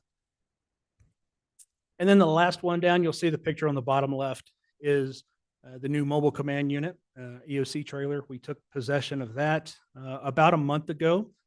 We have already had one successful deployment this past weekend. We're able to take that out to NAU and support NAU police during commencement activities on Friday and Saturday. This unit, if you haven't seen it, is designed to go into the most remote parts of the county. It's fully self-sufficient with radio, satellite internet connectivity, and can operate. This enhancement, we know disasters don't happen just in Flagstaff, but that's where the physical EOC is located. So now with this command unit, we're able to go out into the field, forward deploy staff, lend this unit to other public safety partners if they need the capability to go out to get closer to the scene and really perform more effective operations there. So, and I will say we will be scheduling just a very informal open house probably end of the month once budget conversations are done. So we'll set it up in the parking lot by our office and give you guys the invite. So invite you to come by. Have you had it out anywhere yet? We did. We took it to NAU commencement this past weekend. and it performed flawlessly. We're really excited about it. Okay. So now some of the trends that we see, I would say some are not all bad. Some are, well, not all good. But the two up there, I think, really go towards the outreach piece. Based on large-scale events that we've seen here earlier this spring, specifically the LA wildfires, have really put a face to disaster preparedness. You know, everybody knows that wildfires can happen, disasters can happen, floods, fires, winter storms.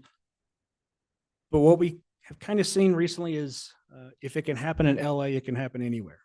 You know, that this messaging that we've been saying for a while, but this really kind of helped drive that home. So people are now approaching us, asking what can we do? How can we be more prepared? That's really increased that awareness, increased our community engagement to spread that preparedness messaging. Some of the other trends that we see, and this is probably the understatement of the week, and no surprise to any of you, is the growing uncertainty of federal funding, unfortunately. We are in constant communications with state emergency management, and I will pause and give my apologies for missing this morning. I was actually on the phone with some folks down at the state emergency management trying to get the latest legislative updates and regulatory asking questions on some of the guidance that we've had received to come out. So I know there were a couple of questions from Supervisor Begay about the EMPG application to apply. So I want to thank Kim for covering that with us. We're, like I said, having phone calls on a daily basis. Also getting information from the International Association of Emergency Managers and the National Emergency Management Association.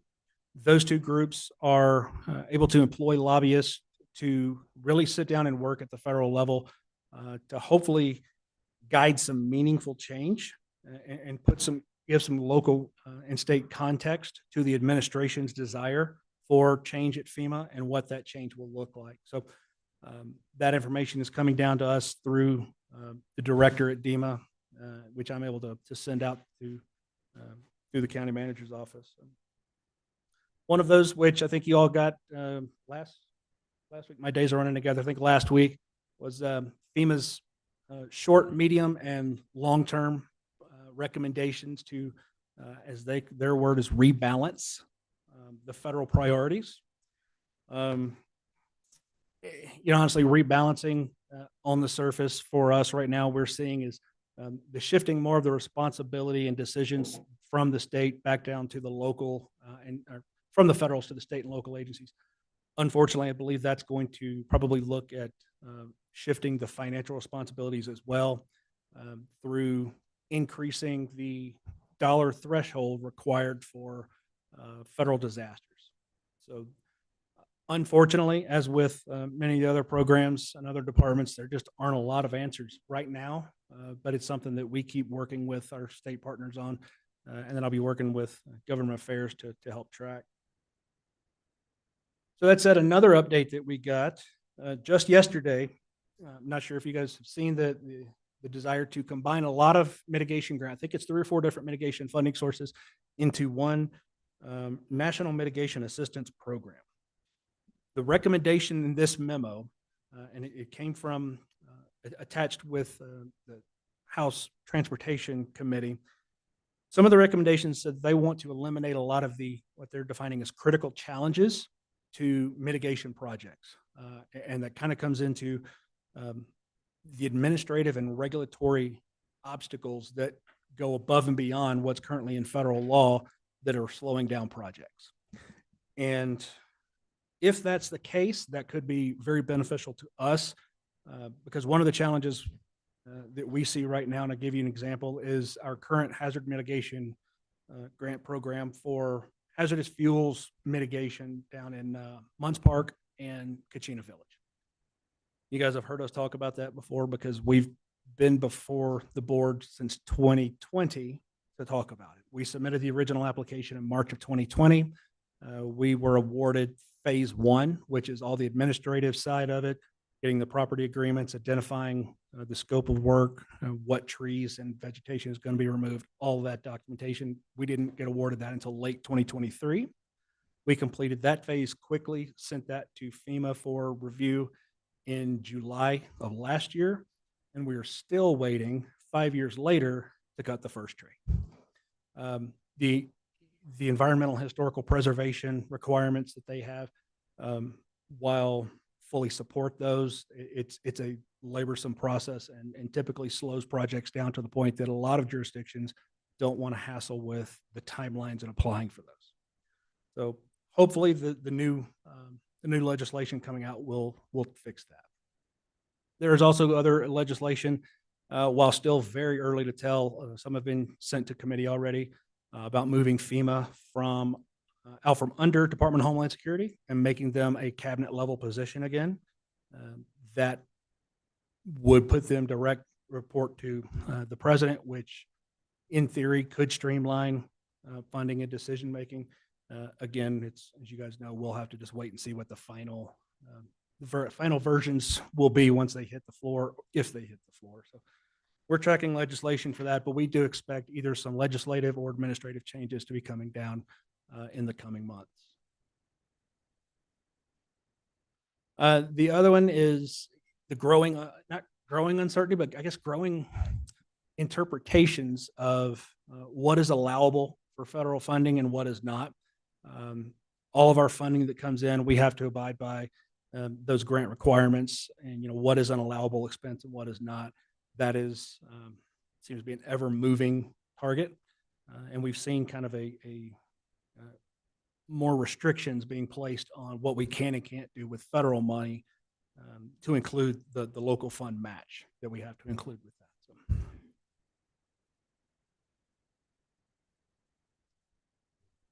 So this is probably our easiest slide.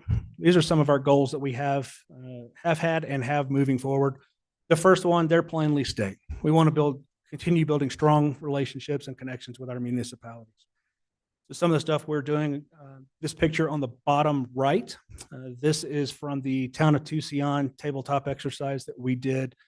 We were able to go up at the request of the fire district there and kind of talk through a wildfire scenario that involved evacuations.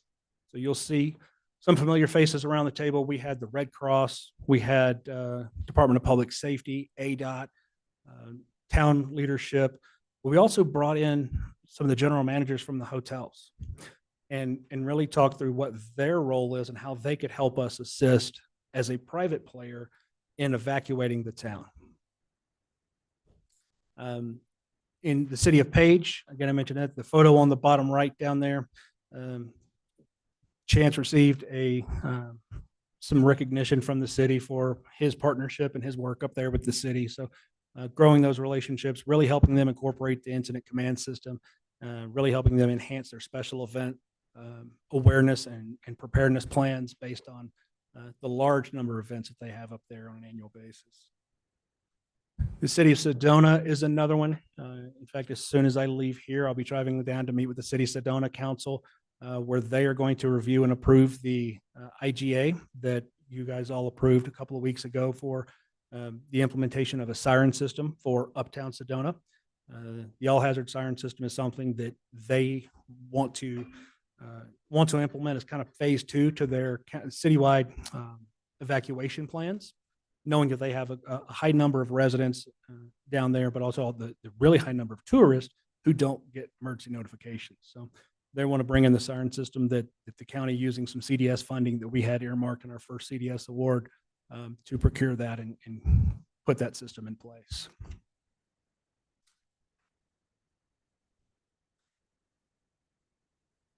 Oop, I went too far. So the second one there is a goal that I have challenged myself and the team with, is building out our private sector partnerships. We do a great job and have a lot of great relationships with our public partners, whether it be public safety, our nonprofits, governments, local jurisdictions. I really want to work closely with our private sector, our businesses, to really help them increase their preparedness. By working with the businesses through communities around Coconino County, we want to help them increase their overall preparedness for not just the business, but for their employees. But we know that if a business can stay open, if they're resilient to a disaster, the quicker they can get back to work, they're able to pay their staff, they're able to, realize profits, which then realizes tax revenue and helps our overall economic resiliency as a county. And then last but not least is the update to the 2026 multi-jurisdictional hazard mitigation plan.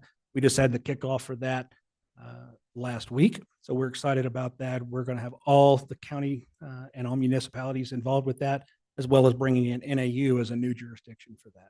That's the plan. If you'll remember that it's required to apply for a lot of mitigation funding right now. But realistically, it helps us identify what the community needs are, what the community and the public sees as important for hazard mitigation, where they want us to focus our efforts, and then give some guidelines and some suggestions that we can bring back to you in the spring for review and consideration for possible adoption.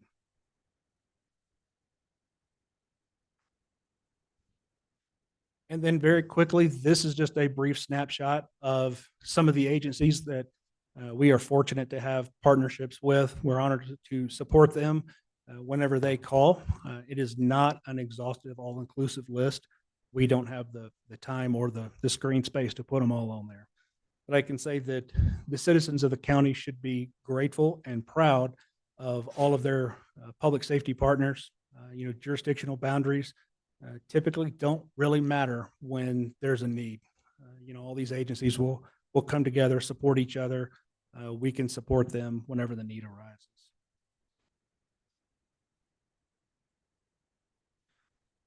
But what would a budget presentation be without a slide with dollars and cents?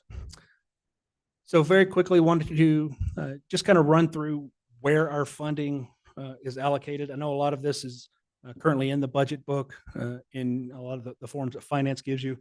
But for us, we just put together a quick snapshot. So you'll see the top line there, the emergency management operations. There's about 22,000 that is just county unrestricted general funds. The EMPG award, that is a 50-50 match. That is all of our salaries, EREs, operational expenses. Then the EOC 1 and 2 grants, those are the CDS awards that we've received over the last couple of years for emergency operations center enhancements, and will also go in part to support construction of the new operations center. The State Department of Homeland Security award, that 47,000 is, I guess, we consider it more store credit. We don't see the money at the county level. They don't actually hand us a check for that. That's a funding award that is managed at the state level that we use to fund training and exercises here. So we request those funds from, or request the trainings, and then DEMA and State Homeland Security take care of the billing for that. But because of the way of the award, we have to track that at the local level, since we're kind of a subrecipient for that. The next line you'll see is blank. Unfortunately, that's the hazard mitigation grant program for the Munns Park Kachina Village project. We are still awaiting phase 2 award for that. Hopefully we'll get an answer by July. That is about a $384,000 project to do hazardous vegetation removal on private parcels in those areas. And I believe finance is tracking that in the unawarded grants that you guys have now. And then finally, the BRIC grant, we were lucky that this funding was not swept when the BRIC program was removed. We did confirm that. This is for the hazard mitigation plan. So you see a couple of graphs down there at the bottom. Very quickly, the one on the line graph down on the bottom left, that's the EMPG money coming into the state of Arizona as a whole since 2016. So you'll see a kind of a slight trend up until about COVID. And then right after COVID in 2021, that money has continued to decline coming into the state award. We unfortunately don't know what it's going to do this year, but every indication that we got said it won't go up. Best case, it'll stay flat. Worst case, it could continue to go down. We don't know yet. So, and then the graph on the right is the department county allocations for the department. for the last few years. So you'll see the blue bars are the federal funds, and right next to that is the 50-50 county match. We do have to use those county general fund dollars just as they are the federal award per the grant requirements. So the increase in 2022, I will say again, and every time we see you, thank you for the support from the county manager's office and the board. That is when we were able to add 3 new FTEs to where we could actually make some progress in our preparedness and planning efforts, where we went from 3 to 6 staff. It's kind of generally overall, we are roughly 70% grant funded. 29% of those funds is county general match. 1% is unrestricted general funds, or roughly $3.3 million that Nicole is managing right now. So, I would say overall, we are, as many other departments, we're very conservative with our budget. We get very creative in ways to maximize our dollars. We have some ideas for, the team doesn't even know it yet, but doing some of our community meetings, making them virtual, whether we schedule a Zoom meeting and send it out to all county residents countywide and do our emergency preparedness meetings that way, instead of having to travel back and forth, as a way to save funds. But, like everybody else, we're feeling the pinch of rising costs. So we're doing what we can. We will continue to find new ways to deliver services. One unfortunate situation we have with one of our partners, you aware, the City of Flagstaff's EPA grant that they were using for their emergency preparedness through sustainability program, that money was swept. The city has committed to continuing to do everything they can to use their funds to support that mission. We have committed that we will continue to support that mission in cost-effective ways. If that means we spend 2 hours, at night going into a community meeting to present that information, that's something that we can definitely do at relatively no cost.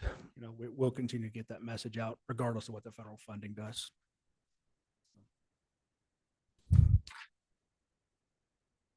And last, we threw in some of the photos that to wrap this up. It's us working with the city to actually fill some of those go kits that they were able to distribute, conducting some training, some exercises.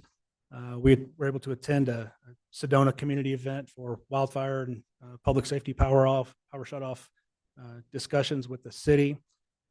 And then in the very top right, Supervisor Horseman, that's us when we were able to meet with the fire prevention and education team when they come in. So, glad to have them, glad to continue our work. Thank you for your support for that, and happy to answer any questions.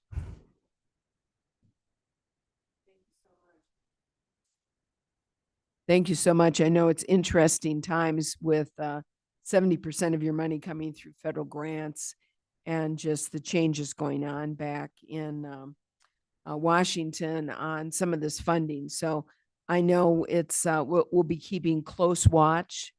And of course, it is one of the reasons that the board has been interested in supporting the stability fund, just in case. Obviously, emergency management and response, and you all have done a great job in that over the years, and we've certainly seen some of the crisis and emergency response that was necessary for our community, and we need to make sure we can continue to maintain that high level of response, notification, management, and we know we will, and we've made a commitment to our communities to make sure we will. So thank you for all you do and all your staff does. And appreciate this overview. It's sobering, and yet on the other hand, I guess I should say you've done a great job, and it's wonderful. I'm looking forward to seeing the trailer out, your mobile command unit out, and I know that will be very helpful in some of the far reaches of our county that has had need of emergency response. So thank you for that. Other comments, questions? Supervisor Ontiveros. You know, I don't have any presentations. That was a very comprehensive, or excuse me, I don't have any questions because that was a very comprehensive presentation. And I very much enjoy working with your office, and I like the presentations that you have given periodically. Like, it's not like this is the first time that we have heard from you. And so I feel really updated and kept in the loop on everything. And I appreciate that and appreciate working with all your staff.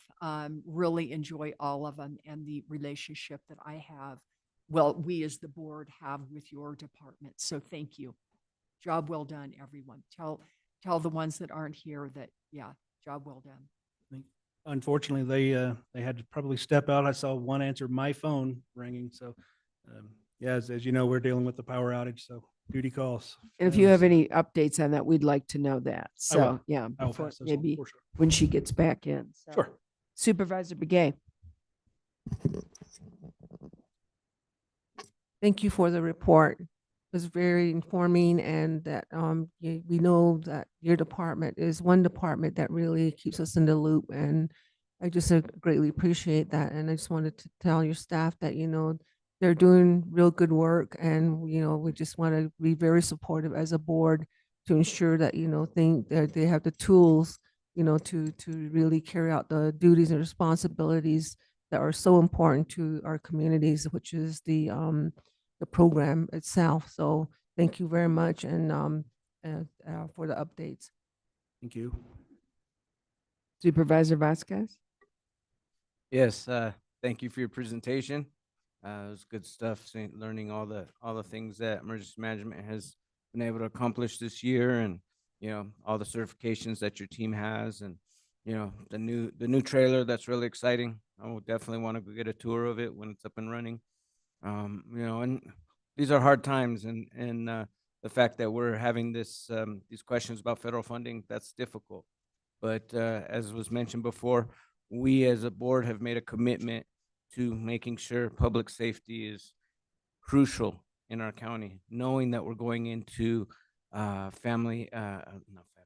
fire season, not family season. That too, though. That too, yeah. Well, more people out in the woods and whatnot. And so it's just so important, the work that you and your team do. And we need to provide those resources to be able to adequately deal with the different situations that may arise. And so, you know, I think back to the previous fires and how your team was able to maintain and collect all those receipts so that we got full reimbursement for the work that was put out. That's important. And that comes with having that support that you need to have the proper staffing and team to be able to do that work. And so I commend your team for doing good work, and I hope we don't have a heavy workload this summer, but we know that if we do, we'll be prepared. So thank you. Thank you. Supervisor Fowler. Yeah, thank you, Tim, and your team. Really appreciate the community outreach that you all have been participating in and working with our municipalities on their emergency plans. That's so important, where we're all, the whole county really is focused in the same direction and reacts the same direction, and working with them on some of the potential events that they may that will create a stronger partnership with the tribes. You know, in our region is with the tribes, the National Park Services. We work closely with them in Kane County, so it's really important that we keep that up, and really happy that you brought that up. Federal funding is concerning. You know, we are the word of when we receive word that federal dollars are going to be cut for emergency management. It is very concerning, and we hope it doesn't happen. We just have to keep on advocating not for that to happen. And disappointing to see the FEMA realignment or revisioning. I don't know, there's several titles there. Council doesn't have a representative from emergency management or the county. It's real concerning on that part, and we'll continue to advocate not to to have county representative on there. And then your partnership just across the board. It's really, really, I see it as how you just really improve that. And we've been working with emergency managers, I don't know how many, all these years. This one has really, you've really established that good relationship. And then I just want to, I don't want to forget our ham radio project. I think that's really important. I still like to move forward on our plans to put a couple more in there because, you know, when there's uncertain times like the power outage just happened, it could be that the whole power outage, and then what do you have? You know, we can't, you know, it's our ham radio, and we're very fortunate in our region to have the amateur ham radio team. I don't think they're amateur. I think they are the expert.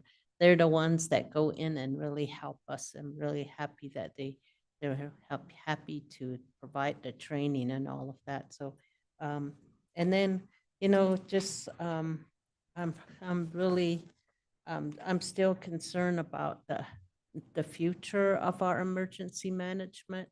How we're gonna have, how we are gonna be able to fund it, and also the EOC center that is proposed with the flood district, and we're hoping that those fundings come through as well. So thank you. Thank you. And I will say, Supervisor Fowler, we did check with both the state emergency management and with Senator Kelly's office, who confirmed that those funds for the facility are still in place. That's very As- good news. As of now. Yeah, we're fortunate that we do have, just like our board chair just mentioned earlier, that we have really supportive senators. We need all of our congressional delegation to support us. Unfortunately, that's not the case. So we just have to work with who supports, understands what's happening locally and the importance of these local services, and understand protecting the public. Those we have two senators that are well aware of that and very knowledgeable, and they've been in our region, and I know will continue to do so. And we just have to keep on advocating for all of the others and the departments as well. Thank you. Thank you. And by the way, we just got notice that looks like there's a fire a Greer fire that has resulted in some evacuations. And, you know, our spring winds are here. We've had some late snow and then some rain, but it's so very dry out there. So it's an example of how important what you do first in outreach and education, and then in preparation and response. So, and obviously we want to keep our attention on that and see how we can help our neighbors there in Apache County. So, and then I don't know if you've received an update from Grand Canyon National Park, or We haven't yet, but I can get one to, you know, if you'd like to keep going here, we're happy to text one out that'd be great. So as soon as we hear. very good. So any other comments, questions? Otherwise, thank you so much. We appreciate all you do and appreciate your staff. Another small but mighty department, and appreciate everything you do going forward. Thank you. Thanks.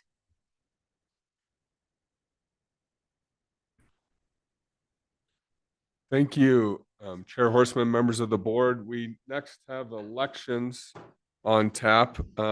Chair Horseman, if you don't mind, Siri is working to get a quick signature for you for the jail district information. Okay. So,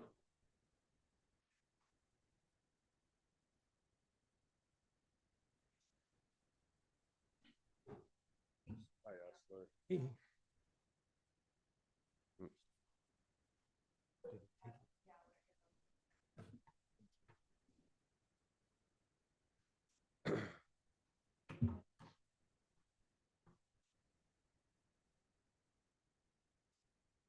No, I don't. I know we're running a little behind here. I'll do this real quick. Why don't you give me that? I know we're running a little behind. We do have a supervisor that does need to leave at 5. So, Yeah, Chair Horseman, members of the board, I think we'll be okay. We're for outside agencies, they're not coming in. We just have a listing of what's historically been funded in the budget. So it won't we will not be having visitors, and so it'll be just us. So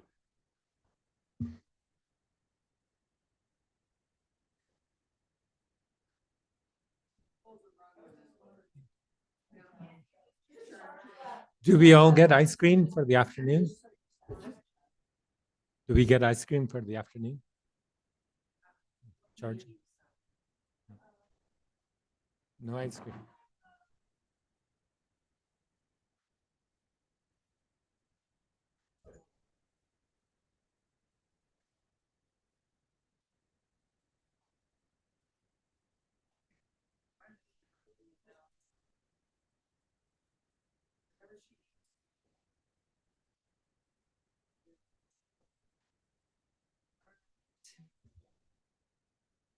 pardon me? Are you ready for me to start with the intro? Absolutely. I guess we're ready to start. Okay. So elections, we see elections is with us, but we're going to hear from you, Erica, first, or what? Yes, thank you, Chair Horseman, members of the board. I'd like to introduce the elections team, the small but mighty team. That's kind of the theme of this afternoon of today. And so our elections department, as you know, was awarded the prestigious National Claire McCaskill Award for Excellence in Election Administration by the U.S. Election Assistance Commission this year. And the award recognizes a program developed in 2024, which is very much so much Coconino County because it's about collaboration, and it was done in partnership with the sheriff's office in facilitating de-escalation and situational awareness training for election workers. So that collaboration is so central to all that we do. And really the success of the elections department is due to collaboration, particularly collaboration with the recorder's office as well. And there's been this is a great team. They even managed to steal Sharon Sifling to their team, which from HHS, which was a big win. Just continuing to improve this team and attract great team members. And voter access and election integrity have really been important to this team and to our elections department historically over many years. And S. Lear's leadership is really about advocating for voter access and increased participations. So we're excited to have them here today. And you'll notice on the first page under the elections tab, that the elections department did submit 3 increment requests.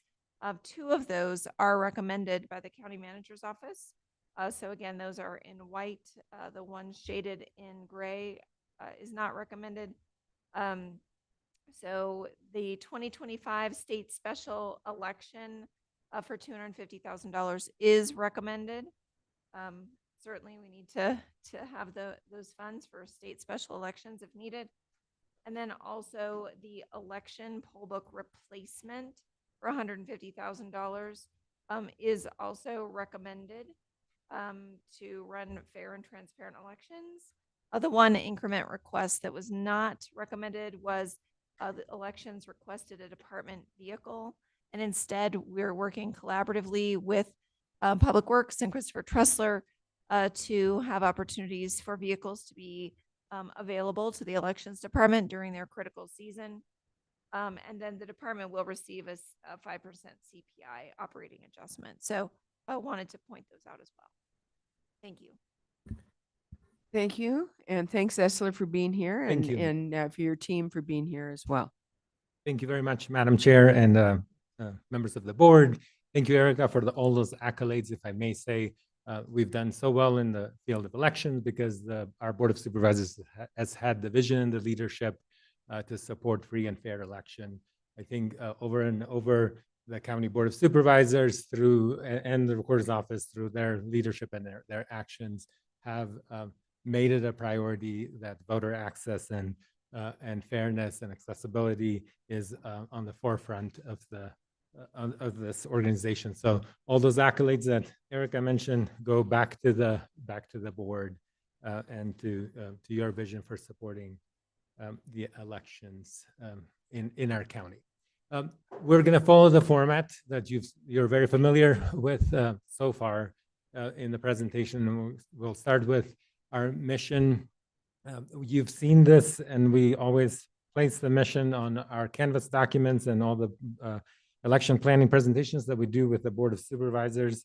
But again, the elections department is a trusted, reliable, and transparent provider of election services, and our staff is committed in supporting all participants in the political process and providing accessibility to the voters for choosing the vision and the leadership in our communities. Kind of a hybrid model and kind of innovative model that goes back with Coconino County is we also have the enterprise risk management functions embedded within the elections department, and that has been a great capacity building and ability to manage both the election and risk management, because some of those activities tend to overlap and with contingency planning and mitigation of risks. You have the chart, and this is our, yes, we are in the mighty and small afternoon list of departments, but these are the professional people that have grown and developed into the election administration in our county. And I'm very proud of all their achievements. I'm proud that we, as a county, are becoming a point of reference for election administration practices, and the recognition through the Election Commission, the Federal Election Commission, but also through the center, the Election Center. It's proof of that work that everybody in the organization, in the department, is doing. I think the next thing, and I know we're kind of running short on time, so I want to go through some of the information on the accomplishment list, but we handed out two documents to you, and these were already part of your package that you received, the board package, so it's not new. We have not broken any rules, Siri, handing out any extra information, but we did want to give you like a printout of the copy. The binded copy is our department's elections department strategic plan, and then you have a 2-page 2024 in review by numbers, or 2024 in review by numbers. So we're taking both of these documents to our community meetings, and some of the accomplishments that you have in front of you are more detailed in that handout, but I'll just kind of hit the highlights. Really important for us in 2024, during the calendar year 2024, we had 3 elections that were statewide: the presidential, the primary, and the November general election. And we put side by side the county voter turnout versus the state voter turnout, because that is a pretty good benchmark of where the voter turnout for the state was and where our counties. And you can see that overall, we tend to track just at the state voter turnout. One of the things that I also wanted to highlight in this page is our bipartisan boards that run the polling places throughout the county. And this is very important because these are the lead roles. They are called inspectors, and we had a good mix of and a good representation of inspectors leading those polling places, not only from the 2 major political parties, but also independent and minor parties. And that is a very important element for trust and gaining trust and faith in our processes. This is a 2024 general election, November voter participation. And the one thing, and this is not a new slide, this is something that we pulled from a previous presentation. But one of the things I wanted to highlight is that in the 2024 election cycle, we had 38 polling locations, 15 were vote centers, so we increased the number of vote centers. And that proved very beneficial, both in terms of voter access as well as potential, as well as savings in terms of how much money we had to spend. And that delta was around $24,000 to $26,000 if we were to set up more polling, precinct-specific polling locations that in a lot of the cases were very close to one another. And then these two maps show the voter participation rate broken down by precincts in our county. For early voting is the map on the left, and election day is the voting that happens in person on election day. And I got to say that this all this activity is impossible to serve close to 16,000 voters in all 38 different polling locations without the entire county team getting behind and supporting elections. A couple of other highlights that are really important and have to do directly with outreach in our community events is that we used different platforms and social media to send out and advertise very important election information about dates, polling places, ways to vote, methods of voting. You would remember that last year, for the first time, we had a two-card ballot, a two-page ballot, and that was a pretty targeted effort, and especially for the area of the page where that community and those precincts had the two-card ballot, to get the information out so people were fully aware and engaged and not surprised of having two different ballots. So very important. Social media, traditional media, we've done a lot of not just ads, but like podcasts and interviews on radio and TV stations. And I think that has been like beneficial for us to get the word out. And again, with the goal of increasing awareness and increasing voter participation in the election. One thing that we are also proud of is our level of community events that we've been able to attend, and they vary to large and diverse audiences, from city like presentations like in city council, like more formal meetings, to having and participating in our NAU events and having tabling events at on different colleges, including like the disability community support as well. So all around, like very robust outreach efforts. The transparency results and recounts. So I want to stop on this one intentionally, because a lot of the talk around legislation that is being proposed currently in Arizona revolves around the speed of election and the speed of election results, and whatever Arizona can speed that up. And I put in the numbers from our November general election, the release of the results, and by Thursday, on the day after, Thursday, 2 days after the election, or the day after election, if you count Wednesday as the one day, we were able to report over 91% of our election results.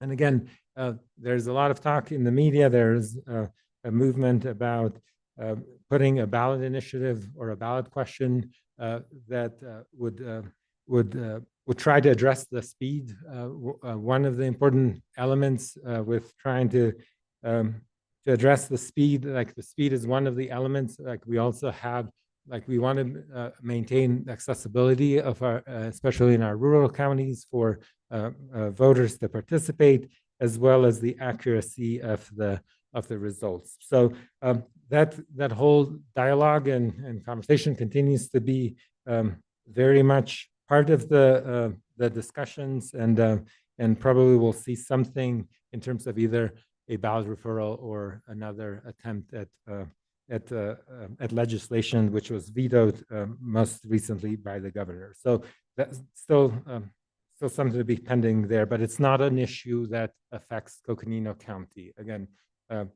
we value accuracy, we value access, and yes, in terms of the speed, I think we are doing a fairly good job. We also completed the page automatic recount for like 2 of their races. So that was also a good accomplishment, and there was no discrepancies or no deltas in the initial count and the secondary recount. Again, a very good nod of the accuracy term. I wanted to like spend a little bit of time here with kind of discussing our strengths, like some emergent trends and opportunities and needs. I think that some of the strengths that I, again, would like to highlight are a collaborative structure and culture as a department, and also with our recorder's office. I think everyone in our department is very much focused on ways to increase voter participation and to increase community engagement.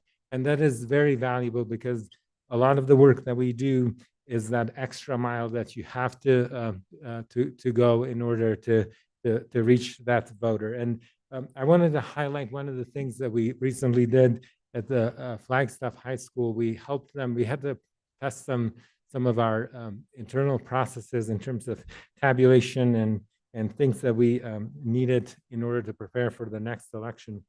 So we helped the Flagstaff High School with running like a budgetary election for like how they wanted to spend how the students wanted to spend some of their funding. And it was kind of very telling that we had a Hopi student that for the first time heard on the express vote, like our accessible voting equipment, heard the ballot narrated in the Hopi language. And like you could see that he lit up and like he was super happy to have that chance. And I think those are important elements because I feel like we gained somebody that like is both interested in helping with elections in the future, but also probably a good voter that will show up at the next election as well. I think let me stop at or kind of switch gears now to like some of the emerging trends. The rising cost is a common refrain and chorus that you've heard throughout the day. Like I think that a good 75% of the elections cost is driven by the human cost and training and bringing and sending people and paying those board workers to serve the voters in the county. There is no doubt that the pressure from both the rising cost and minimum wage like sets a bar that I think is going to be important to keep an eye on and important in addressing the quality elections that we like to have in our county. Then it's the second part is the federal and state uncertainty, and that's not a secret by any stretch of imagination, but there are like federal pressures as well, and both in terms of executive orders being issued and legislation being passed in Congress that would affect and systematically change the way that voting and access to the ballot takes place. So those are areas that we're tracking and trying to determine what the impacts would be for our county. And then, like I said, the state uncertainty, one of which was the potential cutoff for early voting, as well as any move of the primary election date for next year. It's still being discussed and it's being negotiated as part of or being considered as part of a negotiation strategy for like the budget processes at the state level as well. And what both of these uncertainties, both at the federal and state level, what they lead into is potential litigation and potential court orders that would change the dynamic and would require a lot of pivoting, a lot of shifting gears on the spot. And I wanted to point out to that effect, sorry, I'm echoing, but I don't have a reverb, but I don't think anybody's bad. okay, sorry. But one of the All right, so one of the things that I wanted to point out in terms of the court orders and what the implications of court cases, and again, like unsettling federal and state uncertainty, has to do with the way that some of the court orders can come up and become the rule in order to implement elections maybe a week before the elections are due. And we had that experience this last time with a court case that was from 2020, Mi Familia, and a court order was issued, which created a lot of last minute changes in both training and application of the documented proof of citizenship. The other item and the emergent trends that I think it's positive is the use and utilization of the vote centers. I think we've talked about it at length, so I'll not stop there for too long. Some of the opportunities that we see is, like I said, we are implementing our strategic plan. It covers 2 years, and it's it's broken up, and I'll go into more details in the next slide, but it's broken up into like 6 priority areas that all align with the county's Board of Supervisors strategic plan. So they kind of mesh very well and together with the county's strategic plan and the sense of direction of where we are going. We have some opportunities, of course, in investing in voter education and outreach. Some of the things that we are doing as a standing up a standalone department. I think we are figuring out like the structure, the implications of that structure, and the ability to function and continue to do a good job in delivering the expectation and the services for our voters. And the biggest one is like continue building like staff capacity. Like I said earlier, that 75% of the cost with elections is human driven. It takes a lot of practice. It takes a lot of experience in running free and fair election. Like this is not something that you can pivot in and shift and bring people in at the last moment. I think we've had that experience be like in the state, like not be positive. So we want to build the capacity both at the elections department as well as with our partners in the recorder's office. Like Erica mentioned, we had requested or we had submitted 3 service improvement requests. One was tied directly with a statewide jurisdictional election. There was talk about a Proposition 123 for to fund education. That talk has kind of ebbed a little bit from the original date of like May potentially, and then maybe later in the fall. But we will not know until there is the legislature is reset or goes to recess. So we're asking for that as a placeholder. That is a polling place specific election that we would have to set up, and it's guided by the special election statewide rules.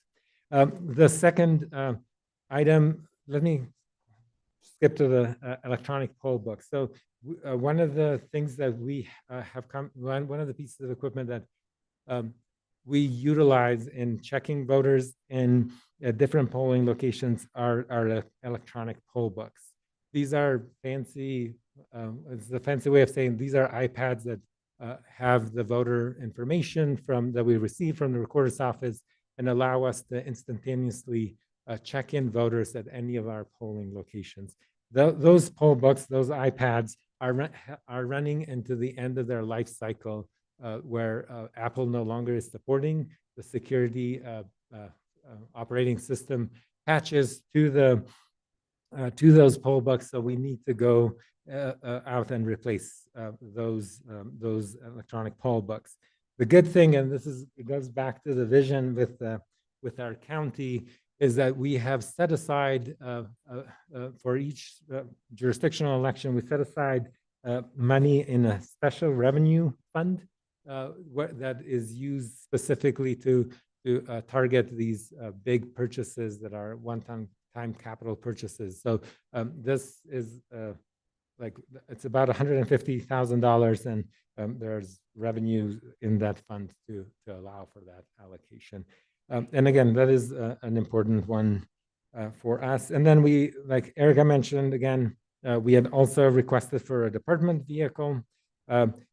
We don't have one currently. I think we have a plan that we are going to try out, working with our Public Works department and motor pool. I think what's important about like having a vehicle is part of the like the whole not just like the appearances, but like the ability to have like the tool to do the job, and especially on election day.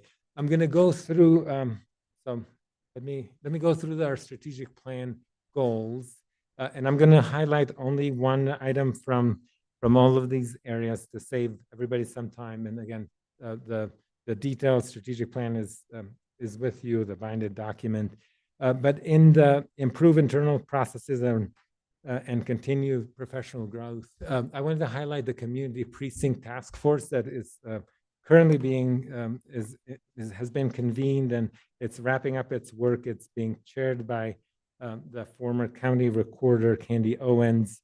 And it has a pretty wide representation, not just of the political parties, but also like interest groups and cities and town clerks, the Navajo Department of Justice. And the goal with this group is to look at our precinct and make a set of recommendations that the Board of Supervisors can use as guiding principles when we set up the precincts in our county. And those conversations have been going very well, and we've had an opportunity to share some of the data and some of the information that we collect, that and have the members of our members in our community like ask questions and engage with us in this process. The second, Can I ask you a question on that? So who's all involved in that? The Community Precinct Task Force? so there's a list of members and different organizations, but it's primarily like we have representatives from the Republican and Democratic Party. We have the city and town clerks from Williams, Page. We have Fred Solop, that's a political scientist and pollster in our community. We have a representative from All Voting is Local, like the Disability Rights Group. So we have a pretty wide Navajo Nation Department of Justice. So we have a wide range of folks that, again, we're using as a sounding board for some of the like challenges and figuring out some of the solutions that we can then bring back to the board. To set up polling centers in the future? No, or- this is to look at the number of precincts that we have countywide and figure out like if there is a more efficient configuration of precincts that would facilitate like better access and less confusion and more streamlined Thank you. processes. All right. Absolutely. The second one is supporting voters' access and options and streamlined election processes. We are currently reviewing and implementing all the 2025 legislative changes as we prepare for 2026. There is definitely a couple of things that have changed from the last election cycle that are being that we are working on implementing and preparing in anticipation for the next year's elections. In the third bullet point, improving and engaging connections with external interest groups, I wanted to highlight the elections website update. I think we did an assessment of our elections website accessibility score just for the elections department. We realized right away that we had a way lower score for ADA accessibility in our election website. So we are working on revamping that and improving the accessibility of our and the look of our website, including creating a dashboard for data that currently sits in like PDF documents. Like these are voter statistics of voter turnout, different initiatives and different propositions in our community. So we are hoping to have a more interactive way to showcase and highlight our election election results. And I think that would be like valuable not only for, for members of the public, but we also get a lot of requests from different academics and research groups about voting trends in Coconino County. So we're super excited about that revamp and that dashboard being interactive, and can't wait to launch that by October 1st or thereabouts. The next slide is ensuring fiscal, responsible, and adequate resource elections in the county. I wanted to highlight the resource coordination. I think we work very closely with our recorder's office to not duplicate resources, not duplicate processes. I think we're working very diligently on our equipment sharing and processes for election equipment that is very, very important to maintain those chains of custody with them. I think the last point is more kind of internally to our continue like building a safety culture in our department. We're doing a lot of contingency planning and a lot of exercises similar to what you heard from emergency management. It's a lot about practice. It's a lot about developing those good habits and brain muscle and capacity to deal with different demands that come about during the election. Lastly, this is more geared towards our enterprise risk management functions, but it's actively managing enterprise risk functions across the county. And I think the point that we want to highlight here is the minimizing the impacts of the self-insurance fund. And that is no brainer because that is money that is out of the general fund that covers things. So we are proactively sending out the OSHA required trainings and all the OSHA reminders for best practices in mitigating risk. So I'm sorry I only sped through 30 minutes to keep on time, but I'm here to answer any questions. And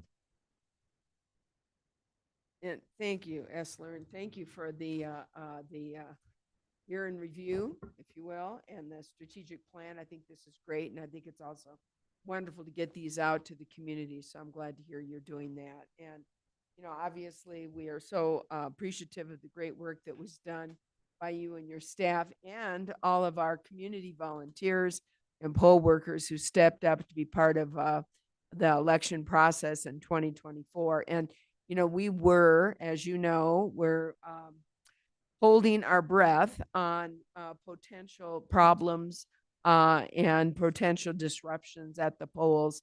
None of that happened, at least not here in Coconino County. And we certainly appreciate the number one, the planning and the oversight and the incredible training that you did of our volunteers and our poll workers.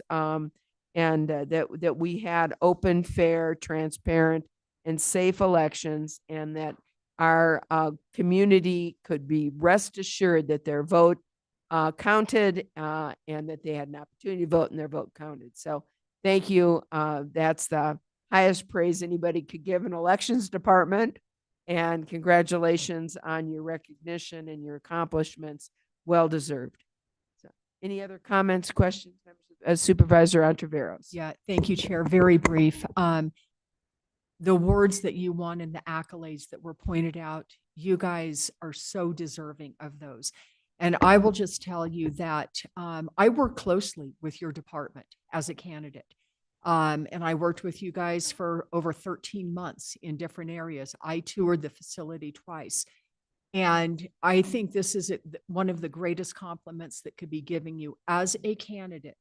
I was never once concerned, ever, that things were not absolutely 100% correct. And I just want you guys to know that you guys have my trust and faith the whole time. And that's with all the chatter that was, the chatter that was going on. Never once did I doubt your department. So I just want you guys to know that. Other comments, members of the board? Supervisor Vasquez. All right. Well, thank you for that presentation. That map of early voting versus day of voting was pretty impressive, and just goes to show the importance of early voting in Coconino County and how it's important to have the planning and the voting centers to provide those services to folks as needed. And so, good job. It was a tough election. There was a lot of work to be done, but overall, everything went relatively smoothly, and the numbers just showed. And so, you and your department should be proud of your work, and thank you for defending our democracy by ensuring free and fair elections. Thank you. Other comments? Supervisor Fowler? Yeah, thank you, Esler. You always know that I'm really impressed with your work and your team. Every time the state decides to change its states, we have to work with the tribes to align ourselves, align them with with the state election, and work closely with Navajo Nation in particular. And just your partnership with all the local communities to get the polling places and the volunteers. You know, you make it sound like it's just easy work. It is not. It is a lot of agreements and going back, and just the amount of work that you have to do is just absolutely amazing to me, especially with the oops, it sound like I just woke up.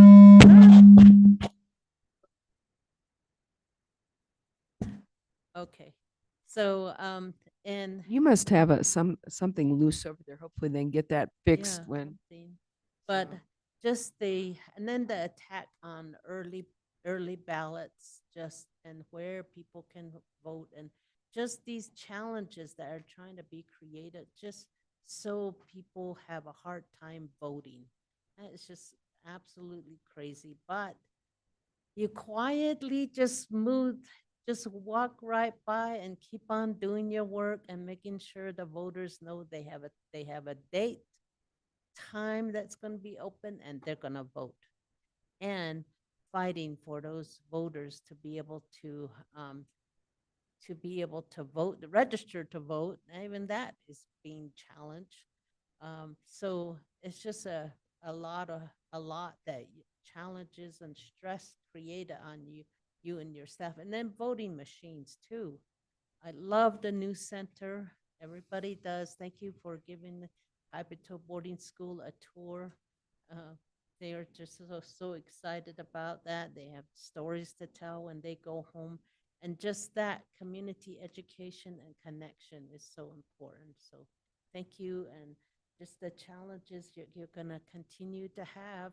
And we're here right by you, or hopefully sometimes in front of you, to protect you, and the work that you all do will be here. Thank you. Thank you. Supervisor Begay.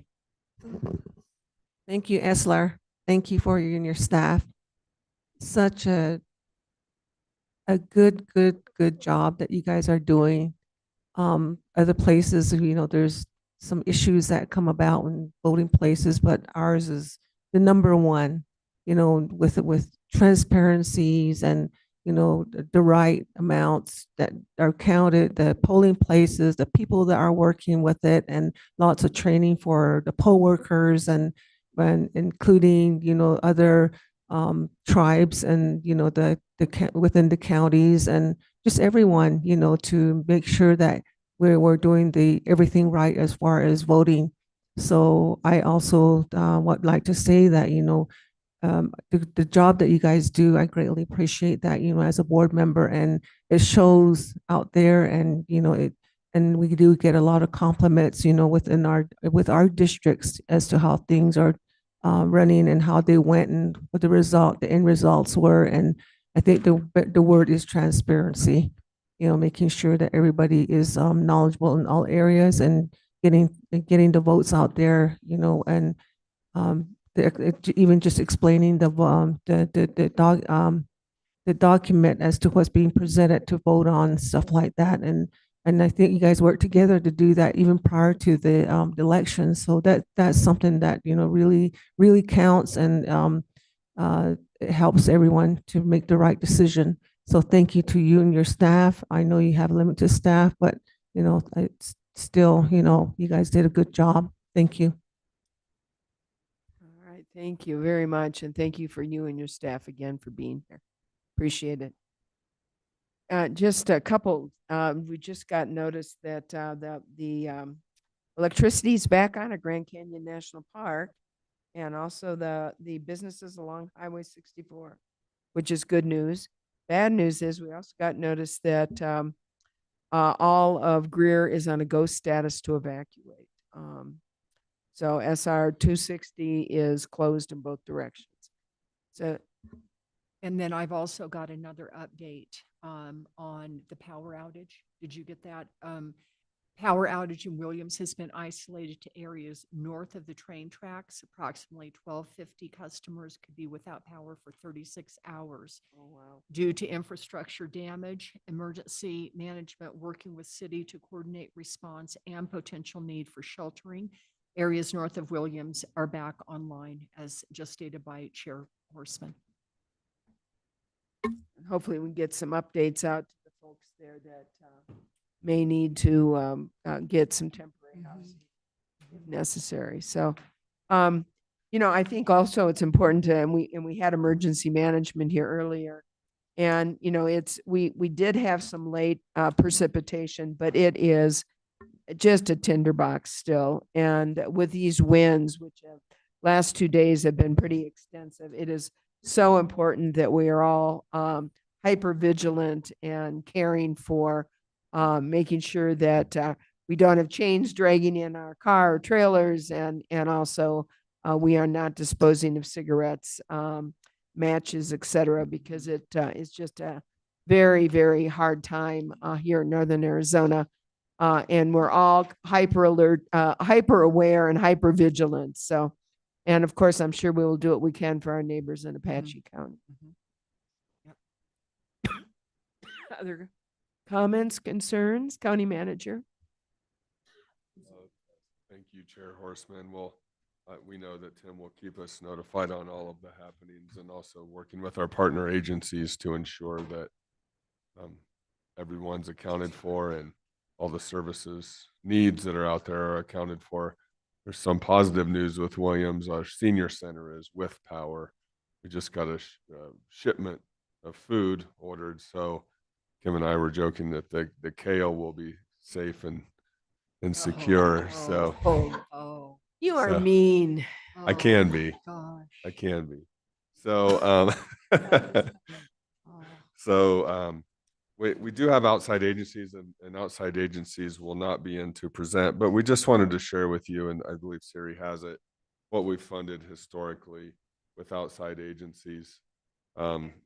Question on that. Yes. Are they, first of all, I'm looking forward to seeing what you've got, but are they going to be invited to present, or how are you? We do have some time in the working calendar in May for outside agencies to come and present if they'd like, but really we'd like for them to give us a report on how they've expended the money. So we've sort of restructured that as opposed to the ask. It's okay, how have you expended the money? Quite frankly, some outside agencies haven't done that. I believe you have in your tabs the outside agencies that have given us reports, but for example, I don't believe the Guidance Center has. Am I right with that, Kim? So Yeah, that is correct, despite numerous requests for that. And I think it's something to consider as we make our recommendation regarding the partner funding. yeah, so this is and I'm sure Supervisor Ontiveros, who hasn't been through, this is your first budget process that you're going through. How did this come to be with these outside agencies? There's a history with each of them, so feel free to ask any questions and we can jog our memories. But Siri and I have been involved in the budget for 20 years now, and many of this has been there's always been a listing of outside agencies that we've funded. So with that, here's the list, and if you'd like any additional information, Siri, do you have anything? Thank you, Chair and members of the board. If I can just point out, the very last tab of your book is titled Outside Agencies. So the summary you see on the screen is also included there. And then behind that are the outcomes reports that we did receive from the entities that provided follow-up. We did not ask for an outcomes report from NAPDA because of the nature of how that program works. It's a voucher program, so it's a little bit different than some of the others you see on the screen. We also did not reach out to cooperative extension. That's a statutory funding requirement. But all the rest were notified or were contacted rather, and some have provided some follow-up information on how their allocations have been used.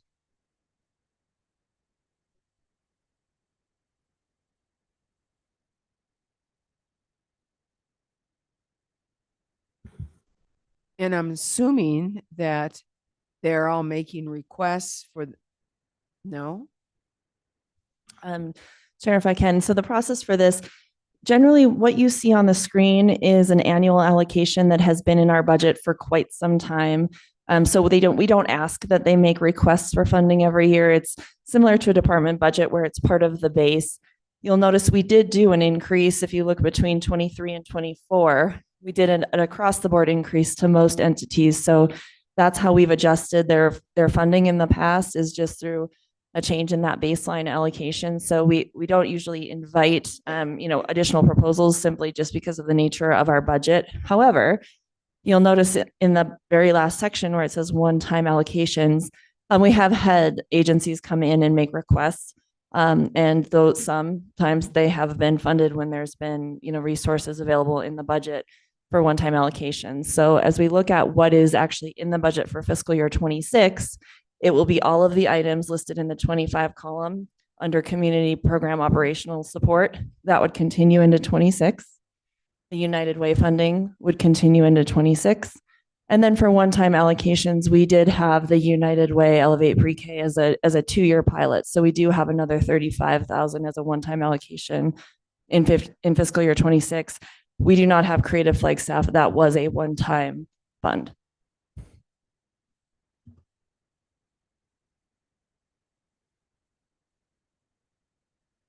It was the one, do you remember what that was for? The Creative Flagstaff?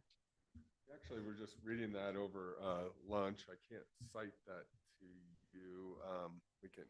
We have it in the. I think there wasn't it when Jonathan was there was something on, they were running short on operation expenses. And they asked us and the city of Flag to. Yeah, it's in their report that's behind your Okay, tab, but I we'll haven't seen find the reports. specific section. Yeah, so it looks like this with their emblem. In it, you'll find produced 5 unique exhibitions, over 60 performances, baseline support, cultural convenings, Programs, community I artists got and it. markets, yeah, and then 5K sponsorship for the proclamation, and then honoraria to all participating artists, presenters. Did I say that correctly? Honoraria. Madam Chair, Supervisor Fowler. I think we need to hear from these agencies. I mean, where are they providing the service? How are they delivering the services? Is it throughout the whole county? Is it just in Flagstaff? Where are those services? Well, maybe I've misunderstood what you said, but I thought what you said is that there's a 3-year plan. Is that correct? Specific to the United Way Elevate Pre-K, I believe it was a I- 2-year. It was a 2-year at the 35 funding level. Now, I know that United Well, Way. how about for 2026 for all of these? I'm sure they're. I think what Siri is saying, so for fiscal year 26, these are all of these that are on here up above the United Way. Those have been being funded. I mean, I would say for as long as I've been with the county, which is almost 30 years. And there is for 26, all of the ones that you see under community program operation support, those are recommended at those same funding levels right now for fiscal year 26. And so is United Way and the United Way administration and agency funding. And then under the one-time allocations, the only one that is funded for fiscal year 26 is the Elevate Pre-K for one more year of the $35,000. We had previously agreed to. Yes. So I get that. it would be nice to have put fiscal year 2026 so we could see what you were planning to do for 2026. So, and I have no problem with that recommendation. I will tell you that. You know, many of these partners have been with us for a long time and provide the services that we, the board, feel are essential for our community. And certainly under these times, I wouldn't want to see any of those services terminated or even reduced if we can afford to do this. And I know in the budget recommendations, you've done that. Having said that, I also agree that it would be very good to have our, and we've talked about this, is to have our community partners basically present, even if we give them 30 minutes, present to the board throughout the year on, you know, how they're using the money, what the program is, how they're supporting all of our communities. And I understand some may or may not be all of Coconino County, but they're serving a large bulk of the population. We just need to know that. Chair, sorry to interrupt, Chair Horseman. Chair Horseman, members of the board, we do thank you, Erica. The working calendar, May 27th. We actually currently have 4 hours plugged in for that potential, starting at 1:30 for outside agencies to do just as you're recommending. Because I do. Sorry think to that's- interrupt you, Chair. I think that's important. Yeah. Which we may not be able to let them each have 30 minutes. I mean, obviously, we've got a 4-hour block and you see that there's a very long, so I think we'll, you know, as long as the board agrees, you know, be very succinct in terms of what they're coming to share so that we can make sure we can get through all of those that actually then are going to be available to come present. Yeah, and that's on May 27th. May 27th. Chair Horseman, members of the board, I also think we need to structure it to report on how the funding is utilized, and I don't know that we want to open it up for additional funding requests. Supervisor Vasquez. Yeah, thank you. Yeah, I appreciate you adding them to the meeting schedule because quite frankly, just looking at this at the end of the day on a budget hearing doesn't mean anything. It just looks like a jumble of numbers. You know, I want to hear from them and see how they're serving our community. I want to see pictures and see, you know, the impact because picture says 1,000 words. And so, well, I appreciate us going over this right now. I too was very confused with these numbers. It took a minute for you guys to sort through it before I figured out what we were looking at. And so I would prefer to have those groups present, even if it's a quick 10 minutes, but just come up and say who they are, what their service, and give us some metrics to show that they were using that funding in a good way. Thank you. And the other reason for them presenting, they should present every year is because we're always talking about how we're educating our public about where these fundings are. And these are important programs that deliver services. We always say they deliver services that the county cannot do. So what are those services that the county cannot deliver? So therefore, we grandfather these programs in so that they can deliver those services. But is there services that we're now moved into that these guys we don't need them anymore? Or is it that it's still the same? It's just, you know, just making sure that we're all working together and not, and we see who they are and where they are today with, especially with the uncertainty in the world. Thank you. Supervisor Begay. Yes, I was just wondering, Econa, the Colorado Plateau Economic Development, and then also Navajo Way and Creative Flagstaff, what were the reasons for not funding them again this year? I think Navajo Way was a 1-year determination for that one. Econa, I would need to look into. This was specific to their strategic plan. I think they're still working on that right now. Mm-hmm. Oh, thank you, Supervisor Begay. We did distribute the funds to them, though, in order to pay for their strategic plan. So as they work on it, they've received the funding from the county in order to pay for that service. And so it was a one-time allocation. the Colorado Plateau Economic Development Authority was a 2-year allocation for fiscal year 22 and then fiscal year 23. And so it was requested as a short-term allocation or short-term project, which is why it didn't continue. Similarly, we tried a pilot with Navajo Way, if you'll recall, back in the fiscal year 24 budget. Unfortunately, we were unable to have Navajo Way complete the requirements that were asked from the board in terms of getting those dollars, so they did not end up getting distributed. Supervisor Ontiveros. Okay, and so this is new to me. I will tell you. So, like, pick one, anyone. Is there like a financial requirement? Like, let's just take the top line, for example, the alcohol stabilization unit operations, 39.6. Is there an accounting of this money? And that the same question would go for all of them. Is there an accounting of it? So, Chair Horseman, Supervisor Ontiveros, Andy, if you're good, I'll, with respect to, so the top one, I'll just speak to the top one first in terms of the guidance center. This was something that many, many years ago, the board had agreed in conjunction with other community partners to help fund what was an alcohol stabilization unit. I would say today that they have not responded and given us a report and an accounting of the use of the funds that we've requested on multiple occasions.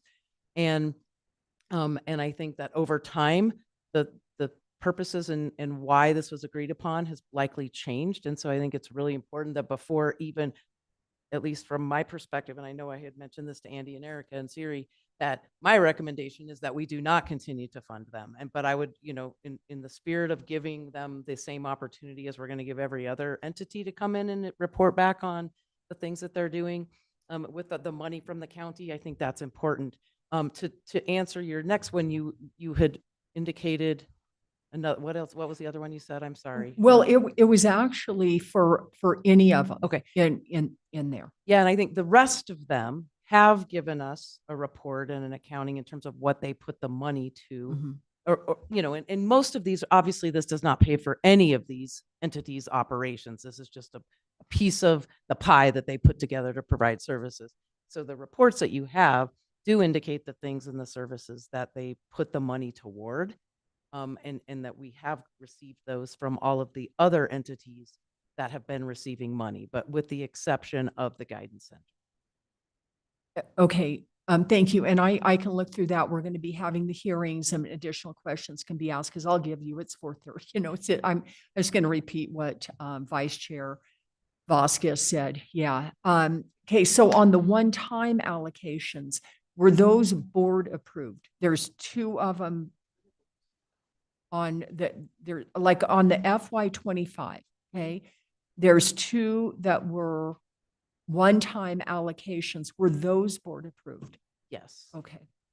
Yeah, everything on this was board approved at the time in that fiscal year. Okay. Or through the budget process. Okay. Yeah, I'm just coming in late to the game on this. So we'll have a learning, you know what I mean? We'll have a time to question and ask and yeah. Chair Horseman, members of the board, and from my perspective, I've witnessed budget processes and been a part of them where we've spent the board and staff has spent half a day on outside agency discussions, and I'm glad that we're bringing the conversation on the 27th because I'm really happy with how we've been able to focus on departments and county operations, and not that the numbers are significant numbers to the organizations in our broader budget spectrum.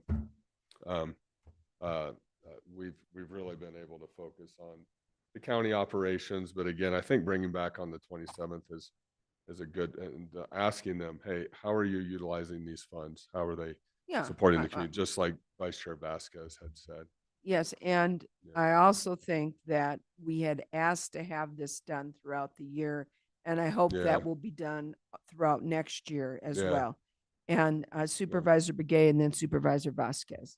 I just had a question. I know that there are other partners, I think, that might want to be assisted in some way too.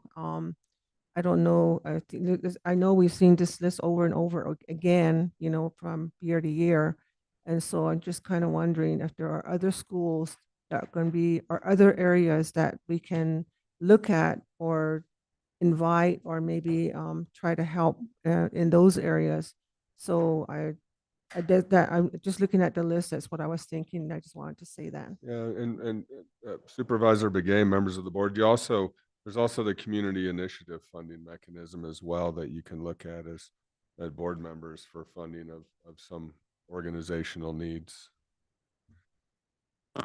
And Supervisor Begay, I would just add that this is something that was from early years, and I know Supervisor Fowler has good recollection of this as well, in terms of where we have come from an expanding and a contracting model of this.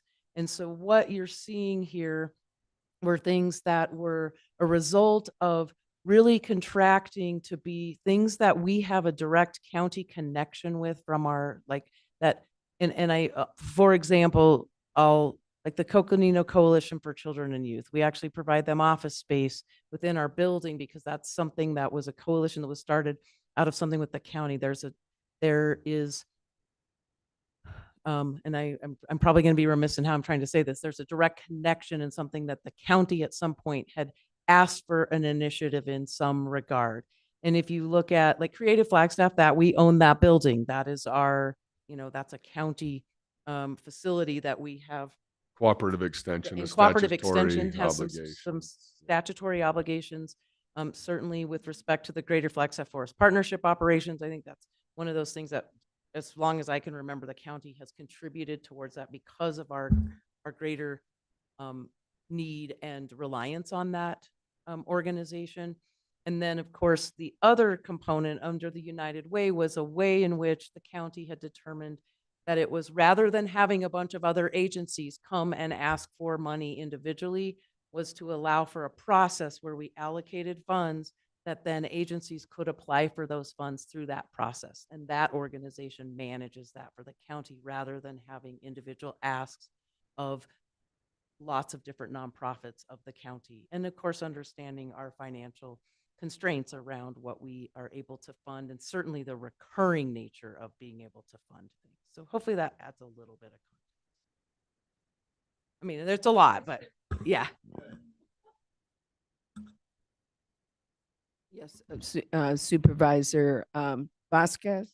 Yeah, thank you. I was just want to say that with this sheet here that has the 3-year partner funding, something that would be helpful would be totals of the 3 groups. You do have it for United Way funding, but for the community program operations support and for the one-time allocations, excuse me, there's no totals at the bottom, and that would be helpful because then that would get us an understanding of exactly how much money we're actually putting out to our community partners, even though it's divided up in different ways and not everybody's getting the same.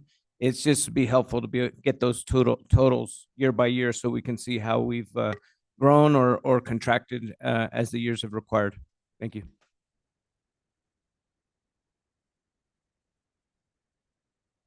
All right, I think that is it.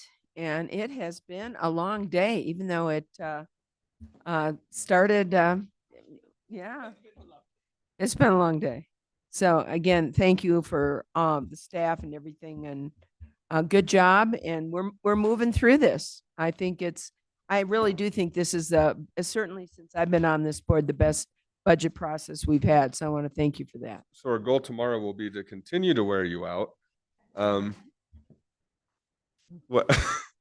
I want to just know, whose thunder are you going to steal tomorrow? Where's thunder and lightning? Well, opening remarks, we don't need a half hour, so I believe Tom is coming in a bit earlier, so that will be good. And we'll work our way through the day with internal service departments. And then also at the end of the day, we'll have Billy Francis and our WIOA group here. So, but we won't need a half hour for opening remarks. We'll get settled, and then Tom will work us through facilities. And I think if in fact we're going a little quicker, can we make sure the next group is teed up to come a little earlier? To the extent that we can do this without having a big gap for breaks would be great. So.